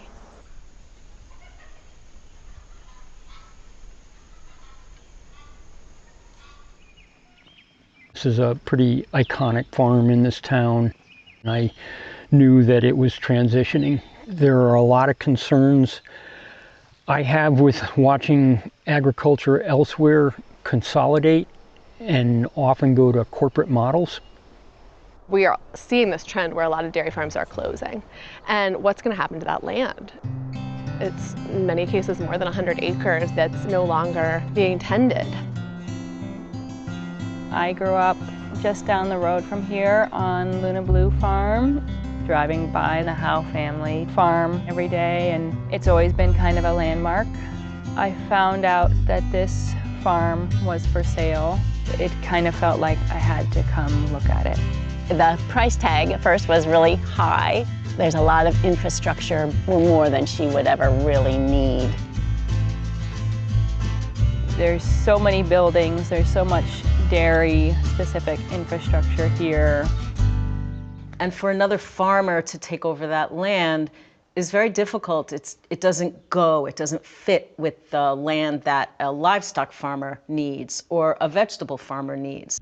So we need these models to say like, hey, I can come to this dairy farm and use the infrastructure that was there, use the land base that was there, care for it really holistically, and help that land stay in agriculture even beyond dairy. One solution to that is for multiple agricultural enterprises to be on a farm. We had been involved in a whole community conversation piece, and some of the elements of those conversations made us think, would this farm potentially be, could it be part of a community effort? Could there be something bigger here? And we didn't know at that point, like, is this just crazy, you know? Is anyone going to be interested in this idea? White River Land Collaborative project team is all women. And there's a certain energy, a certain lack of ego that is really important to what we're doing and is leading the creation of this ecosystem, of this vision, of this new-ish, building on old models way of farming, way of relating to community, way of connecting different communities. I think it's really important that women's energy lead. We refer to this project as farmer-led and community-driven because we need the farmers' understanding of their own experiences and their own needs to be leading the vision, while the community is also so deeply involved in driving the project forward. It's all about momentum, and momentum comes from leadership, practicality, big vision, step-by-step work. One of the things that the White River Land Collaborative is focused on is figuring out how to both compensate farmers who are retiring and create a structure so that different farmers can use the land in different ways, the land and the buildings. You can share the labor, you can share the cost, and you can make something viable that really isn't possible alone.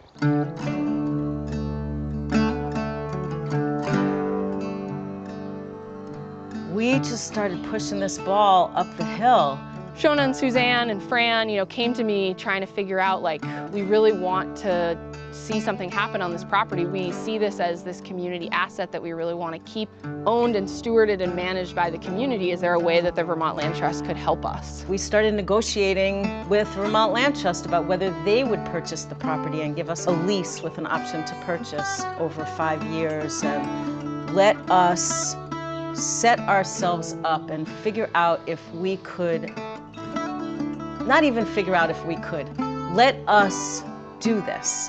Let us get Shona on the land, have her be our anchor tenant, get the barn appraised, see what other land-based enterprises could come here, figure out how to deal with this issue of, in Vermont and nationally, how do we allow farmers to make a living? One of our first projects before we start doing anything with the forest has been to start working with a woman named Emily Bowles. She's a young forester and she's a member of the local Abenaki community.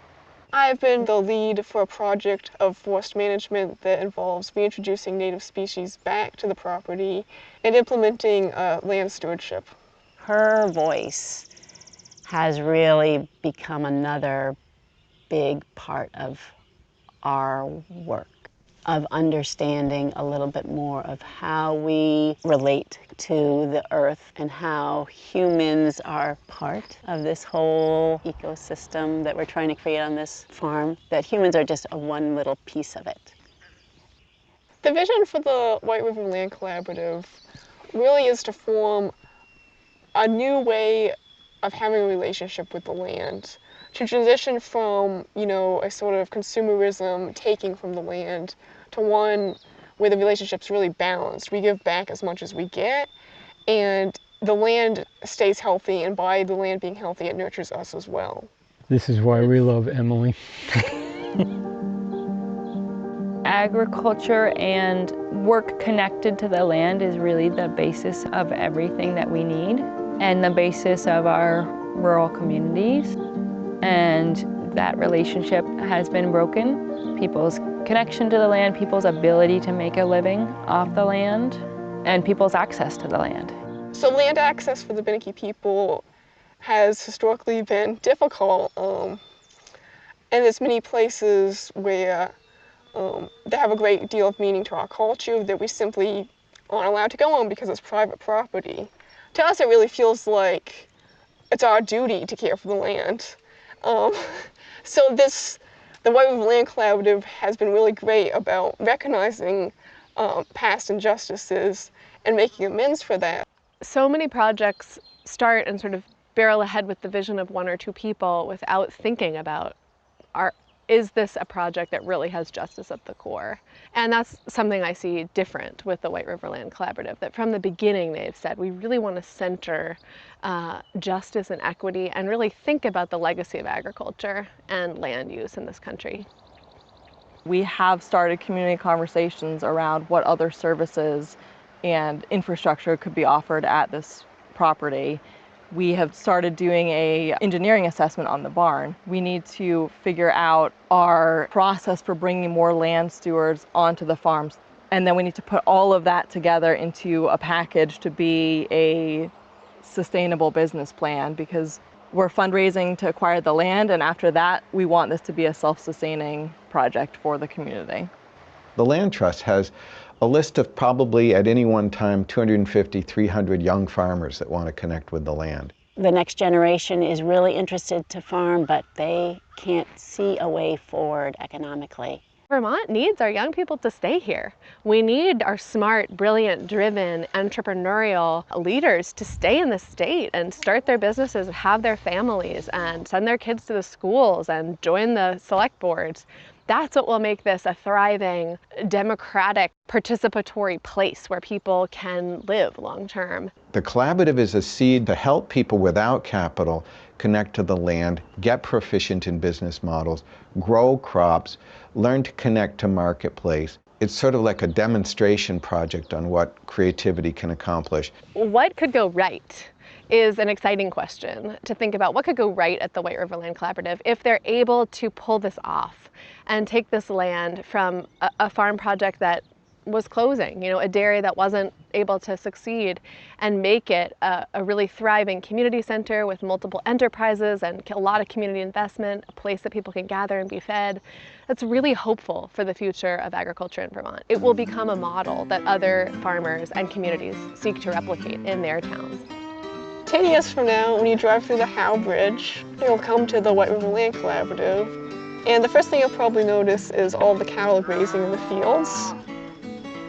Perhaps there's going to be some beekeeping, maybe someone's going to be doing some work with mushrooms. Past that, you'll see a garden filled with amazing crops, either native species of crops or rare species we're trying to seed save.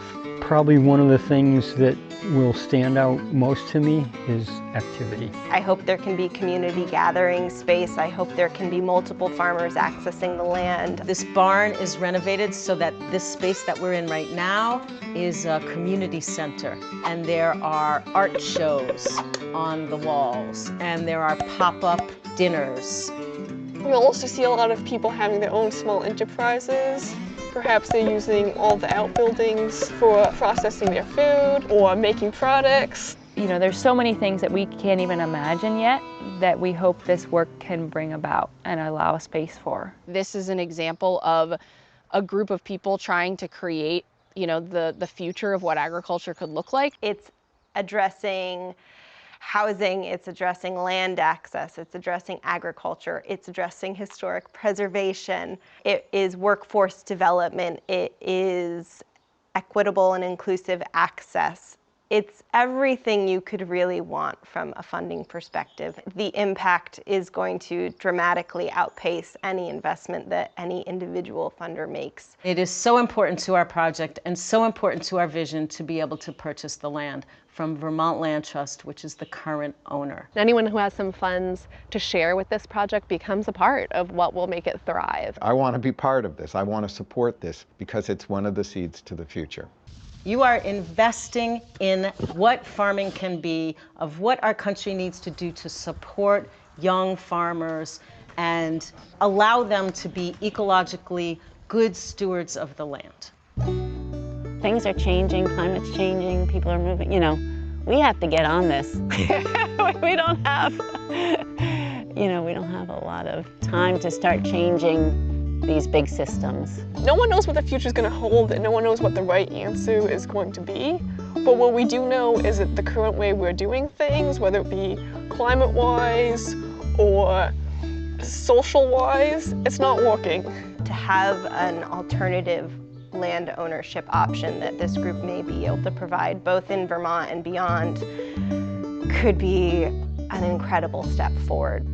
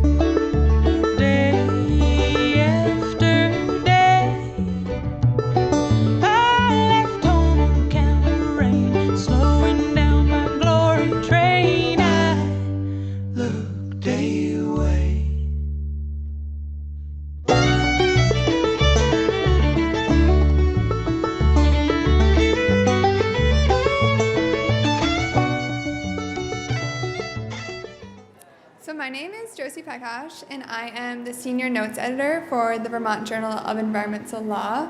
I'm also a 3L here at Vermont Law School, pursuing my JD with a concentration in food and agriculture law.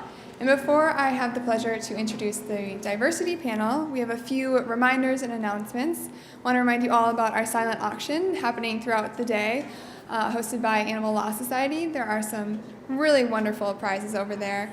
So maybe I shouldn't be encouraging you guys to do it so I have better chances. But it's over there and they're really great prizes. And then the second reminder is that as you trickle out or come in and out, go ahead and take the plants. There are, kind of prize or our thank you for joining us today, as well as the seed packets around the table. So go ahead and take those at your pleasure.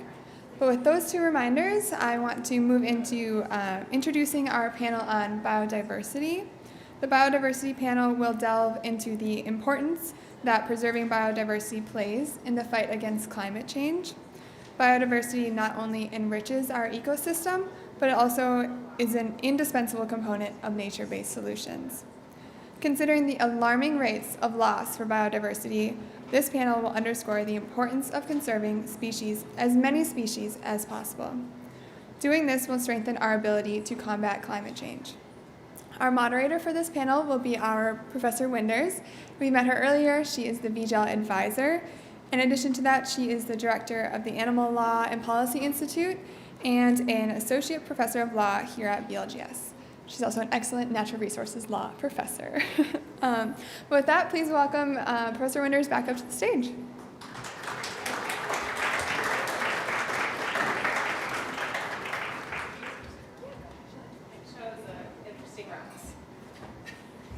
I'd love to have our panelists come up, and I hope that I can sit alongside you all. Yes, we all have microphones.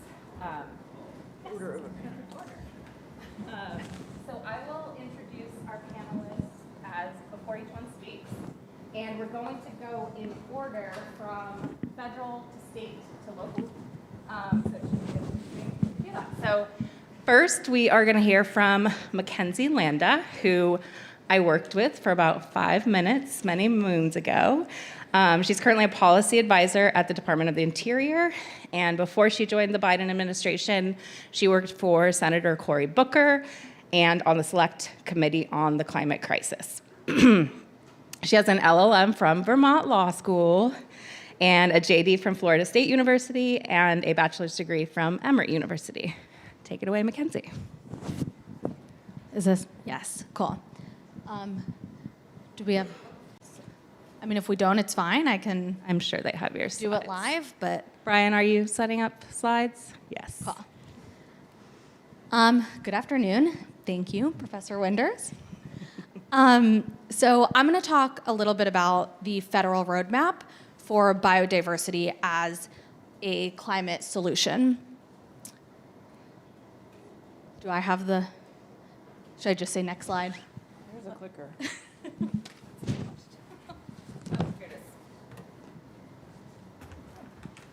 Thank you. Okay, so I want to start with the House Select Committee on the Climate Crisis 2020 report. And just a little bit of background here. So when Democrats retook the majority in 2018 in the House of Representatives, one of the first things that Speaker Pelosi did was to stand up the House Select Committee on the Climate Crisis. And the goal of the committee was to provide a legislative framework on ways that Congress should tackle the climate crisis.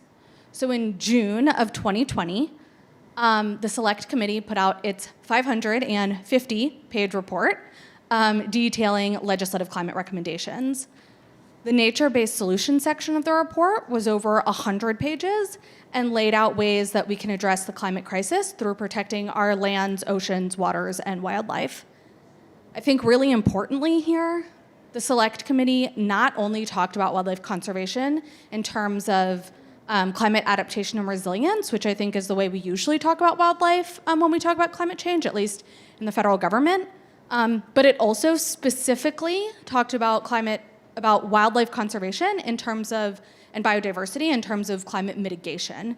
And I do just want to read this quickly because I think it's important. The Select Committee states that meaningful protections for wildlife are critical to address this biodiversity crisis and provide species the resources and tools to survive in the face of a changing climate. At the same time, intact ecosystems are highly effective carbon sinks. Not only do natural systems and habitats store carbon in roots and soils, but some research suggests that ecosystems with predators and robust biodiversity sequester carbon at higher rates. And so one of the Select Committee's recommendations and one of President Biden's first policy initiatives was what we now call the America the Beautiful Initiative. And that is an effort to protect 30% of US lands and waters by 2030, as Professor Wood and Professor Parento discussed briefly during the keynote. So as everybody in this room knows, right, like intact landscapes and healthy ecosystems are powerful climate solutions. And yet we are losing a football field's worth of natural space every 30 seconds to human development in the United States. And so to protect our forests, grasslands, wildlife, important habitat, the Biden administration is taking an all hands on deck approach. And that means that not only do all of the federal agencies need to contribute to the solution and do their part, but it means we're also going to have to focus not just on federal lands, but with our partners across the country.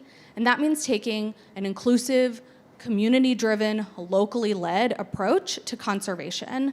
That means working with our states, honoring tribal sovereignty, working with private landowners, thinking about ways that we can make nature more equitably accessed, right? All of these things. And I think the America the Beautiful Initiative is a really exciting target and a really exciting goal.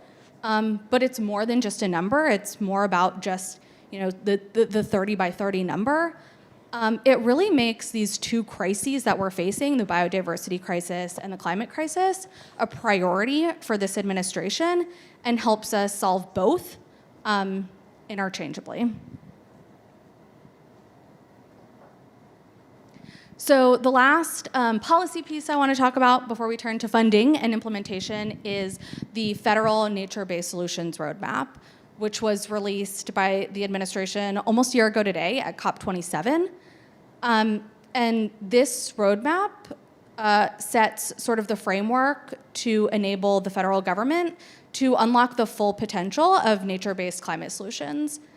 You can see here the components of the roadmap, but two I think that are particularly important that I just want to call out really quickly is a direction to federal agencies to implement policies to help accelerate the use of nature-based climate solutions, and a direction to the agencies to prioritize nature-based solutions in funding decisions.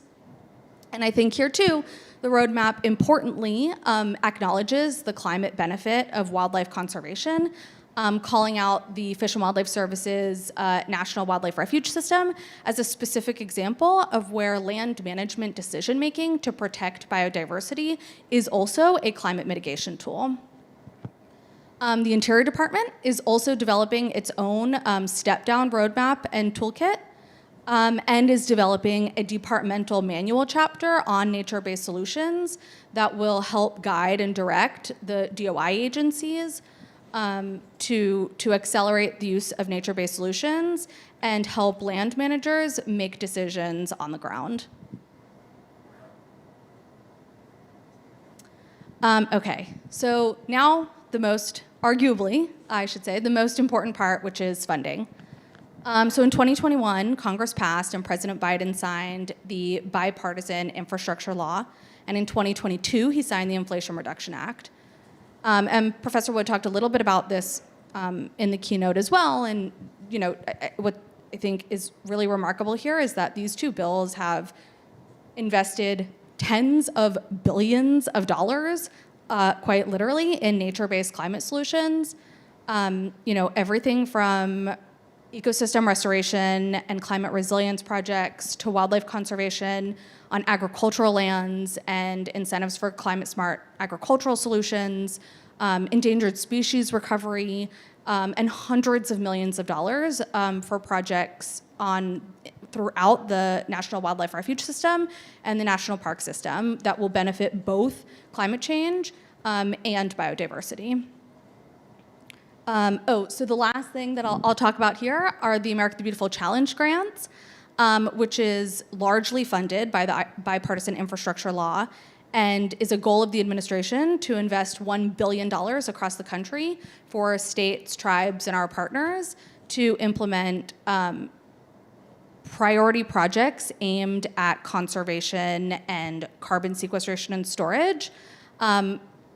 Found out very exciting today that Rebecca's organization received one of these grants in the most recent slate of announcements, which was announced just last week, funding 74 projects across the country and over $140 million for biodiversity and climate projects.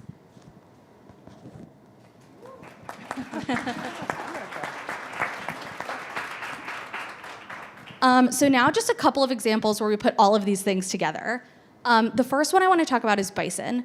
Earlier this year, Secretary Holland signed Secretarial Order 3410, which is aimed at the ecocultural restoration of the American bison.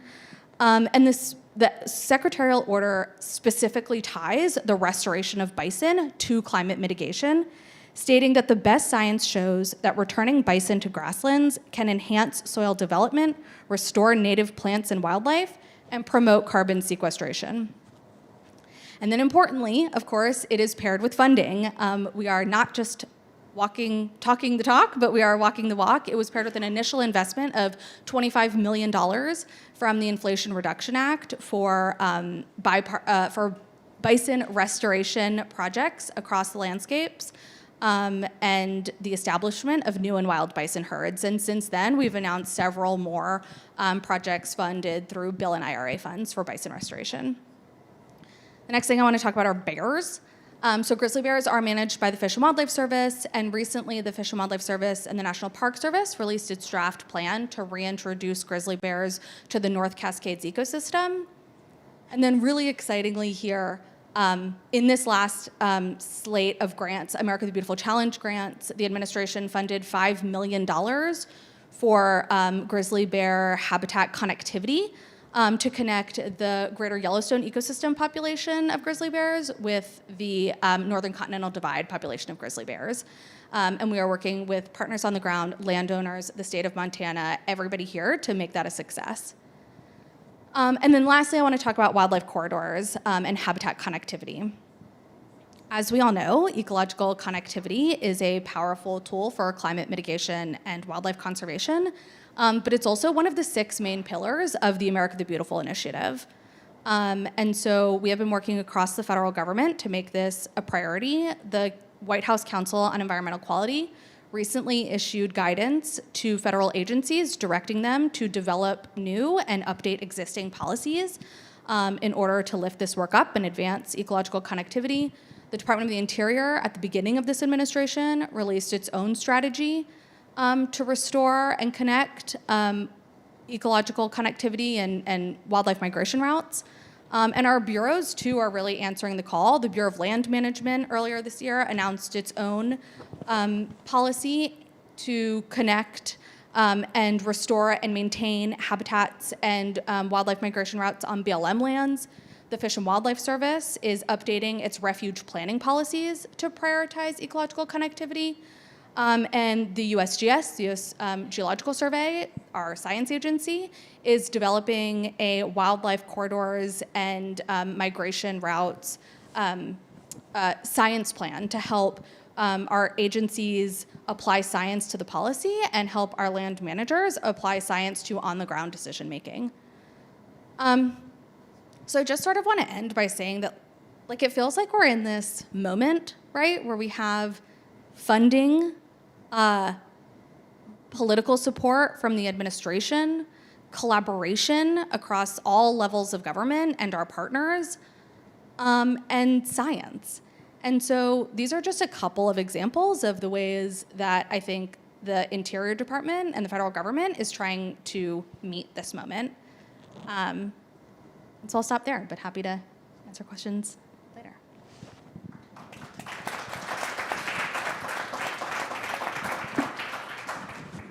Thank you so much, Mackenzie. Next, we're going to hear from Representative Amy Sheldon. Representative Sheldon was elected to the Vermont House in 2014, and she has served on the Fish, Wildlife, and Water Committee, the Agriculture and Forestry Committee, and Commerce and Economic Development Committee. She also does a lot of other things. She's a consulting natural resource planner at Landslide Natural Resource Planning, Inc., and a senior faculty member at the National Outdoor Leadership School, or NOLS. And she's on the Middlebury Conservation Commission. She previously served on the District 9 Environmental Board for Act 250, on the board of the Middlebury Area Land Trust, and for 10 years on the Middlebury Planning Commission. She has a bachelor's degree in economics from Middlebury College, a master's degree in natural resource planning from the University of Vermont. Thanks for being here, Representative Sheldon. Thank you. That's what happens when you have the legislative webpage as your bio. I currently chair the House Environment and Energy Committee, which I suspect is why I'm here today. So that's not on it because it comes off the webpage as already what I am. So I was asked to come here and speak today. Oh, can I get the clicker? Like that, yeah. To talk a little bit about what we've been doing in the legislature to support biodiversity. And kind of front and center for us is a bill that we passed this session called the Community Resilience and Biodiversity Protection Act, and it was strategically named to link both human and natural community resilience to biodiversity protection. And it does adopt, codifies the 30 by 30 goals, but it goes further to adopt a 50 by 50 goals for Vermont. And I'll talk a little bit more about that later. Just a little bit about the framework within which I have to work. So as a legislator, we're obviously the legislative branch of government, and we drive policy changes at the state level. And the House Environment and Energy Committee has a really large area of jurisdiction, which I think is important to understand when you understand how I have to manage priorities and figure out what the best thing to do next is, which we're in the throes of doing right now for the coming session. But our area of jurisdiction, it ranges from conservation development, climate change mitigation, land resources, air, water, wildlife, solid waste management, and then in the energy realm, utilities, telecommunications, broadband, and other similar policies. It's big. So with that in mind, I bring to my role always a framework of understanding that the impacts of climate change are kind of front and center around 3 concurrent crises. We've heard about them. I do have a Venn diagram. The keynote speaker said it would take a long time to make. It didn't take me a long time to make it. We have a human health crisis, which I see as really kind of fundamental to what's happening in the world. And so for me, that means mental, physical, spiritual, emotional health in the United States is probably declining by every rubric, every number we can measure it by. And it's, for me, very much linked to the climate crisis and the biodiversity crisis. And in the center of that is our nature-based solutions. So what does that mean when I'm doing my job? It means that I take an integrated approach that helps, focus our resources and also evaluate all of the policies that we are working on so that we don't have unintended consequences, which were also well discussed earlier today. When one solution for climate doesn't or undermines our work in biodiversity, what have we gained? So we need to make sure that all of us are thinking about these interrelated challenges as we move forward in the areas that we're focused on. And so for me, it means holding the vision for a functioning landscape where biodiversity can thrive, front and center as we take action on the human health crisis and the climate crisis. And for me, I have a very strong underpinning that if we can integrate nature back into our daily life, we can address all 3 of these crises. So here's a continuum of recent biodiversity policy, and Jamie and I are going to have probably some complementary and a little bit of overlap in our presentations, and it would be remiss for me not to just give a huge shout out to Jamie himself and VNRC more broadly. This is a team sport, passing legislation, and we couldn't do it without VNRC and a whole bunch of other advocates in the building. So he's been involved in all of this work. We've been working together a long time. So in 2016, I think this was sort of my first personal victory, and it was something Jamie had been working on for a long time. I came to the building having done my master's work on habitat connectivity, and Jamie had been doing a lot of work on the same topic, and we were able to get a statute change that would require towns and regional planning commissions to map forest blocks and habitat connectors. There may be some things in here I missed, but in 2022, we also were able to allow an opening into our current use program in Vermont, which is a tax abatement program for, in this case, mostly we're talking about forest landowners, but it's for farm and forest landowners. The forest land program is very focused on active management. We found a way to just encourage old forests on certain parcels. And then in 2023, we passed the Community Resilience and Biodiversity Protection Act. And a little bit of looking forward, we're going to look at statewide land use planning regulations, which I will see as a complement to our conservation work of last biennium. So I'm calling it Community Resilience and Biodiversity Protection Act 2. So stay tuned for that in January. So why here, why now? There's a huge Vermont need.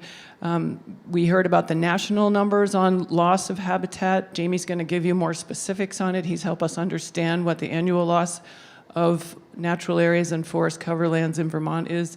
But we need it in Vermont now, even though it looks pretty good. When you drive up and down the highway, we're seeing significant loss of forest lands and habitat.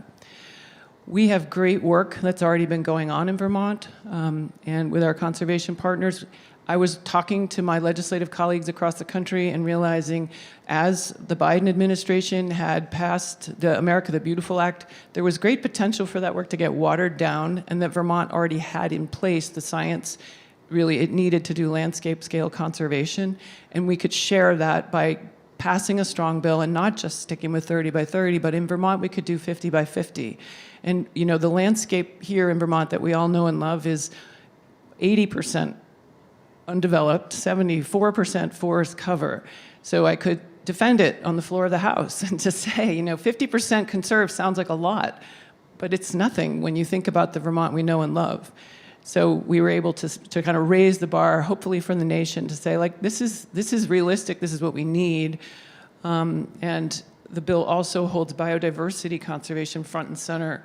It's not about other good conservation work that we do, but it's really about biodiversity. So a little bit about the existing work is Vermont Conservation Design, is the map that you see here on the side of the screen. It's the science that I was referring to before. I think Jamie will touch on that too, but we've also had in Vermont a partnership of affordable housing and land conservation that's been going on for over 35 years through the Vermont Housing Conservation Board, which is remarkable and unique, and it can help us really meet our statewide land use planning goals of having compact village centers surrounded by rural working lands and an integrated functioning landscape. Also, many of you may already know this, but Vermont plays an outsized role in the region. And one of the things I like to do as a legislator is spend January kind of setting the table and educating my committee on the issues at hand. And a couple of years ago, we were able to have like a whole array of incredible academics. And I'll say the Zoom phenomenon that COVID has brought us has enabled us to bring in experts across the country, and in some cases Canada, to help us learn what's happening so that we can use science to address the policy challenges that are in front of us. So you can look at this map, you'll see that Vermont this is a Nature Conservancy map. We have a number of important corridors that strategically place us in the region for the protection of biodiversity as climate changes. Also, our underlying geology provides a number of unique habitats that makes us one of the most biologically diverse states in the Northeast, so we're critical for multiple reasons here. So here's a little more about this, what's become Act 59, the Community Resilience and Biodiversity Act. So it has a vision for Vermont, which I have included here. We'll get to that next. But it defines conservation in 3 tiers with a focus on biodiversity. It codifies the goals, I've already mentioned that. And it really emphasizes the need for strategic investments in conservation. There's been a lot of great conservation work that's happened in Vermont over the last, for a long time. If you're from Vermont, you'll know there's a history of that with town forests and other ways of it happening. But it's really been landowner-driven and very much opportunistic. And the idea with Vermont Conservation Design is to really get strategic and make sure that we're looking at the different biophysical regions across the state and conserving appropriate natural communities in all of them, not just where it's convenient or just at our highest elevations, which has been the priority for the federal government historically.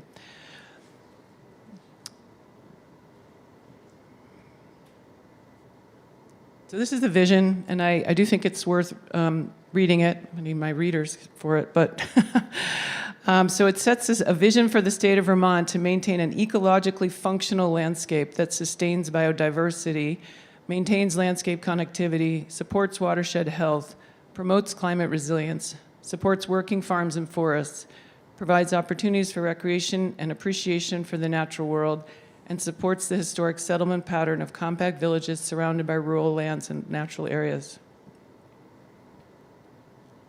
Vermonters have been committed to that in different ways for about 50 years through Act 250 and other land use regulations, but we never actually had that vision in statute. So for me, it's important that it's there and that it's now it's a commitment that we've made. I won't suffer the reading of this, but I did want those of you who are interested to have it available in the PowerPoint if you wanted it. But what's important on this slide is that we have 3 levels of conservation identified in statute, and they're all based in the conservation of biodiversity. The first is ecological reserve area. It's what you would think of as a wilderness area. These definitions were based on the USGS gap analysis definitions, and then they were tailored with working with Vermont ecologists to be Vermont specific. The next we called biodiversity conservation area, and those are areas that can be managed for specific natural communities or particular endangered species, or like a wildlife management area, you might think of them. And then finally, we have natural resource management areas, which are lands that are more actively managed for forest products. So in summarizing, you all know, you're here. Nature wants to partner. We co-evolve with nature. We need nature for our mental, physical, spiritual health. And the opportunities are here. They've come together in great ways that were articulated previously. But I think helping people understand that link is really critical to the success of all of this work. We need to accept the need for adaptive management. We get a lot of pushback sometimes over Vermont conservation design. It's not perfect. It's not clear enough. The maps aren't right. Well, we've asked towns to use those maps to map their forest blocks and habitat connectors. They're rolling up their sleeves now and doing that work, and those more finely tuned maps will feed into the bigger map. But we can't not do it because it's not perfect, right? So there's an iterative adaptive management process that we have to accept. If you live in Vermont, there's a process that's going on right now. It's kind of the inventory process of what's conserved with a bunch of deliverables. The Vermont Housing Conservation Board is actually taking the lead on this. You can Google it, find it, and get involved. There'll also be a public outreach phase in kind of year 2. We're in year 1. Year 2 will be engaging Vermonters in building this plan and this vision for an ecologically functioning landscape. And thinking creatively about new tools. The keynote speaker also mentioned that. There's a lot of opportunity right now for thinking differently. We probably can't afford to actually buy conservation easements or land in fee for 50% of the state of Vermont. So how are we going to work with private landowners to create the tools they need for the ones who really want to support these goals, keep their land open and functioning for all of us? And a big lesson from this session, but even my previous years, is that in Vermont, the legislature is ready to act. I think we're ready.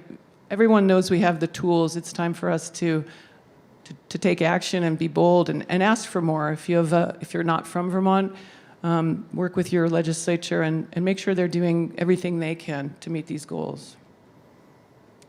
And finally, I think this is like a sort of a pet peeve I have, but there's been a lot of prominent environmentalists who sort of poo-poo that individual actions don't count, and they're the only thing that counts. And again, the keynote speaker talked about that earlier, but we all have a light to shine and an action to take, and we can together make a difference. Thank you.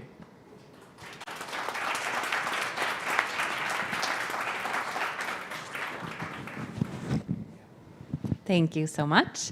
Next, we are going to hear from Jamie Fidel, who is General Counsel and Forest and Wildlife Program Manager for Vermont Natural Resources Council, VNRC. At VNRC, he leads the legal program and the Forest and Wildlife Program, including the Forest Roundtable, which is a quarterly meeting of diverse stakeholders that focuses on forest policy, forest management, and conservation issues here in Vermont.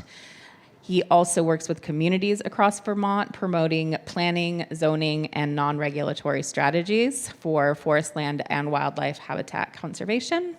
He previously served as Conservation Director of the Aspen Wilderness Group, Project Director of Public Council of the Rockies, and Biological Inventory Coordinator of Pitkin County, Colorado. He has a bachelor's degree in environmental studies with a minor in wildlife biology from University of Vermont School of Natural Resources, and a JD and master's degree in environmental law from Vermont Law School.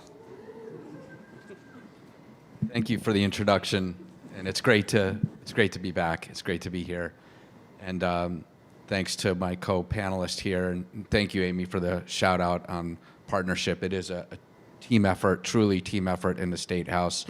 But I do want to note that we are incredibly lucky in Vermont to have a champion like Representative Sheldon, who practices natural resource conservation as a profession and brings a real passion to these issues to the legislature.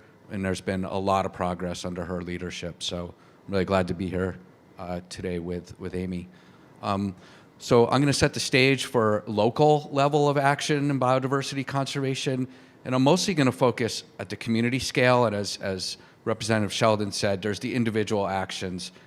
In Vermont, that's really important because 80% of our land is privately owned, And so the landowner decisions are really what's going to drive a lot of biodiversity conservation. The management, stewardship, conservation decisions they make, the backyard habitat opportunities is really important. But I'm going to talk a little bit about like more the community scale. And you know, really, Amy's already set the stage that we have a blueprint, Vermont Conservation Design, and really at the center of that blueprint is maintaining intact, functioning habitat. So forest blocks that are connected, and that we have diverse habitat types that are represented for an ecologically functional landscape. These areas have been mapped by the Agency of Natural Resources. The precursor to Vermont Conservation Design was something called forest or habitat blocks. These were mapped in the state. We have a lot that are represented still in Vermont, so we're really lucky. There's a lot of opportunity still in Vermont to conserve these large habitat blocks, and hopefully we can really rise to the challenge. So this is a slide that's I use in partnership with the Fish and Wildlife Department, created it, and I think maybe it's from the state of Maine, but what it represents is that you have much greater diversity of species when you have larger areas of habitat. And so there's some species that require really large areas of habitat. And then think also the diversity of species truly increases the more that we have larger blocks of intact habitat. So I think many of us are sort of familiar with this conservation biology concept. And here in Vermont, as we've already talked about, we have a blueprint that's been created. So the science is there. This was an intense scientific endeavor, both by the agency and a lot of scientific partners in Vermont. And it's a blueprint for how we keep a functional landscape. And that means not only looking at intact forest blocks, but also surface area, surface water protection, riparian area, riparian connectivity, and terrestrial connectivity. So we have the blueprint. We're really lucky for that. Amy and I are in the same wavelength here. We've both got a recognition here that it's not just conservation design. We've got a lot of good science working, including TNC's resilient landscape work. So what I'm going to highlight here are just some trends very quickly here in Vermont. Threats to biodiversity, there's a lot of different threats to biodiversity. But I'm going to focus on two of the major ones, and that's sort of forest loss and habitat fragmentation. The Forest Service basically gives estimates on how much forest we're losing on an annual basis. Unfortunately, in Vermont now, we're losing forest. We have this incredible success story of forest regeneration over many years, and now we're losing an estimated over 12,000 acres a year. Some people question whether it's this much. It really doesn't matter, because at the end of the day, every estimate or modeling I've seen shows that we're losing acreage, and that's the theme that we have to deal with. We've also created a project at VNRC which essentially takes the data that's collected for property tax purposes. It's called the Grand List data, and it's what we've done is we've crunched it, though, because there's land classifications within that data, and it's another way of looking at our land use trends. And so the good news is that Vermont is still largely represented in large parcels. So over 70% of our landscape is represented in parcels that are 50 acres or larger. So there's still a lot of conservation stewardship opportunity. But what we're seeing is that undeveloped forest land or woodland category is really in decline. And it's being replaced by the residential category. And this is really interesting because in Vermont we have a narrative that we don't have a lot of population growth, which is true. That doesn't mean we don't have subdivisions happening, second home ownership, and residences going in. And so woodland decreased by roughly 20% over a 15-year study period. Some of that was land going into public ownership, but by and large, what we were able to show is a correlation that residential category is replacing undeveloped woodland. So that just means that there's now a house, infrastructure, roads, utility lines, fragmenting features that impact habitat, and depending on how that happens on the landscape really impacts biodiversity. We actually mapped, did a spatial analysis. This was a test project that we did looking at property transfer tax returns, which were a huge spike during COVID. We had a lot of in-migration, a lot of property transfers happening. We looked in Addison County in particular, mapped subdivisions over a 3-year period. 90% of those were in intact forest blocks. So we'd like to think in Vermont that we want to have our development happening in our growth areas, our designated downtowns, our villages, but by and large, and a lot of our research has shown that the driver in residential development is out in our rural intact forests. So there's a lot of different strategies that exist, on a non-regulatory side, at the community level to maintain biodiversity, everything from as diverse as landowners enrolling and not developing their land in the current use program. And as Representative Sheldon mentioned, now there's a category to manage for old forests within that, to conserving your land through an easement, to doing ecological inventories and understanding the biodiversity that exists and doing conservation planning, landowners partnering and thinking about stewarding together and pooling resources and acting in more town forests, public ownership, moving more land into public ownership, supporting intact and diverse forests as a policy and supporting sustainably managed working lands, a lot of attention on ecological forestry now, as mentioned before.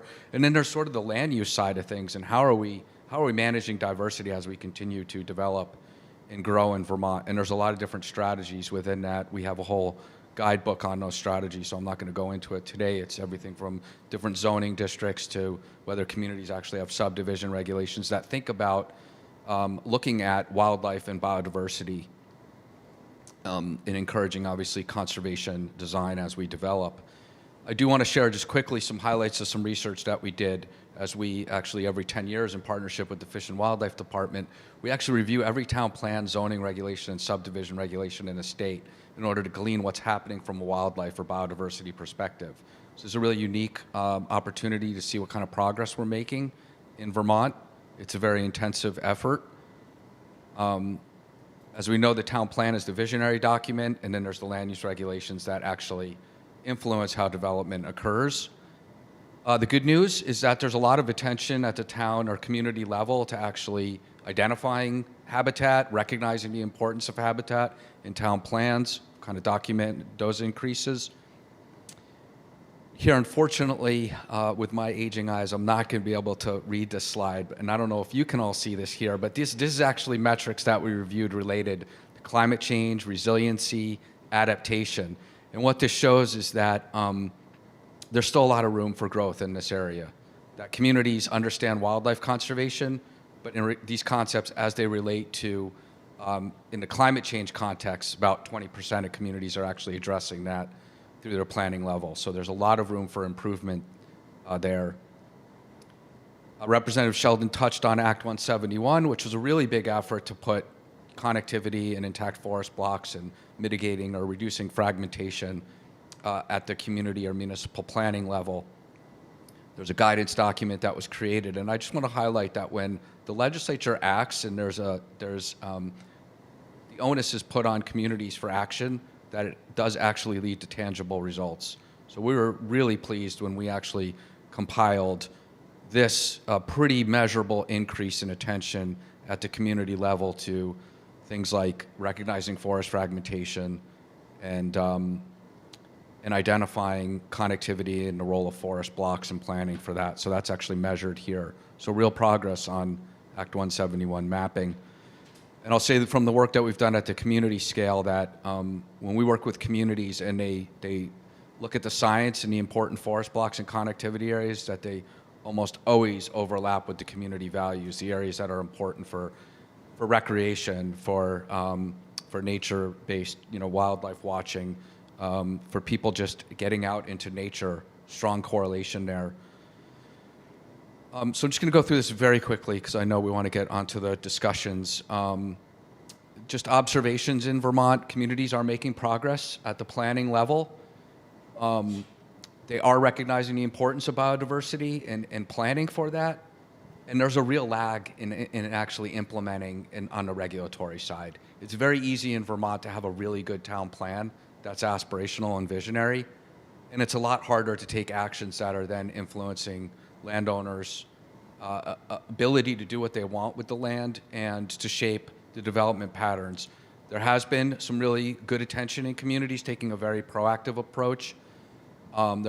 We've measured the effectiveness of certain districts like conservation districts, wildlife districts from a zoning perspective, but communities really need to do a better job of implementing regulations that actually have standards to, let's say, mitigate fragmentation.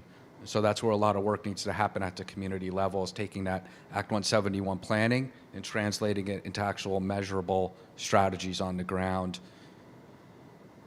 And I'm not going to read these recommendations. I'll just, these are all available in that report that I had up before, the Wildlife Considerations and Community Planning Report. You all can read these recommendations. I just wanted to let you know that there's been a lot of thought put into recommendations, and as Representative Sheldon said, there's a lot of good policies that we have. We now just need to work on implementing them. So these recommendations really talk about building the resources and the funding that's needed to help communities do the planning and implementation that they need to do for biodiversity conservation, help them strengthen their land use approaches, funding to do community scale conservation, technical assistance that's needed, the mapping, continue the scientific research that's out there, providing the basis for that, and then focusing on these statewide efforts such as Act 59. So again, I don't want to just read a number of recommendations. There's been a lot of good thought into kind of what are the strategies that are needed. And there are resources that are available. This is from the Fish and Wildlife Department that they have at the community scale for maintaining biodiversity. And we've developed, here's the Wildlife Considerations and Local Planning Report that I mentioned, and a guidebook that we've created for municipalities to actually conserve wildlife and biodiversity, a suite of strategies that are available. Thank you.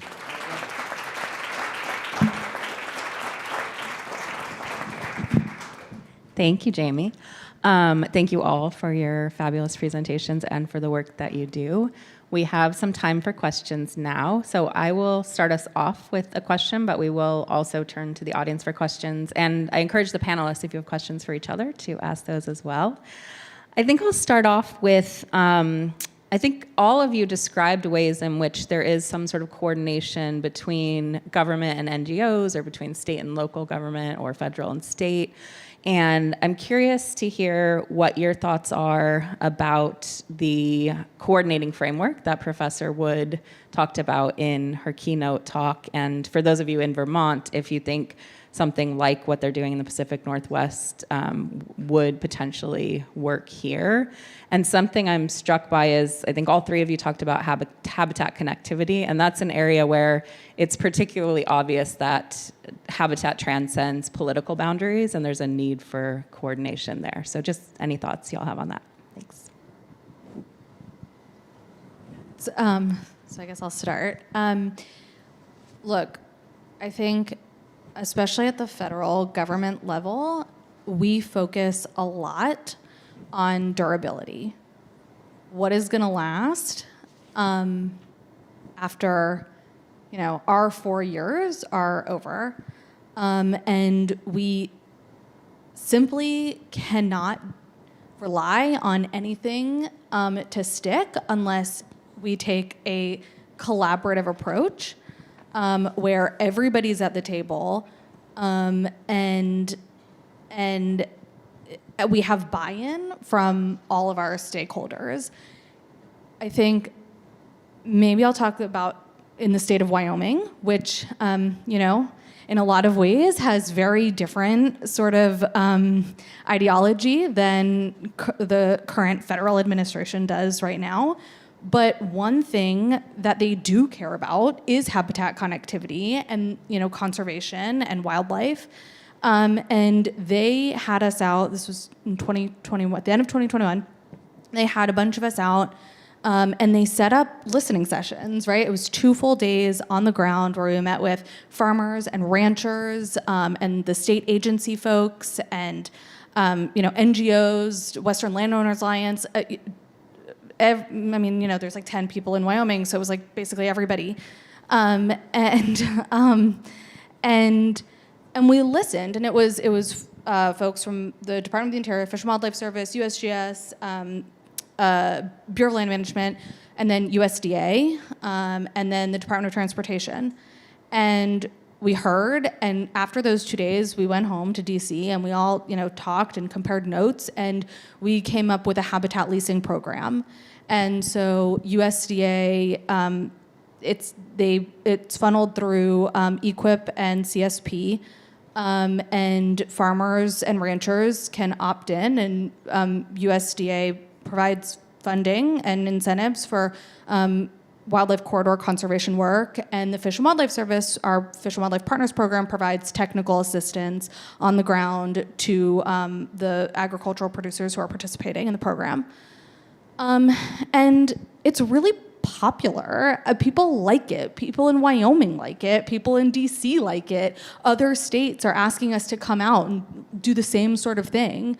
And in Wyoming, it might mean very specific areas for very specific species. But California saw what we did and asked us to come out, and there are more opportunities there. And so, and I think, I'll maybe just say this too, that all of this is sort of couched in Secretarial Order 3362, which is, directs the department to prioritize through a number of different ways wildlife corridors and habitat connectivity in 11 Western states. And it was a Trump administration secretarial order. And it was good.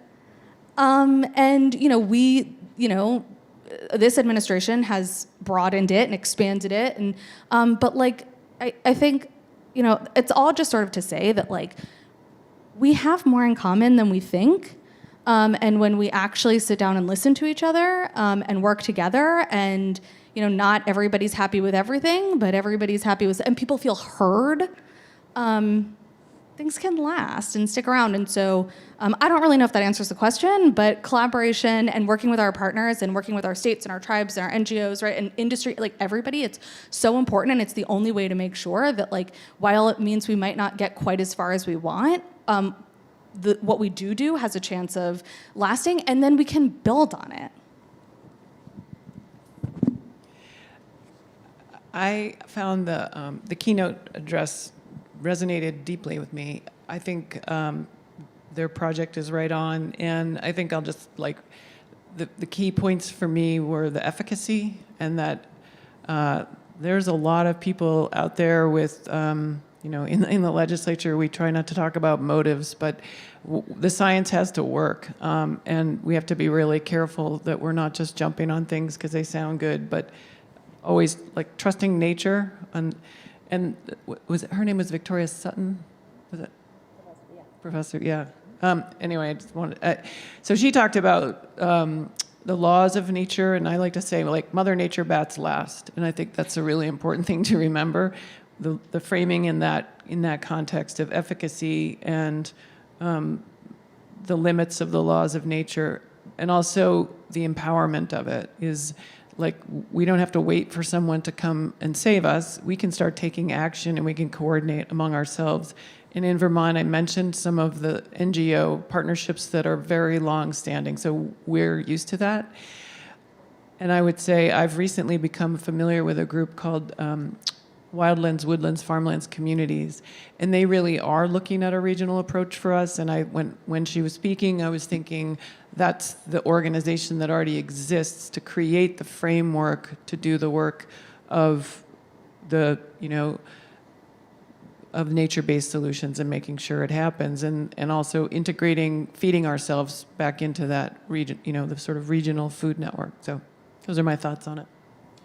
Yeah, I'm glad you mentioned that. I was going to mention that as one example. And so to answer your question, yes, regional coordination can be very powerful.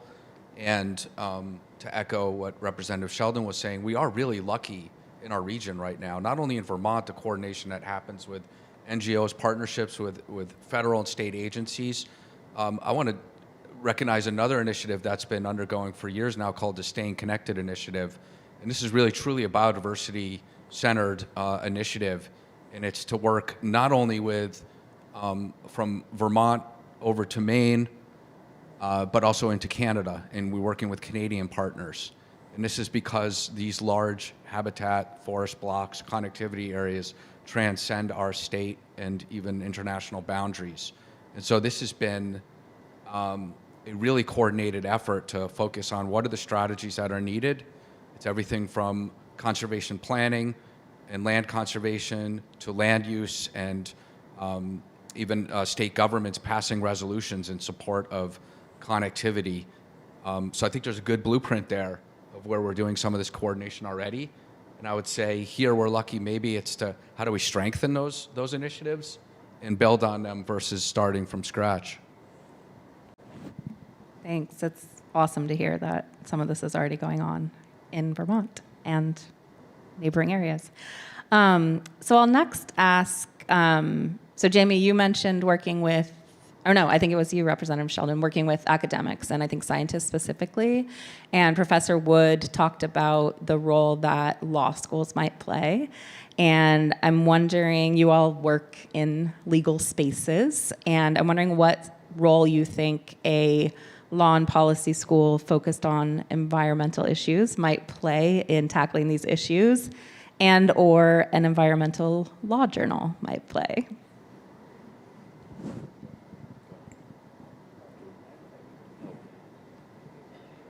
Sure. I think there's a tremendous amount of help that's needed. I mean, I just think about Act 59 and the opportunity that's presented to look at what are the policies or strategies that are needed for us to meet a 50 by 50 goal.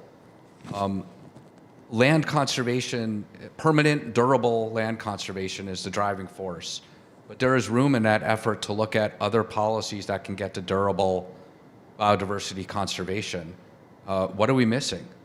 You know, we have a lot of programs in Vermont, but I think there's a lot of effort to look at, is there a model, are there other states, are there other regions that have employed different conservation strategies than what we have here in Vermont? Are there different tax policies or incentives? So I would, say there's a lot of research that could be done on the legal and policy side of what are the leading mechanisms for biodiversity conservation that we may not have.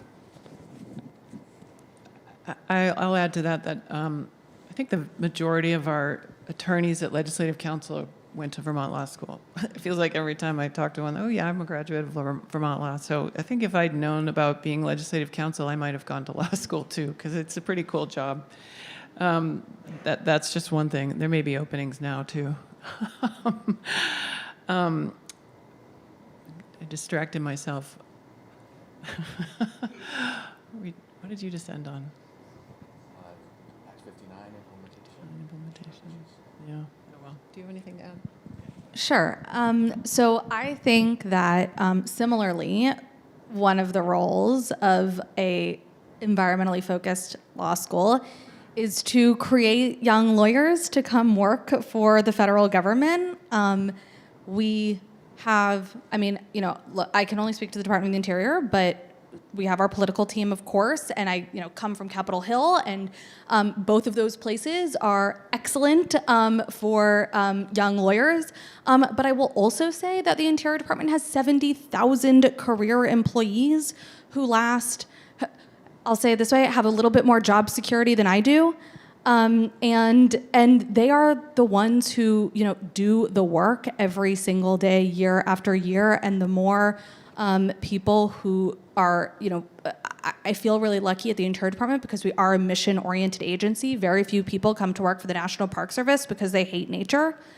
And so, but, the more people who are passionate about this, who care about this, who, want to commit their lives to public service and, do the good work from the inside is, I can't understate the value of a, passionate and committed workforce. So I'll say that. The other thing for a journal is, so I was on a call the other day with a handful of our scientists talking about wildlife corridors and habitat connectivity, actually. And one of them said, hey, you're a lawyer. what do you think of, and pulled up a law review article about ways that we can use Land and Water Conservation Fund money to fund landscape scale restoration in corridors. And as somebody who has written law review articles and assume that they just go into the ether and nobody ever looks at them again, it made my heart so warm. And so I just, journals are, and I was on a journal, and journals are so important, and people really do read them, people really do look at them, and like they inform our work. Like, it was a really good article, and we said collectively, like, all right, when we look at the FY25 budget request, like, let's look at how to incorporate the recommendations in this law review article. So like, they matter, and it doesn't just go into the ether. People do look at them. Thank you. That makes my heart sing also. And I hope you all are listening to that. I'm going to exercise my moderator privilege just to mention a couple things, and then we'll see what questions we have from the audience. So first, because Mackenzie mentioned working for the federal government, I think there's so much good work you can do working for the government, whether it's federal, state, local, and sometimes it gets overlooked. And it's a really powerful position to work from, because if you're litigating, for example, you don't have to worry about standing and spend years of your life litigating that like some of your colleagues will be. Also, because Representative Sheldon mentioned the Legislative Council role, and I believe we have a clinic that allows students to work with Legislative Council. So I encourage folks who are interested to look into that. Do we have questions from the audience?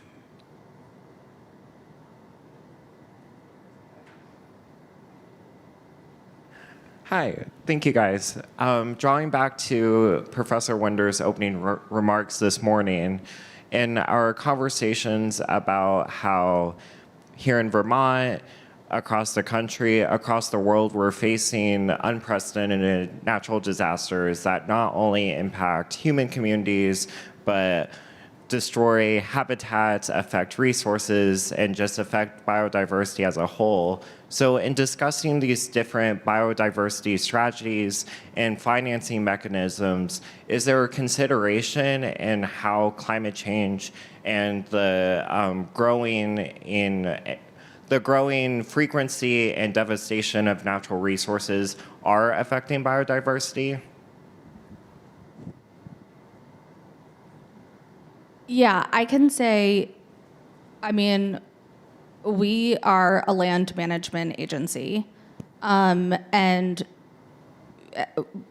under the department is the Fish and Wildlife Service, which is both a land management agency and, it's not a term, but like a biodiversity management agency. And we are seeing rapid ecological transformation on the landscape, and we realized pretty quickly coming in 3 years ago that we really don't have the infrastructure to address it. And so one of the first things we did was so under the Obama administration, there was a staff level climate working group. And when we came back 3 years ago, a lot of the Obama folks came back for the Biden administration, and they said, like, hey, I thought we had this thing. And come to find out that these career level climate working group members had been meeting underground, and the work had not stopped, although it couldn't see the light of day. And so they were ready. I mean, truly the first meeting we had, like, they knew exactly what they wanted to do, exactly what the priorities are, and it is exactly that, right? Like, how is these natural disasters, how is the change on the landscape affecting the way that we make land management decisions so that we can protect our natural resources and our wildlife and our biodiversity? And so we just issued 4 departmental manual chapters that will help land managers make decisions on the ground and will mean that they will incorporate climate change into their planning and decision making. And it is like absolutely wild to say that like they didn't have to do that before, right? That like they could just like make decisions based on what has happened in the past and not what we know is going to happen in the future. But that's how it was. And so We are now working on implementation. All of the bureaus, all of the departmental bureaus are going to be working on step-down guidance and are going to be incorporating the policies of the DM chapters into their handbooks and their planning policies. And so absolutely yes, and it is not easy, and we are having to figure out how to communicate all of this down to the workforce. And we are developing training materials and videos and all sorts of things. It is a little bit like turning a cruise ship, but we're working on it.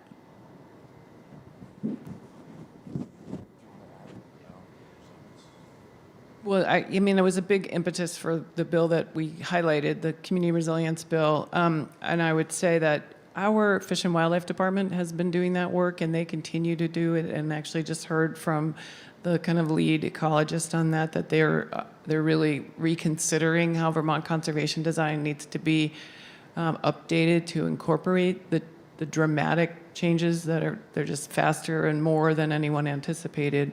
But we also have kind of upcoming in our committee, we'll be looking at a river corridor legislation that will, again, focus on human community resilience by keeping the built environment, moving it out of the river corridors or preventing further encroachment into them, keeping the landscape connected for wildlife. Additionally, our post-tropical storm Irene, our Fish and Wildlife Department and our transportation agency work much more closely together now. And there was a big washout in Middlebury, that's where I'm from, on Vermont 116. And at one point I was checking in with Secretary Moore, and I have to say I was kind of like, what is the holdup on that culvert on 116? Why is the highway closed it was closed the whole summer after the July flooding. And the good news was because they were properly sizing a culvert, not just for flood capacity, but for wildlife passage. So we sort of luckily have a government that a little bit like what was McKinsey just described, but folks are they're very aware, they care a lot, and they're trying to make it happen in there as we evolve and respond. Do you want to add anything? Yeah, I think that, Representative Sheldon just hit on a lot of the points I was going to mention. There's a lot of work on getting culverts the right size, for example, and that was after, Irene. And there's going to be attention on, we need to look at wetlands policy and riparian areas. And I would just say that I think, for a long time here, we've been operating on this notion that we have to keep our forest intact, that's going to actually play a huge resilience role and actually mitigate flooding. And I think that there's just more justification for that now as we're seeing these events happening, whereas before it was more habitat driven. I think it's now a much more comprehensive discussion about the importance of keeping these areas undeveloped if we can, both for the resilience and for the biodiversity benefits. Y'all have teed up our next presentation on culverts brilliantly. Do we have another question from the audience?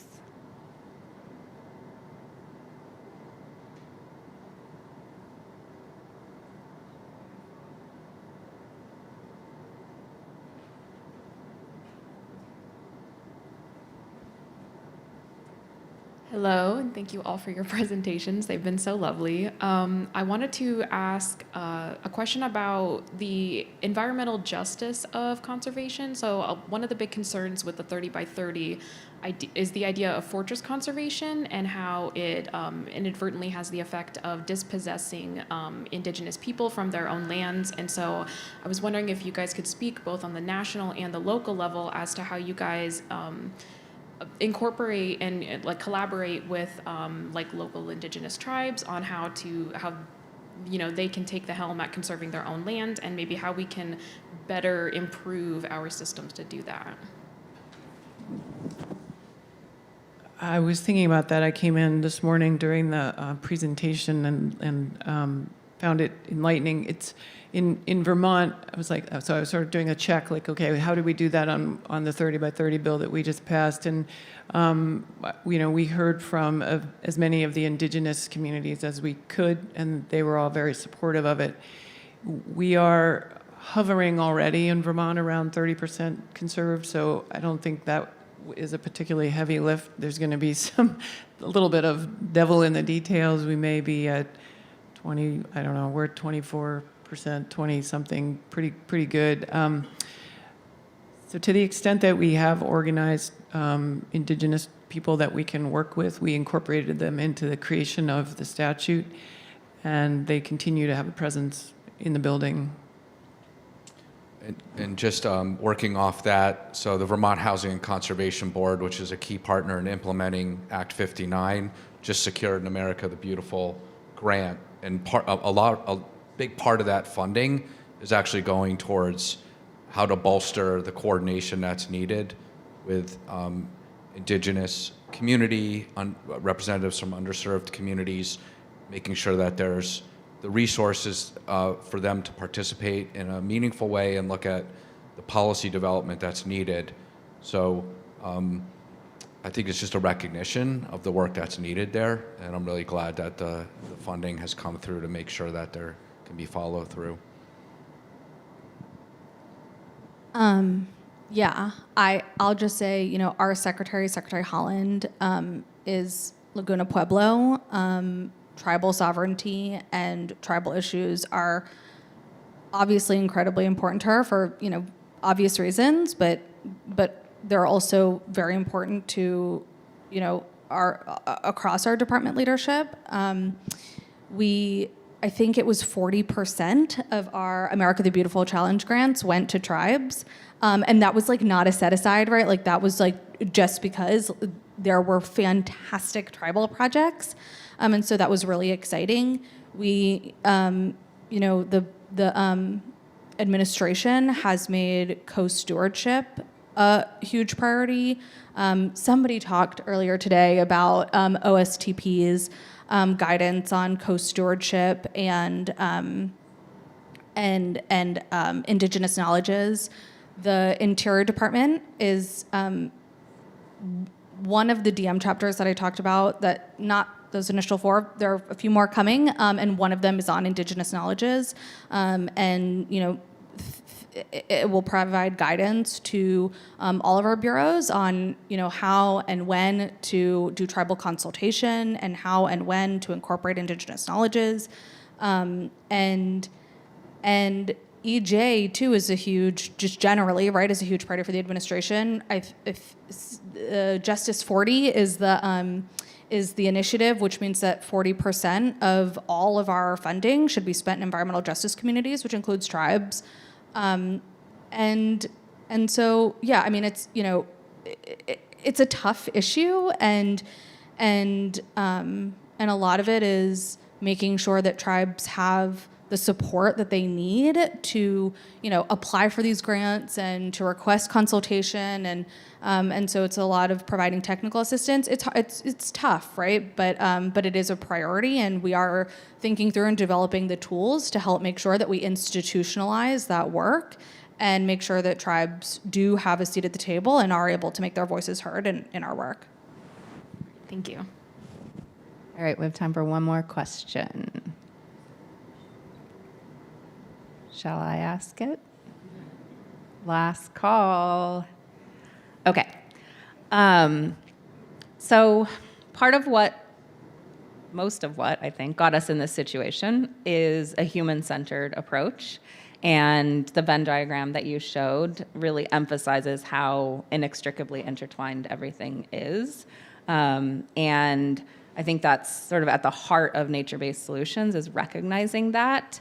But there also have been some concerns about greenwashing, and I think there's always some risk that we're going to overemphasize the human interests and that we're going to use nature to serve humans. And I'm wondering if you'll have thoughts on what we can do to really make sure that nature and biodiversity continue to stay centered. I guess I'll just quickly go back to the slide that I showed, because I think, you know, we're really lucky in Vermont. We do have an opportunity here where we still have a lot of nature represented where there's opportunity.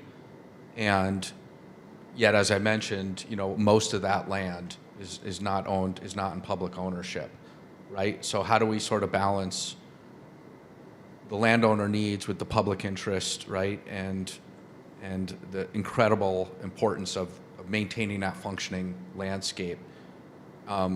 So I think your point is really well taken, and I think that I think about sort of the floor debate that happened in the House in passing Act 59, where there was, sort of this inherent debate was almost like playing out as how much is conservation to kind of service, human needs versus the inherent biological need that we have for this. And I guess I will just say that, seeing what a strong vote came out, that I think that there's a real desire through this process to try and get it right. And we'll see, it's a lot to ask. So it's a good question, a tough question. I'll say that was the kind of the point of it, was to make sure biodiversity stays front and center, and to make sure that people are really in tune with and aware of our interconnectedness. And one of the speakers earlier talked about the conflicts on Indigenous people's lands with the mining issue, and I was struck because in my now new role as the energy chair also, and we're looking to update the renewable energy standard. And I think it's really important as Americans, as citizens of the United States, I should say, to recognize that we use an inordinate amount of the world's resources, and that we are now currently trying to maintain a lifestyle that includes that.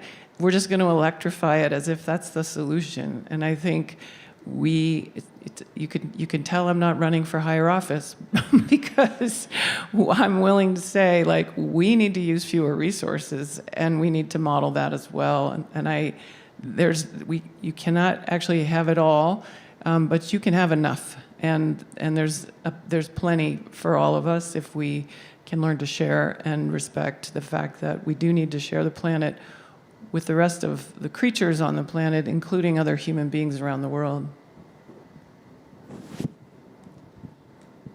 I think for us, it is easier or harder depending on the bureau that you're talking about, right? I mean, like the Fish and Wildlife Service, the mission of the Fish and Wildlife Service is to protect and conserve wildlife. The Bureau of Land Management has a multiple use mission. They have to manage their lands for multiple uses and sustain yield. So it is complicated because we have to follow the laws and the statutes, and we don't, fortunately or unfortunately, get to make them up on our own. But I think what is critical is remembering that it's all interconnected, right? Like, healthy ecosystems make for healthy communities, and robust biodiversity makes for healthy economies. Our natural parks and our wildlife, there are huge economic drivers in places like Wyoming and Montana and California, right, everywhere. And so what I think, for the federal government is to remember that what is good for biodiversity is good for people. And so, we work for the American people. And so if biodiversity is important to the American people, like, it is important to the federal government. The American people are our bosses, work for taxpayer dollars. So, Thanks. Please join me in thanking our amazing panel.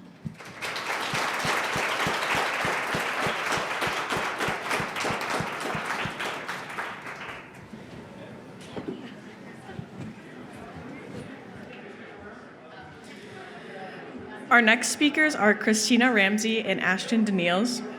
Christina and Ashton are both second-year dual degree students here at VLGS. Christina is pursuing both a JD and a Master's of Climate and Environmental Policy, while Ashton is pursuing a JD and a Master's of Environmental Law and Policy. They will be presenting their project titled How Municipalities Can Utilize Nature-Based Solutions for Flood Resilience. Please give a warm welcome to Christina and Ashton.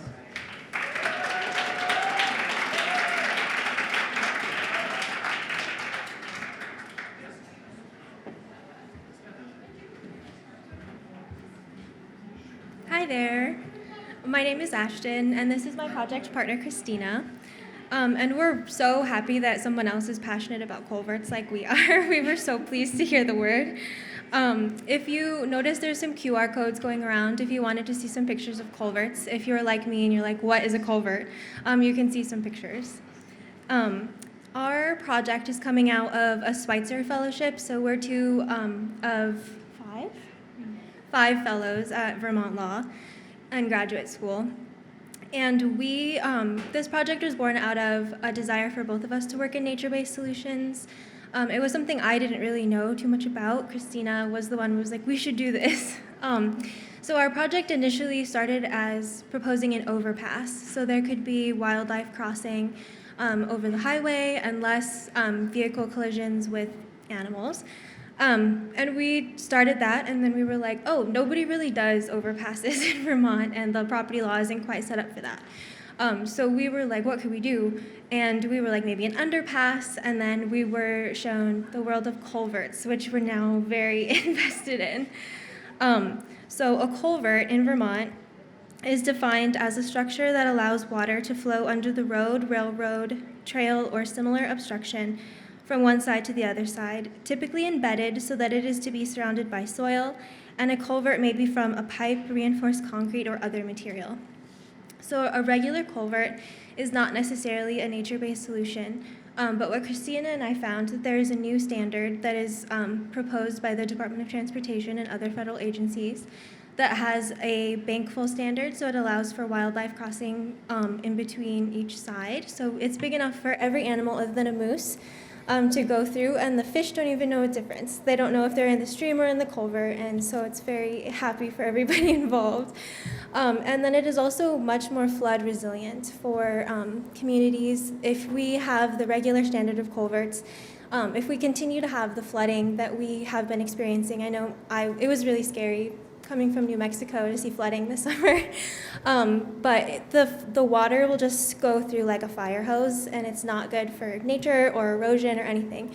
So these newer standards are a nature-based solution because it is more of a proactive solution for flood resiliency, and then also allows for the fish and the animals to be much happier. Let's see. So some of the other issues with the older standard of culverts is it leads to collapsed bridges and roads, increased localized flooding, and the water just goes through at such a high velocity that you're constantly replacing them, just costing the state more money, which nobody wants. So the best practices are, the aspiration is that culverts are flood resilient and fish friendly. Flood resiliency means culverts are able to pass water, sediment, and debris at high flow, and the culvert and land around it is not damaged during this flooding event. And our community partner for this project has been White River Partnership, and they're who we have to credit all of our pictures to. They're an amazing nonprofit that works around the White River, and you should totally check them out. You can do river cleanups with them and support them. But I'll hand it over to Christina.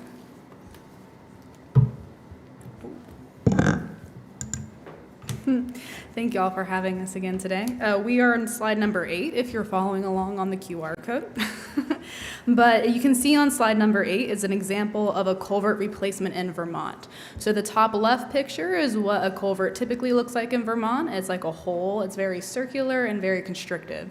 The top right is what it would look like after the replacement, where it's a lot wider base. Animals, like Ashton said, can go through on either side. There's land, so it also allows the river and the streams to move as water does. The picture underneath them all is after the July 2023 floods. So a lot of the older culverts that are constrictive either get blown out or have high erosive properties. But if you can see at the lower picture, that culvert is still just chilling just fine. So. The benefits of the new standard is that it decreases the amounts of erosion, it decreases the amount of animal vehicle collisions, it decreases the percentage of road floodings, culverts failing, and property damage, and it increases the passage for aquatic organisms. So ideally, the fish never know when they are in a culvert, they just think they're in a shady spot, versus in the culverts now, as you can tell, they would probably either get blown out. It's very stressful for the fish. This way, it facilitates them coming and going. And then the next slide is just current and past projects of the White River Partnership. They are an amazing community partner, and they've been doing these culvert replacements for the last 10, 11 years minimum. Highly suggest looking into them if you guys are interested in seeing more of how culverts are nature-based solutions within Vermont. Just an update for our Schweitzer project. If you are interested in hearing how this is going and what's going to happen afterwards, Ashton and I are currently working on a culverts resource database to help assist municipalities in implementing this new nature-based solution.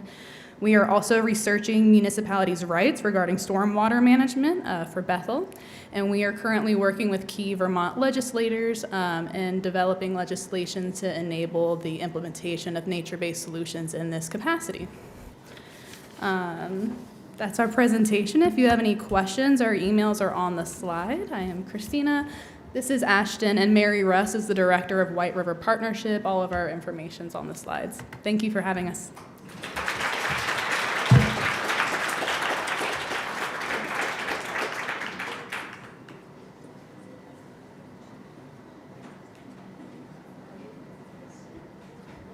Okay, looks like we are on schedule for the first time today, so we're going to take a 5-minute break and reconvene at 3:30 for the final panel. I have the privilege today of introducing our final panel, the Blue Carbon panel, and our moderator, Professor Emeritus Patrick Parento, who I'm sure everybody here knows, but he is a senior fellow for climate policy in the Environmental Law Center here at VLGS. He previously served as the director of the Environmental Law Center here, and he was the founding director of VLGS's Environmental Advocacy Clinic back in 2004, which I am now a clinician in. Professor Parento has been involved in drafting, litigating, implementing, teaching, and writing about environmental law and policy for over 3 decades. Professor Parento is a Fulbright U.S. scholar and a fellow in the American College of Environmental Lawyers. In 2005, he received the National Wildlife Federation's Conservation Achievement Award in recognition of his contributions to wildlife conservation and environmental education. In 2016, he received the Carrie Rydberg Award for Excellence in Public Interest Environmental Law. I will go ahead and let him take it from here. Thanks. Hey, thanks for sticking with us. You're not going to be disappointed. We're going to leave terra firma, okay? We're going to go where most of people don't live at all. 70% of the earth is oceans, right? So we're going to be talking about blue carbon. Very cool stuff. And with us are 3 of the most outstanding scholars, advocates, practitioners, activists in the realm of conservation of blue carbon ecosystems. One of our panelists, Mark Ram, unfortunately couldn't be with us, but we have with us today Adam Orford, Simi Payne via remote, and Anastasia Telesetsky. And I'm going to tell you a little bit about each one of them, and then turn it over to them to wow you with some presentations and plenty of time for Q&A. We have 75 minutes. We may not need it all. Adam comes to us from the University of Georgia, go Dogs, and has the distinction of holding multiple degrees. He has his JD from Columbia, his Master's of Public Policy, and PhD from University of California, Berkeley. He's done a stint in private practice. He's done some litigation. He's done an awful lot of international travel. He speaks Italian. And he has the ability to integrate law and science, which in the context of dealing with the twin crises of the 21st century, namely climate disruption and biodiversity loss, comes in very handy. Adam's going to start us off by giving us an overview of what blue carbon is, where it is, why it matters, and what are the emerging legal regimes that are dealing with its fate and conservation. With us from New Jersey, I take it? Simi? Simi Payne is the Associate Professor of Law at Rutgers University. She's chair of the Ocean Law Specialist Group with the International Union for the Conservation of Nature, IUCN. She has her JD from Berkeley and her master's from the Fletcher School of Law and Diplomacy down the road at Tufts. She is the lead in the submissions before the International Tribunal on the Law of the Sea for the specialist group, requesting, and this is the Commission of Small Island States have requested an advisory opinion from this International Tribunal on the effects of climate disruption on the oceans and marine environment and what to do about it. She has also been very instrumental in the landmark passage of the High Seas Treaty this past June, and she's going to tell us about that, as well as whatever else is on her mind, because whatever is on her mind is going to be very important for us to understand. And then Anastasia is in the cleanup spot. She is a professor of law at Cal Poly, California Polytechnical University at San Luis Obispo. Thank God it's Cal Poly for short. She's with the Department of Natural Resources and Environmental Studies. She has her JD from Berkeley, her LLM from the University of British Columbia in Canada. She's a world traveler. She's been in the Philippines, Germany, New Zealand, and probably many other places. Her current research focus is on ocean governance, fisheries law, and ecological restoration. She's also into disasters, which seems to be a growth industry these days. And she's going to be talking to us about nature-based solutions as one way to counter the trend of all of these disasters that we're dealing with. So, without further ado, then, Adam, let me turn it over to you. Our panelists would prefer to stand and deliver, so that's what they'll do.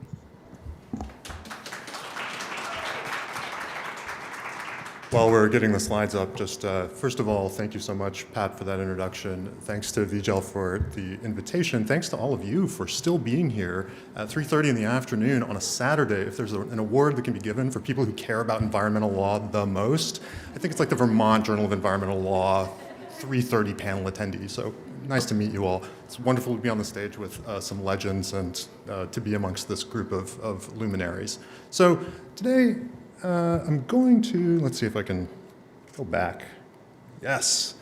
I'm going to be talking to you a little bit about blue carbon to introduce the topic, to try to explain a little bit about what it is, and because this is a law school, ask the question, what is blue carbon law? What are we talking about? To get there, I get to then sort of talk a bit about the marine carbon cycle and our interventions into it and the rules that govern that, and then probably the most important thing, the rules for developing marketable carbon credits for coastal and then deep carbon, blue carbon projects, all of which is controversial and should be controversial. So don't mistake my telling you for all of this for agreeing with all of it, but I think we have to at least set a baseline and then we can talk more. I'm trying. Next slide. Nope. Cool. I see me, I can see you.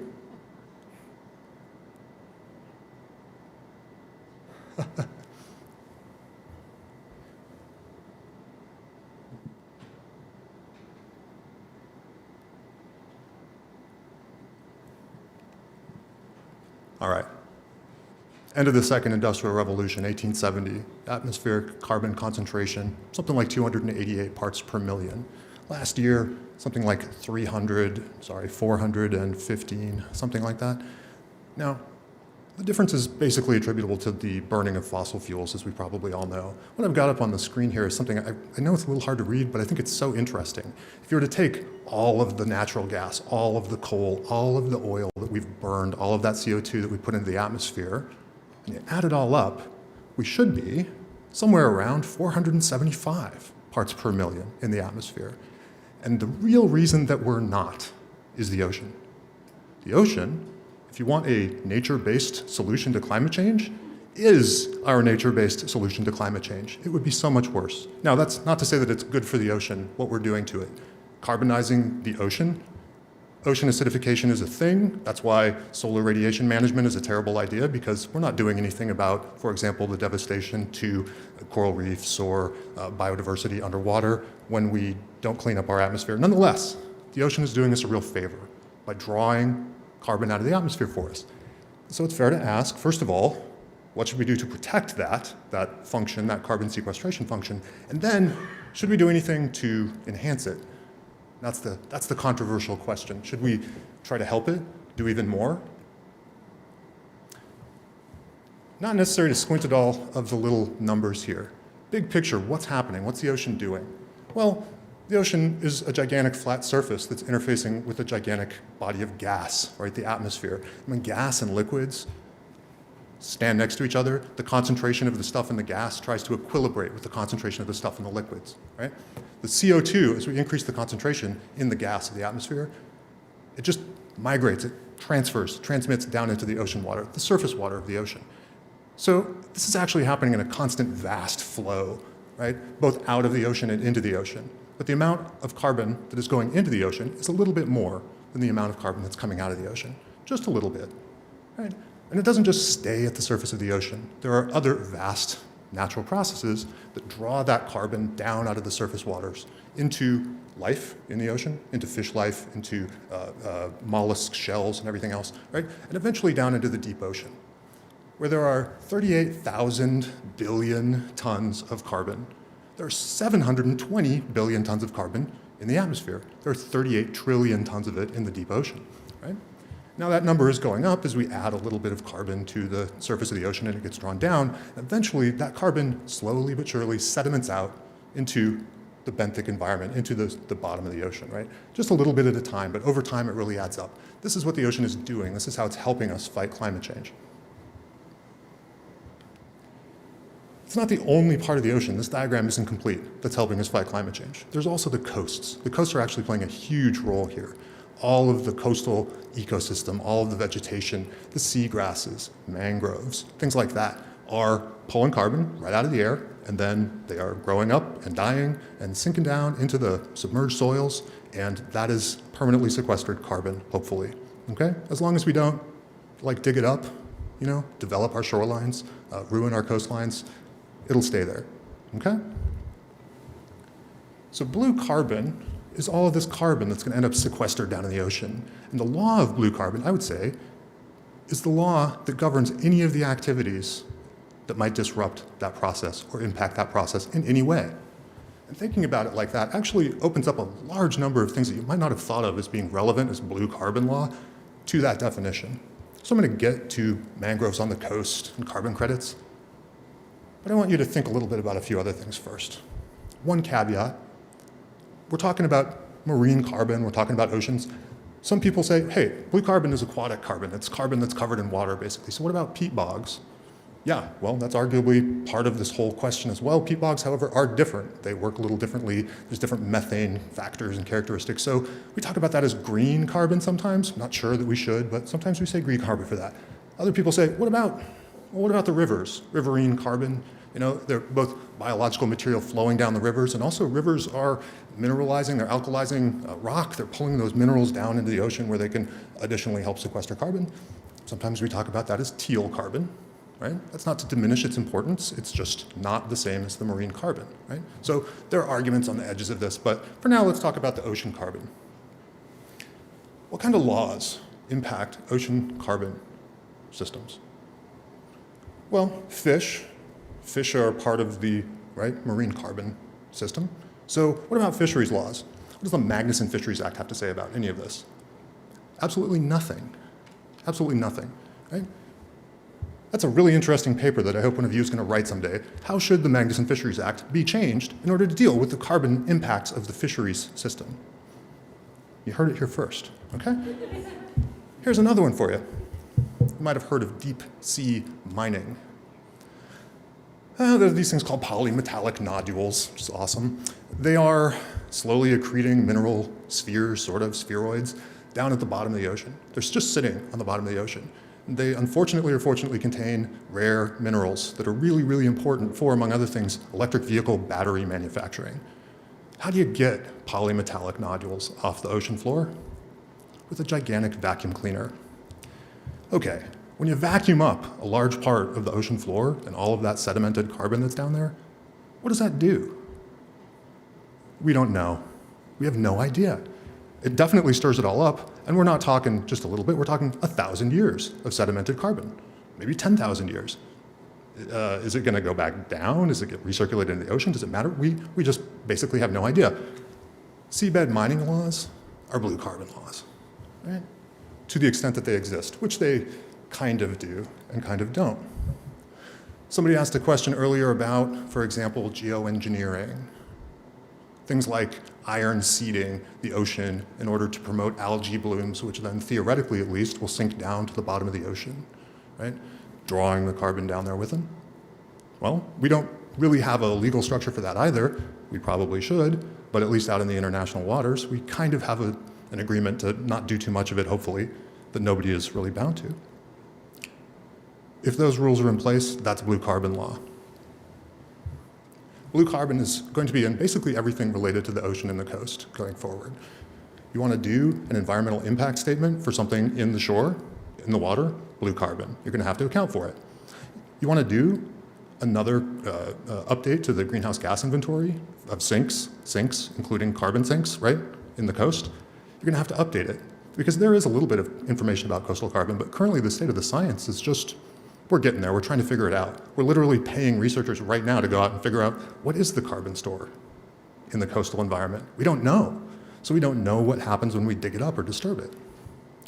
If you want to do a natural resource damages assessment after an oil spill, how do you know what the value of the sequestered carbon was if you didn't inventory it in the first place? You're going to have to think about that as well, right? And finally, if you want to do any kind of mitigation of wetlands that have been destroyed under, for example, the Section 404 program to the extent it still exists, then you're going to have to account for the carbon value as well going forward if you want to talk about mitigating the services of the wetlands that are being replaced, hopefully.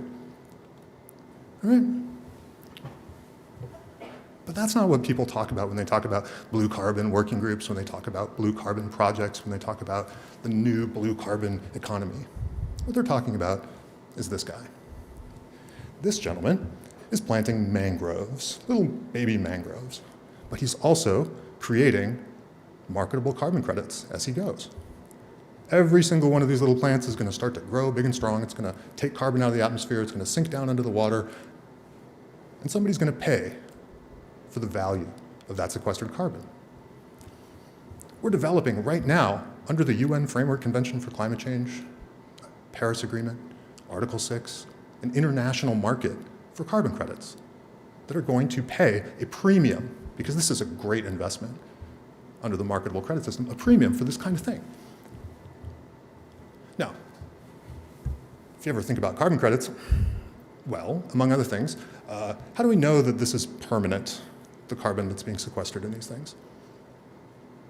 Well, somebody promised that it would be. That's good. Okay, where are these things planted? In the ocean, you said? What's happening to the ocean because of climate change? Sea level is rising. Where's the coast going? It's moving around. Is this habitat going to be the same as the mangrove habitat 50 years from now? Don't know. What if this submerged land, the tenure, the ownership of that land is contested? What if we don't know, for example, in the southeastern states where it's a little confusing sometimes who owns what? Who gets the benefit of this carbon credit? Who has the right to develop these credits? What if we have interests in, for example, native tribes, right? Folks who actually live on the land, who would like to be involved in the management and perhaps receive some of the benefit? What if they're completely divested from that land? What if the state of Texas gets involved in developing these awesome mangrove forests in order to generate additional revenue for itself while it continues to sell oil on the international market? That's exactly what's going to be happening. You all should know about it. You should understand that this system is the future because it's got all the money in it, right? So what to do about that? Well, it turns out that the rules that are going to be developed for blue carbon projects are going to be based on actually very familiar ideas, right? Because all of this already got talked through 30 years ago with the Kyoto Protocol Clean Development Mechanism, right? With the forestry, agricultural forestry and land use rules, deforestation, reforestation, afforestation, all of that has been fought about. If you've heard about the RED Plus program, reducing emissions through deforestation, forest degradation, and other things, yeah, if you've heard any of the scandals recently in the news, anybody heard about, ooh, carbon credits, the RED Plus carbon, those weren't real, we found out, you know, at least according to The Atlantic or The Guardian, which kind of have an interest in exposing these things. Okay, those are the same rules that we're going to be using to develop our carbon credits, all right? Developed by the same organizations, paid for by the same people. How do we feel about that? Possibly uncertain, right? So if you want to know about what are the rules, what's the law of blue carbon credits, it's actually things like this methodology document, VM0033 by Vera, formerly VCSA, a methodology for tidal wetland and seagrass restoration. Now this has been used already to develop marketable credit projects all over the world, and the very first one of them has now been proposed and is under development in the United States, in Virginia. And it's pretty cool. The Nature Conservancy is doing a seagrass restoration, and that's great. That's great. Except that everybody is looking at this and saying, okay, how can we get our money out of this? Can we commodify our carbon resources and sell it? Should we? There's a reason that Texas and Alaska and Louisiana are at the forefront of that question and saying, yes, we would love to do that. We would really like to get extra revenue for our coastal restoration. And it's difficult because folks who do this for a living like the idea of money for coastal restoration, as they should. But you have to be careful. You have to look at it more closely and ask yourself, what is this money being paid for? Is this the right use of these funds? Are we competing with Bangladesh for carbon credits now? Is that what we're doing? What's happening? And basically the state of the art right now, this was published last year, is a system of principles that are, and guidance, that are under discussion for how to do this as well as possible. The high quality blue carbon principles and guidance that you see on the screen there. And really, all that is saying is things like permanence gotta mean permanent. We gotta think about equity, right? We gotta make sure that the benefits of these things flow to people who actually should get them, and that they're not just captured by state governments as part of the general revenue stream, and so on and so forth. So if you're interested in what's the law of blue carbon, I think that what you want to do is start here. You want to start looking at what are the rules for the generation and trading of credits for blue carbon projects. And to the extent that you don't like what you see, how do I fight to make them just a little bit better? And that's what I got. So thank you very much. My email address is up there on the screen. And like Pat said, go dogs.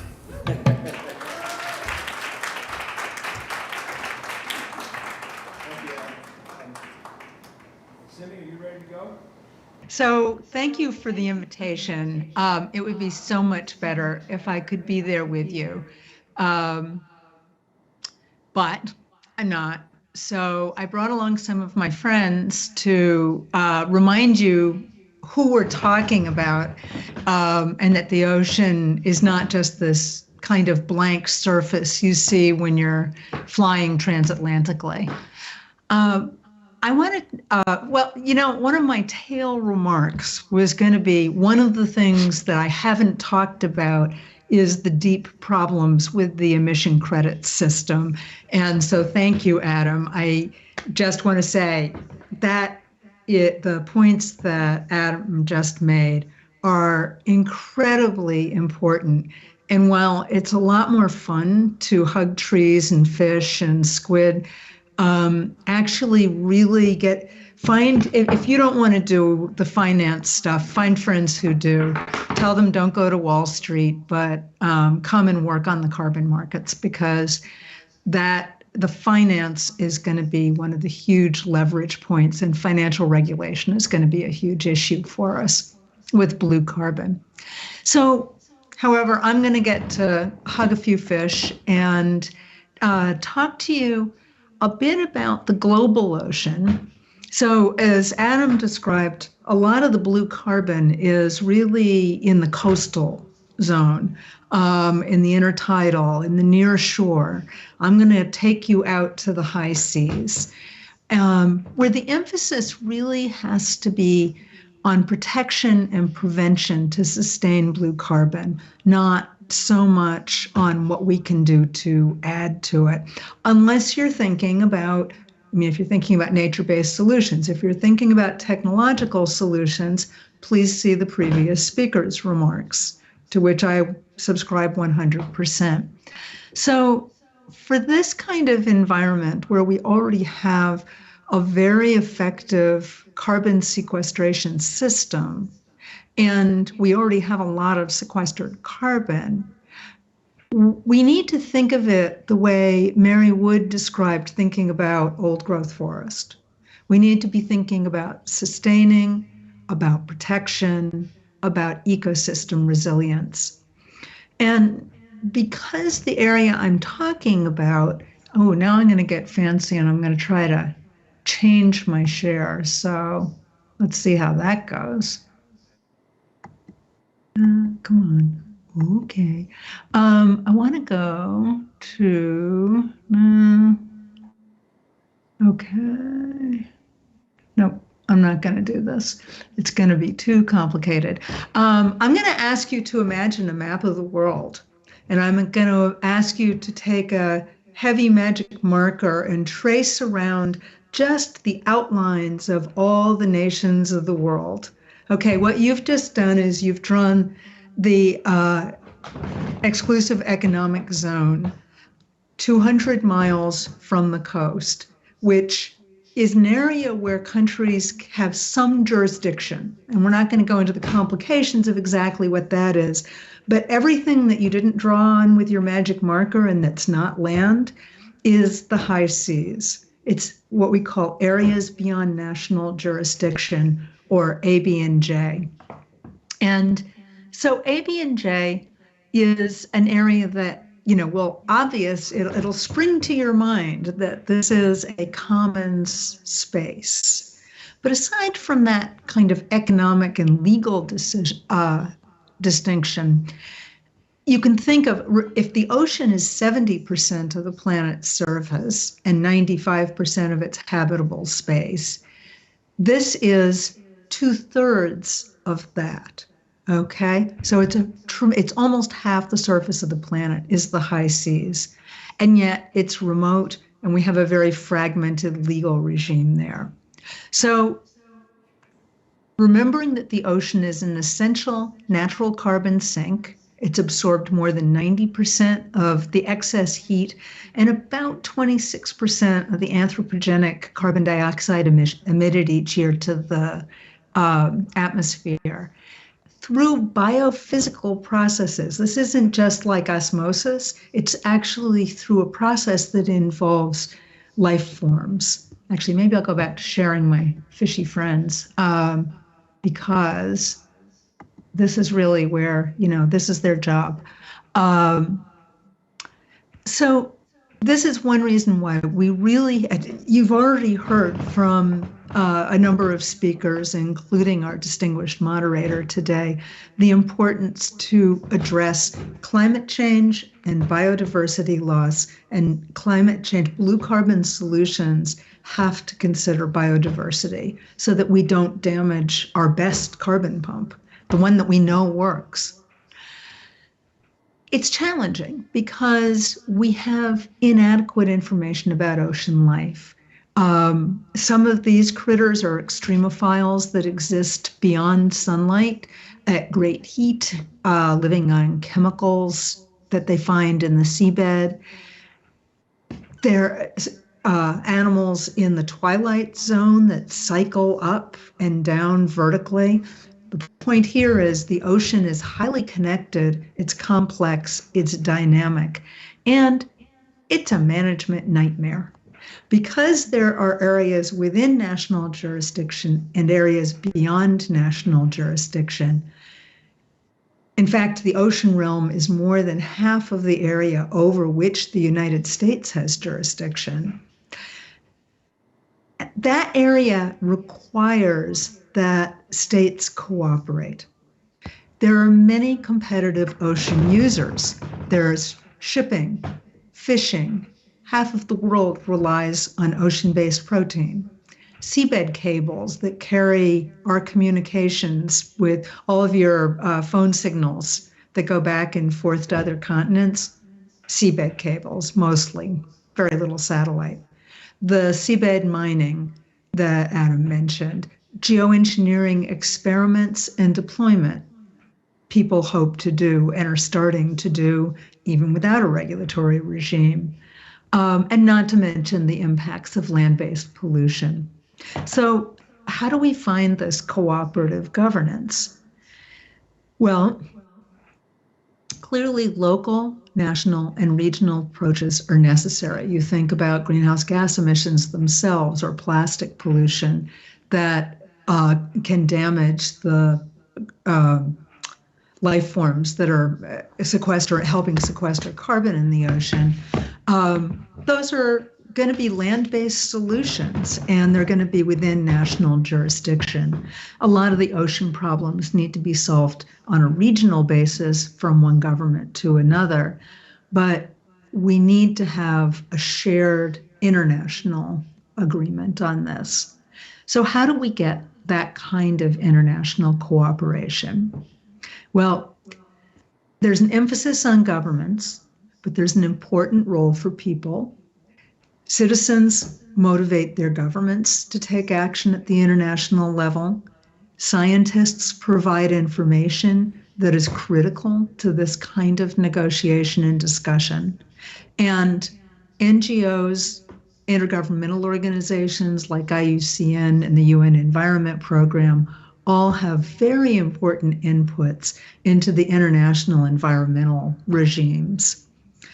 The 1982 Law of the Sea Convention is the core document, the core instrument that's going to be helping us to regulate these areas.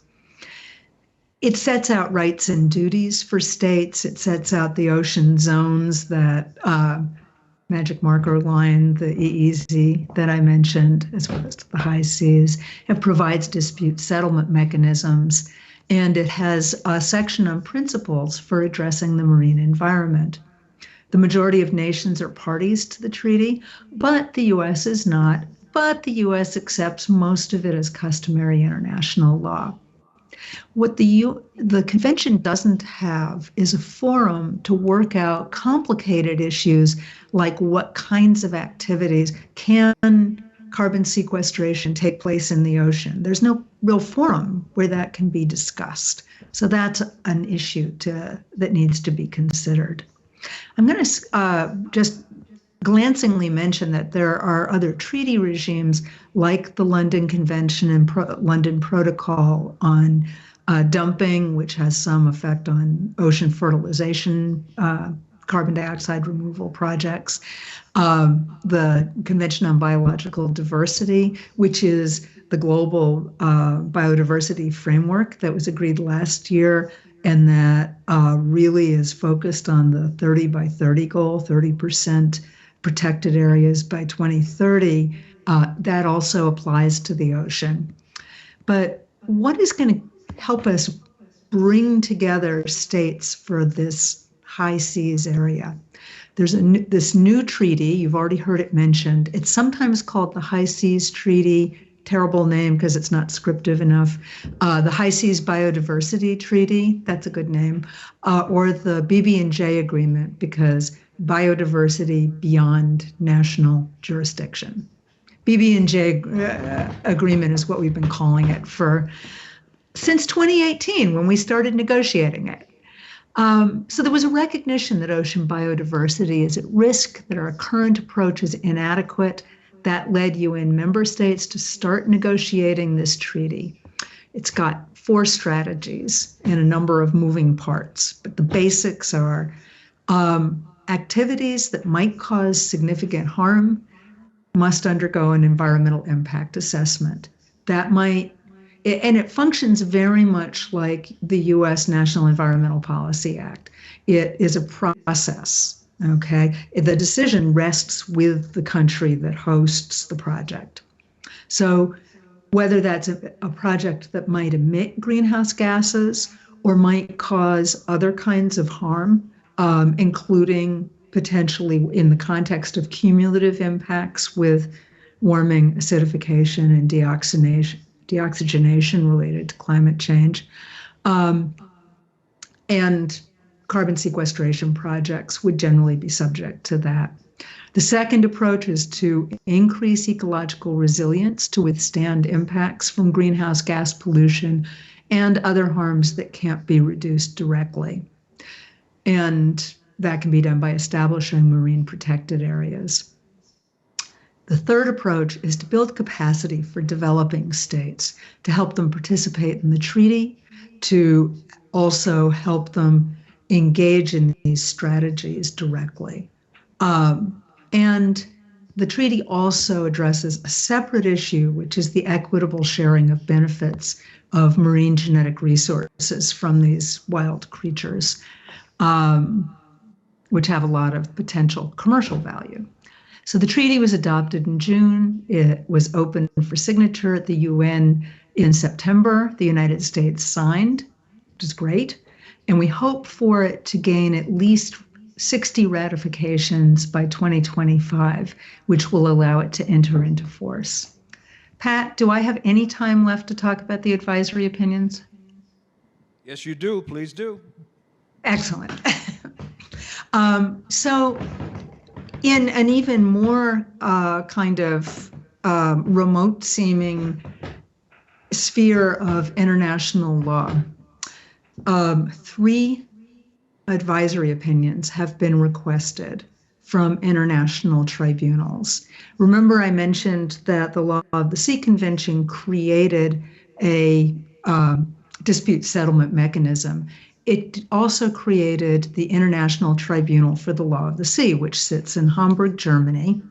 And the Commission of Small Island States. So the interesting thing about these advisory opinions is that 2 of them were motivated by small island developing states, essentially states that have nothing to lose by maybe going up against and butting heads with the big economic powers who are often providing foreign aid and things they depend on. Facing sea level rise and other existential threats, it's like, we might as well see what we can give them a shove through these international courts. So the Commission of Small Island States was established at the 26th Conference of the Parties of the UN Framework Convention on Climate Change. And it began as a bilateral agreement between 2 of these states. It now has 8 states who are parties. It's a vehicle for these states facing existential threats. And it ended up so that we had written submissions were in last spring to the tribunal to respond to 2 questions that were posed, and then there were oral proceedings in September. The 2 questions are, what are the specific obligations of states parties to the Law of the Sea Convention, including under the environmental part 12? First, to prevent, reduce, and control pollution of the marine environment in relation to the deleterious effects that result or are likely to result from climate change, including through ocean warming and sea level rise and ocean acidification, which are caused by anthropogenic greenhouse gas emissions into the atmosphere. And the second question is broader. It's, what are the obligations under the convention to protect and preserve the marine environment in relation to climate change impacts, including ocean warming and sea level rise and ocean acidification? So what you see with the submissions, the tribunal is not expected to issue an opinion until March. But if you go to the website, it's itlos.org, itlos.org, you can find the case file. You can watch the arguments. There were 2 weeks of arguments with 34 states participating. Actually, 32 states participated in the oral arguments. 34 made written submissions. International organizations, including IUCN. So you can see, if you're interested in international litigation, you can see amazing oral arguments. And you can also see what that many states thought were the answers to these questions, which is quite important, right? And there were some interesting things. One was that states converged on 1.5. It was like 2 degrees. No one thought that was the standard that we were dealing with, which, this is a low bar, right? But it's a good thing that was the approach. There was also, we weren't sure if states would agree that greenhouse gases, which are primarily emitted on land, would be covered by the Law of the Sea Convention. And there was general agreement that they were. So there's a couple of, headline points there that are quite relevant. Many states talked about the relevance of the Paris Agreement to the interpretation of the Law of the Sea Convention. So this could be this advisory opinion could be important in framing international law obligations for many states and even for the United States, given the political context. So another one of the opinions was sought from the Inter-American Court of Human Rights, which sits in Costa Rica. It's part of the Inter-American human rights system. The United States is not a party, but Mesoamerica, South American states are and take it quite seriously. It will be a source of, they have a very complicated set of questions, and I'm not going to try to represent those here. But there'll be very interesting statements on human rights there. And that has not come out yet. They still haven't submitted their written statements. They were deferred till December. They'll be due in December. And then the International Court of Justice, the World Court that sits in The Hague, also has questions. This is Vanuatu, pushed by students to step out and try to get the General Assembly of the United Nations to agree to request an advisory opinion, and they were successful.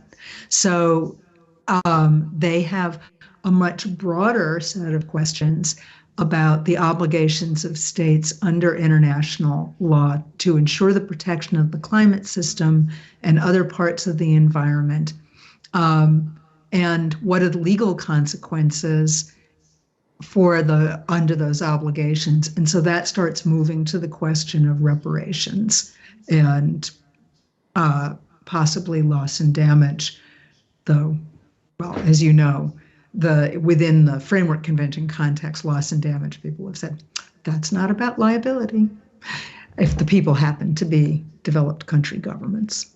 So I think I've probably been talking for a long time, and I should probably end there and then leave some time to hear from Anastasia, and who I'm eager to hear, and your questions and discussion. So thank you.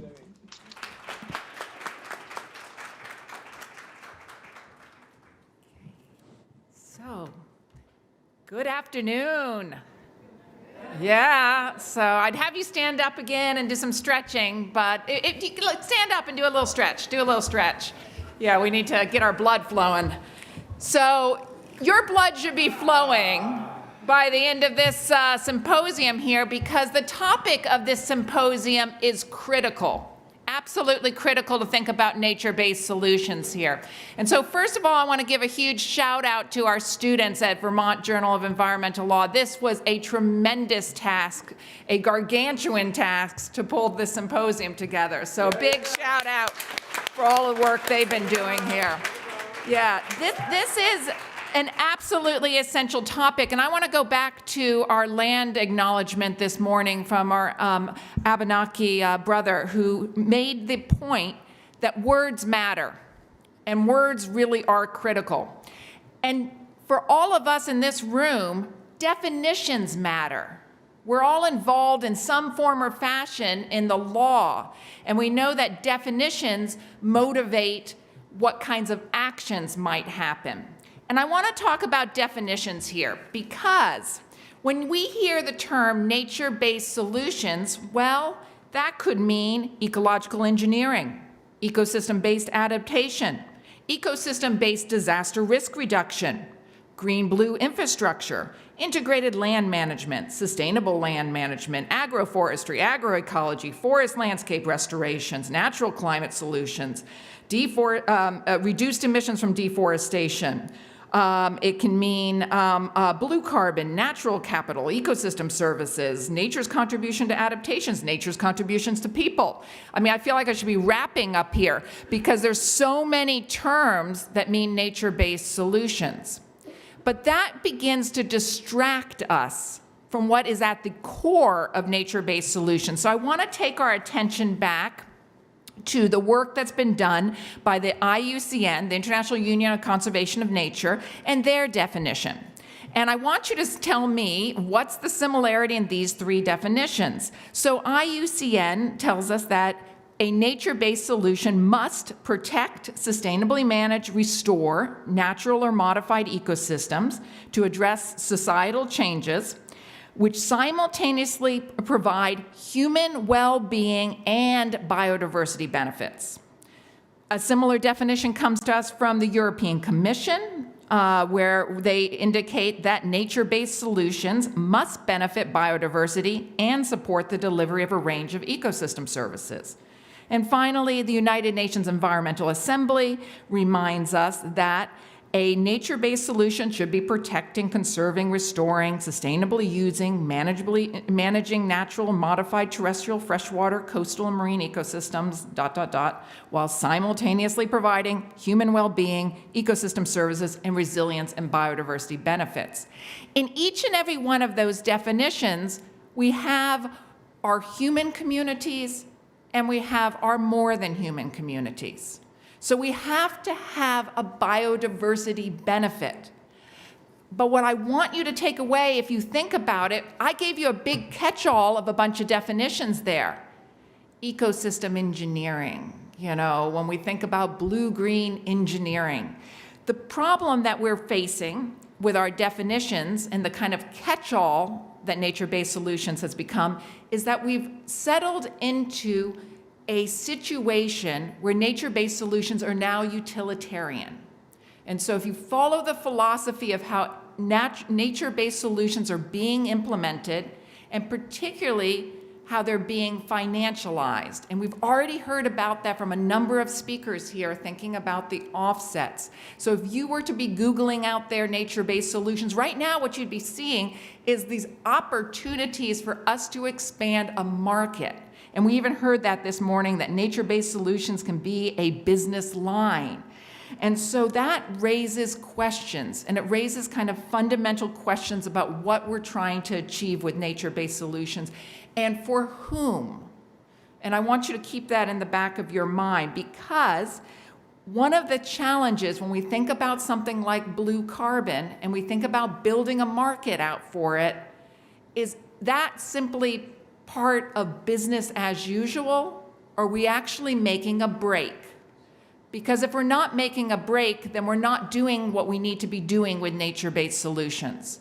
We're not restoring the landscape, the seascape, the ecoscape, and we're not restoring our communities. We're simply contributing to further denaturing and disconnection. And so I want to give you an idea, and I want to give something that I think, back to the symposium, that I think might take us in a slightly different direction.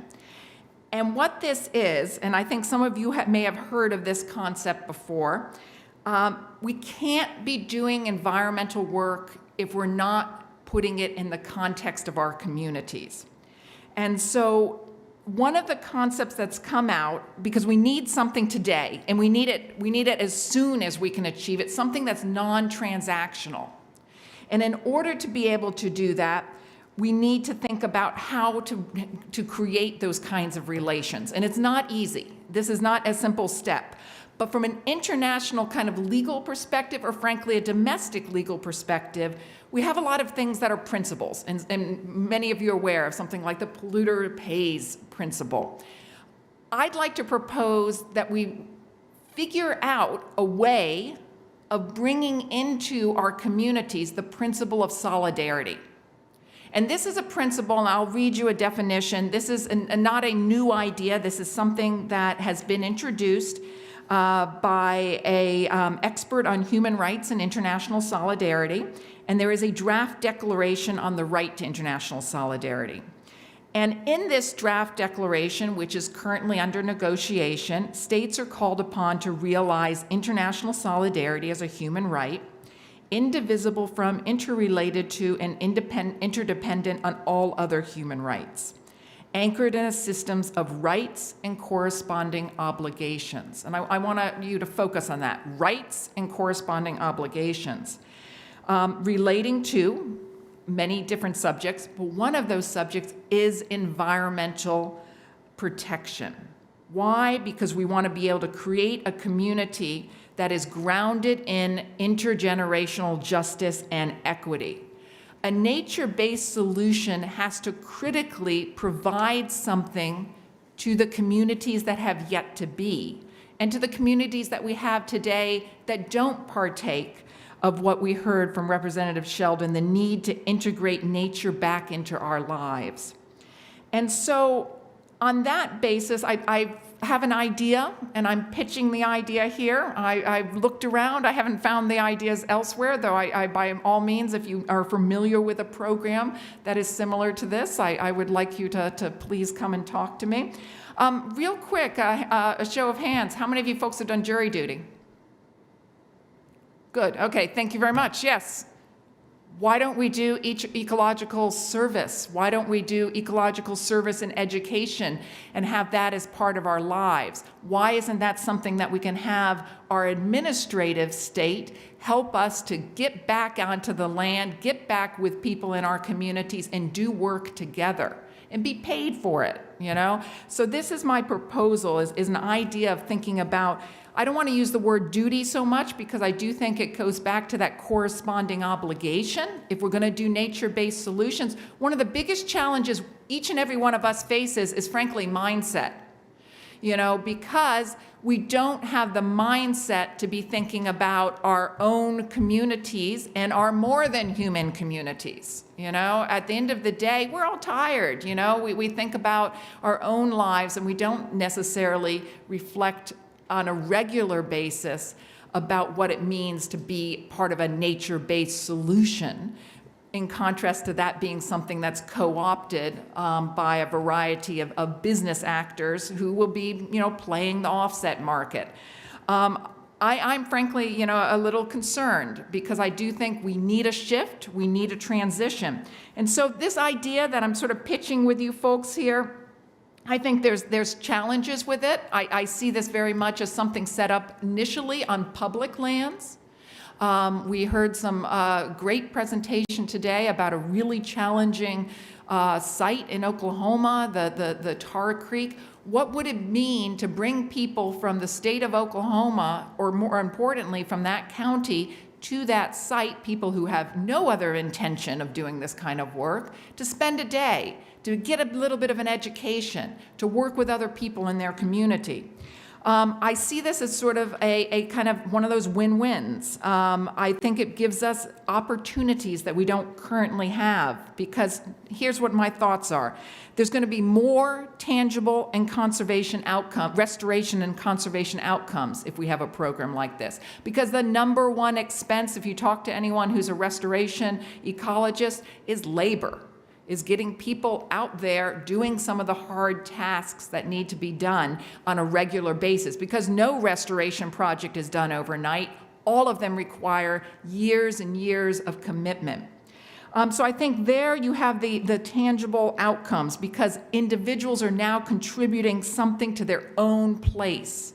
They're contributing something to provide them with a connection, to ensure that they're reviving ecological functions. They're doing something meaningful. They're doing something for the ecological rule of law, the environmental rule of law. And second, what I think is quite important here is there'll be more opportunities to build solidarity between different individuals and human communities. They will work towards a place-based cause. They will build community with themselves and with their more than human communities.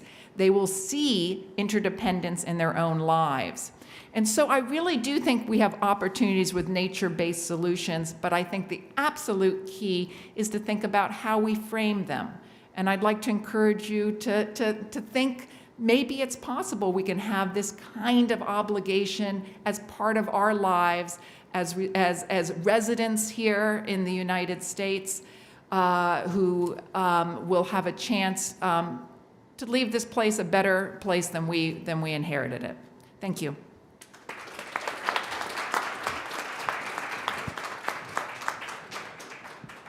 Okay, so looks like we have a little bit of time left. Be thinking of some questions out there, please. And in the meantime, let me pose one to each one of our panelists. And this question has to do with the Paris Agreement and two of the mechanisms under the Paris Agreement that might have some relevance to blue carbon. The first is the NDC, the Nationally Determined Contribution. We're at, what is it, 2 weeks now? We'll be in Dubai for COP28. And this, I think, I think this is right. This is the first formal global stock take under Paris that's supposed to have everybody fess up with what they've actually done. So the question here is, how does blue carbon fit into the NDC framework? There's this problem of double counting, which you can all explain to the folks. So that's one question: is how does blue carbon and NDCs interact? And the other one is Article 6, which is designed to set up a carbon market. And I haven't heard a whole lot about how blue carbon might fit into that framework. So those two questions. So who would like to go first? Adam, you want to go first? Sure. And on the topic of how they're going to fit into the NDCs, I think we heard this morning that something like 2/3 of the NDCs have nature-based solutions language in them. And the hard question for whether or not it's trees or blue carbon or anything else is, what does that actually mean? What is it specifically that these countries are saying that they're going to do? And what specifically is that going to do to Earth's atmosphere and ongoing climate change? None of that really is reducing our emissions from fossil fuel burning. Very little of it is going to, in the long term, help, frankly. And so how much of it is greenwashing is a really, really important question. On the other hand, there's a lot of sincere interest in doing it better.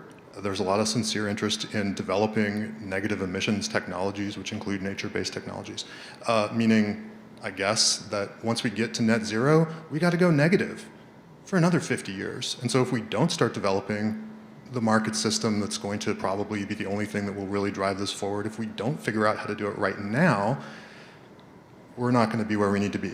So that's my long-winded way of saying, yeah, we got to keep answering that question and figuring out what's going on. As for Article 6, I mean, COP28, we're going to be arguing about the definition of removal, probably finishing the definition of removal in COP28. That's going to answer the question about how, well, it's going to lead to the ability to answer the question, how are blue carbon projects going to fit into the UN framework for the market? And I think we are a year away from finding that out. After we get that definition, we're going to see these standards develop with that language in mind. Stasia, you want to go? At the end of the day, I think people need to care more than our markets. I mean, these markets are going to continue to develop, but they're frankly quite reductionist. It's the capitalist logic, and it's the capitalist logic that helped us to arrive where we are today. So I think a little bit of unpacking of that and really thinking about how do we connect ourselves to places, because what I find really, really troubling about the carbon markets, and this is blue carbon, is we're investing not in our own communities. We're investing in other people's communities, which has value in and of itself. Some of the development projects, I'm a huge fan of empowering youth and women on all sorts of community-based development projects, but I don't think we can use those as nature-based solutions. They're something different, and they have quality, they have value, but a nature-based solution requires something more, and I really do think it requires us investing in our own communities. And Simi, what do you have to say on these points? So I think one of the big, if you're someone who works on the marine environment, it's been a long-term disappointment that the climate change treaties don't really account for the ocean. Kind of, it's there by reference in the UNFCCC, and well, it's in there in one word, and then by reference in the Paris Agreement, but it hasn't been fully integrated. The ocean climate dialogues have gone nowhere, in my opinion, at this point. That's been like hot air and carbon that's been blown off to no good purpose, with everybody going to Bonn for meetings intersessionally. But that is starting to change. And the advisory opinions, the Law of the Sea Tribunal process has started to make states, and it actually reminds me of when people are trying to get an edited book done. And so they have a conference where they make everybody come and stand up in front of each other and say something about their chapter so that they're too embarrassed to procrastinate, right? So everyone goes to the Law of the Sea Tribunal and says, this is what we think about ocean and climate change. Oh my God, now we have to think about it. So maybe that's helpful. I think, there will be, the global stocktake has lots of metric problems. That will certainly be true in spades with ocean carbon, with blue carbon. And of course, projects that are done in the high seas, the presumption on the NDCs, everyone imagines that's on your national territory. So what does it mean if a project is done in the high seas? How is that credited? How is that managed? Would be another question. So that's good questions, Pat. Thanks. I kind of have an Article 6 question as well. So there's these inherent problematic things that happen when we capitalize emissions reductions and removals like we have under 6.2 and 6.4. But something that I've seen in negotiations and as we examine the issue of Article 6 and the development of the carbon market is the kind of left behind piece of Article 6.8, the NMAs or non-market approaches. And so I was just curious if you guys as experts think that there is a place in NMAs for blue carbon under Article 6, or if maybe Article 6.8 is still kind of this puffery of an article that we've kind of seen it become. Wow, very sophisticated. That is a fantastic question. Very nice. I'm not going to pretend to have insight, like deep secret knowledge about this. I don't know what Article 6.8 really means yet either. Yeah, I had kind of read it as, oh, this might be the REDD+ equivalent. There's some way for us to work out an avoided deforestation analog in the blue carbon space. In other words, maybe this is the way that we agree to track what's our baseline for degradation or destruction of wetlands, and then create a system of compensation for avoiding doing that, with all of the caveats about what was wrong with REDD+ applied over to that system, right? So, let's take the BS out of NBS, right?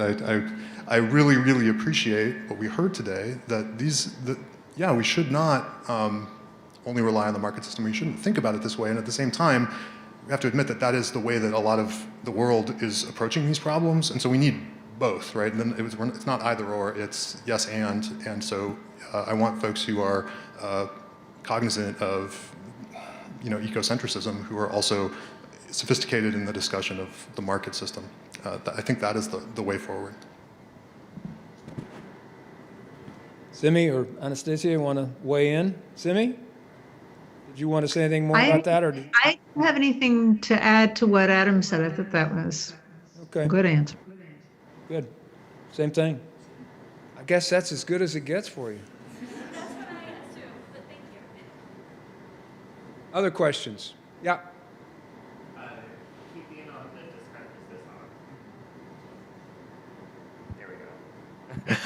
Keeping on the discussion of Paris Agreement, but turning to Article 9, do you think there is an opportunity for developing countries, especially the small island states, to really advocate that there is an obligation from developed countries to help fund blue carbon mitigation efforts?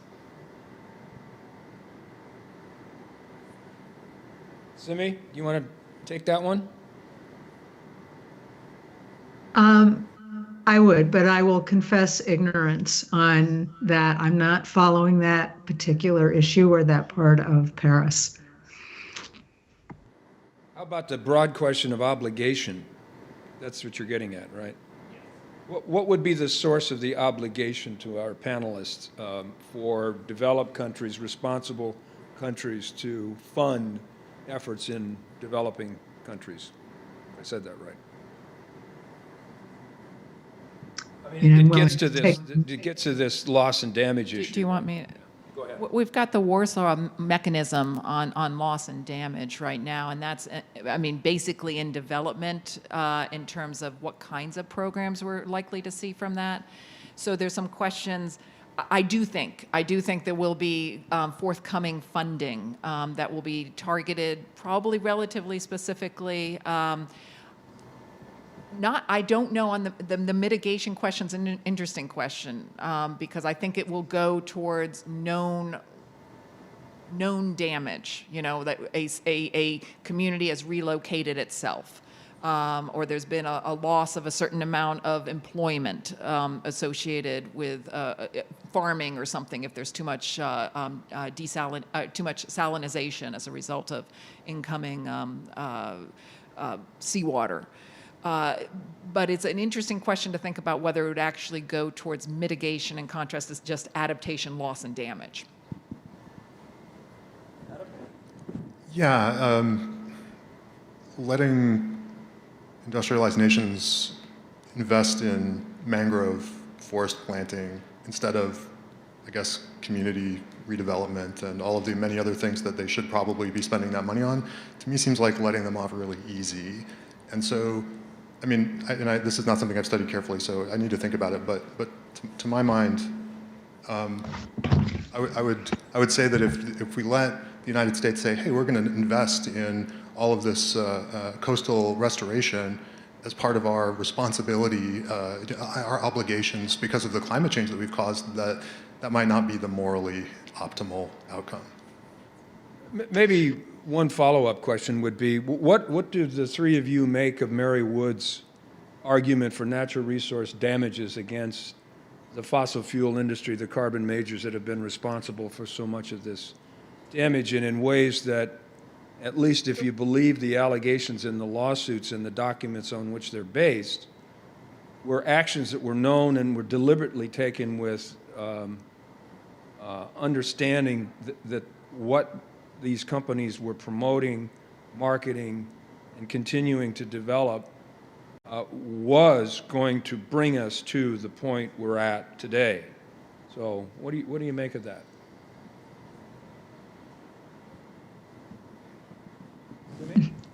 I think it's a great idea. I wish them success in court. I think if you're thinking of it as, well, if that's legitimate, then why isn't it legitimate on the international stage to have a similar kind of process, yet with states as actors? I think that is the direction that these advisory opinions start trending. The question before the International Court of Justice is essentially that question. If, it's first, did states have obligations? I think it's almost certain that the Law of the Sea Tribunal is going to have to say greenhouse gases are pollutants under the convention. The convention says that states who are parties have obligations to protect and preserve the marine environment. And to do that, they have to do some fairly specific controls on pollutants from all sources.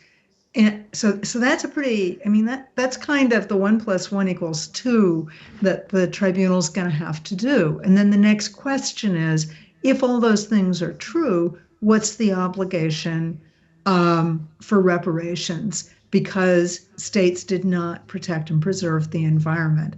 Now, I think what you're going to see is the tribunals are going to try to, much as they did in an advisory opinion on threat and use of nuclear weapons, I think they're going to try to dodge the hard question of, is there a legal obligation to pay natural resource damages or other kinds of loss and damage type reparations? And that, if you've been looking at that question, why is the United States opposing loss and damage liability? And if you did accept liability, how you actually work it out, that turns out to be complicated and not necessarily the best solution for the planet. So I guess it's kind of spiraling around, like in some circumstances, yeah, maybe it's just I have a personal preference for picking the pocket of Exxon, but not on a nationwide basis. I think one of the challenges, we're somewhat complicit in it also, that becomes, with the natural resource damages in many of the instances, those are one-off catastrophes. We're thinking of, the BP blowout. This is many of the choices we're making are still contributing, in various ways. And so disentangling in terms of finding kind of proportional fault may be one of the challenges with an NRD argument, which is not to say that I don't find that argument attractive or that approach attractive, because I think indeed, this has been, as you had suggested, there's a fair amount of knowledge about the nature of what these companies have done in terms of trying to muddy the waters in this area. And so to that extent, there is no question there's responsibility for providing kind of fraudulent information. So I think these state-based litigation efforts are likely to yield some fruit, but that's not an NRD argument. Yeah, if we're using like CERCLA as an analog, say there's a statute passed, I'm worried about the contribution action.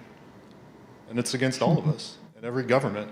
And I think they have a point. I hate to say that. Like you said, you should explain contribution. Yeah, I'm sure. So let's say that any party that is found to be liable under CERCLA is found to be liable jointly and severally with all other responsible parties, but then they get the opportunity to go and divide up the liability amongst all the other responsible parties. Now it's on them to do it. I think the oil companies, if they were found to be responsible for atmospheric NRD, the next day would file the brief that some associate had written, the complaint against all of the other responsible parties, right? And would probably get every state government, the federal government, and every single citizen in the United States and the rest of the world on the hook as well, and that would be that. That's my concern. Now, you can set up the statute any way you want, and like Simi said, I wish them luck in the courts through the public trust avenue until that happens. Yeah. Thanks. Other questions? We got a few minutes. Yep. We'll get you a mic.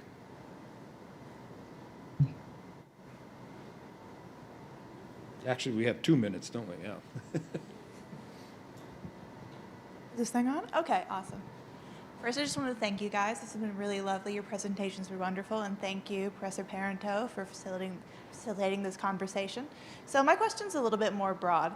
So I just wanted to ask you guys, what is the role of government policies and international agreements in protecting and restoring blue carbon habitats? Thank you. Who would like that jump ball? What was the role of what, sorry? Say, what was the role again?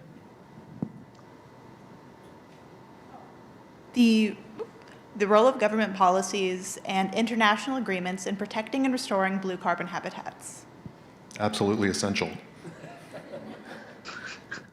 Sine qua non, without which it will not happen. We can't leave it to market actors and the goodwill of superpowers. And the key is that what Adam presented in his presentation here is to have standards. We have to have standards for what actually qualifies as something that would receive a blue credit, a blue carbon, mark of approval.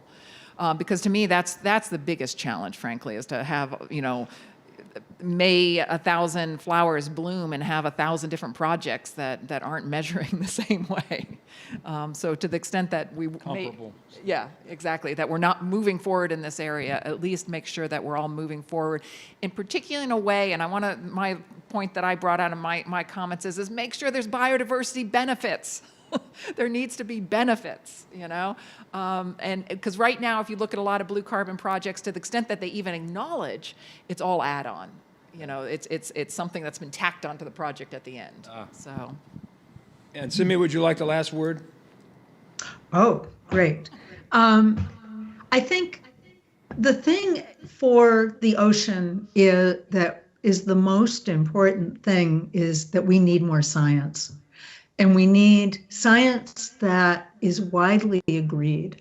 So government can do that. And the private sector does some, but they're not doing all the science we need. So we actually need a lot more research.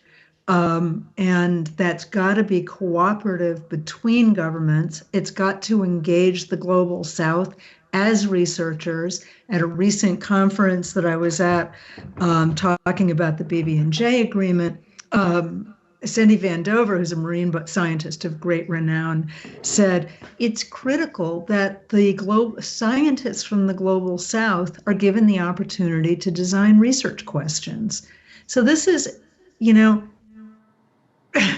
we work as environmental lawyers hand in hand with the scientists.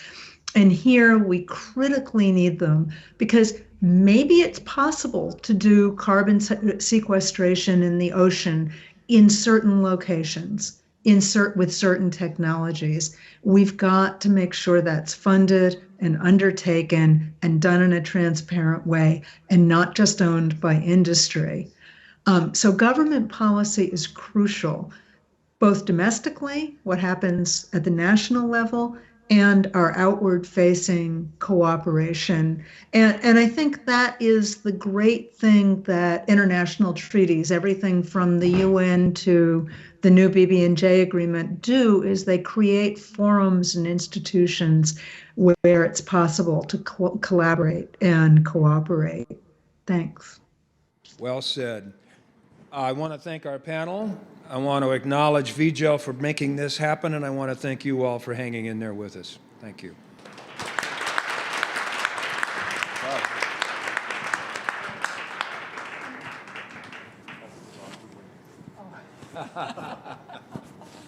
It's Miller time. There you go. All right. Thank you guys so much for hanging in there. We're almost wrapped up. We just have some last really big thank yous that we wanted to extend to our symposium committee. We really want to thank Isabel for helping us set up all of the signage to help everyone navigate this kind of complicated school to get through. We want to thank Kari for setting up all of the plants. She collected all of the plants, wrapped them all up, dressed the space up so beautifully. We also want to thank Caroline for introducing all of our student presenters and working with them to get their presentations organized and ready for the symposium. She did an amazing job at that. We want to thank Kate for coordinating all of these speakers and for all of her work as well. And we want to thank Bailey for, I don't think she could be here. She's got some appellate argument today that I really hope she did well on, but we want to thank her for helping us partner with ALS to do the raffle and silent auction today. And I will turn it over to Jenny. Awesome. So we're getting ready to the end of the raffle. So just so you know, we're going to go do the raffle after this, but you have still time to do the silent auction. So as soon as Stephanie's done with her closing arguments, run over and get your last bids in. Also, all of the plants that are on the table, not on the stage, but on the table, please take them. We have extra boxes, so if you want a lot of plants, take a lot of plants. And then seed packets, take all the seed packets. And then we also want to take the AV team. I think the AV team, we gave them like probably the worst schedule ever, so we really appreciate them hanging in there with us. And then also, obviously, the food team, the cafe did an amazing job.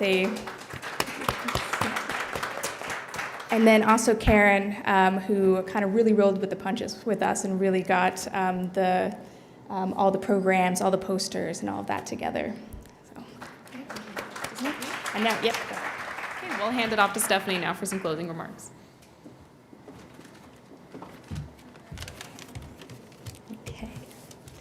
Good evening, everyone. Thank you all so much for being here. My name is Stephanie Piccinini, and I am the administrative editor for the Vermont Journal of Environmental Law. To begin, I would like to express my enormous appreciation to the speakers and panelists for their valuable contributions to We're Bringing Nature Back.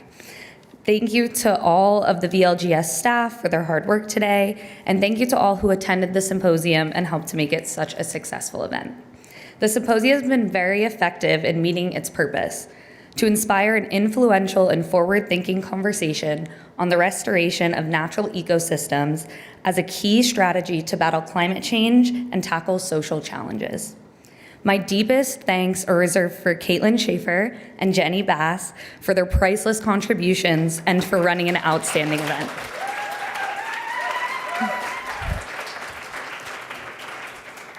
I am now going to turn it over to Christy Fox, one of the co-chairs of the Animal Law Society, to go over the results of the auction so many of you can get wonderful prizes. Thank you all so much.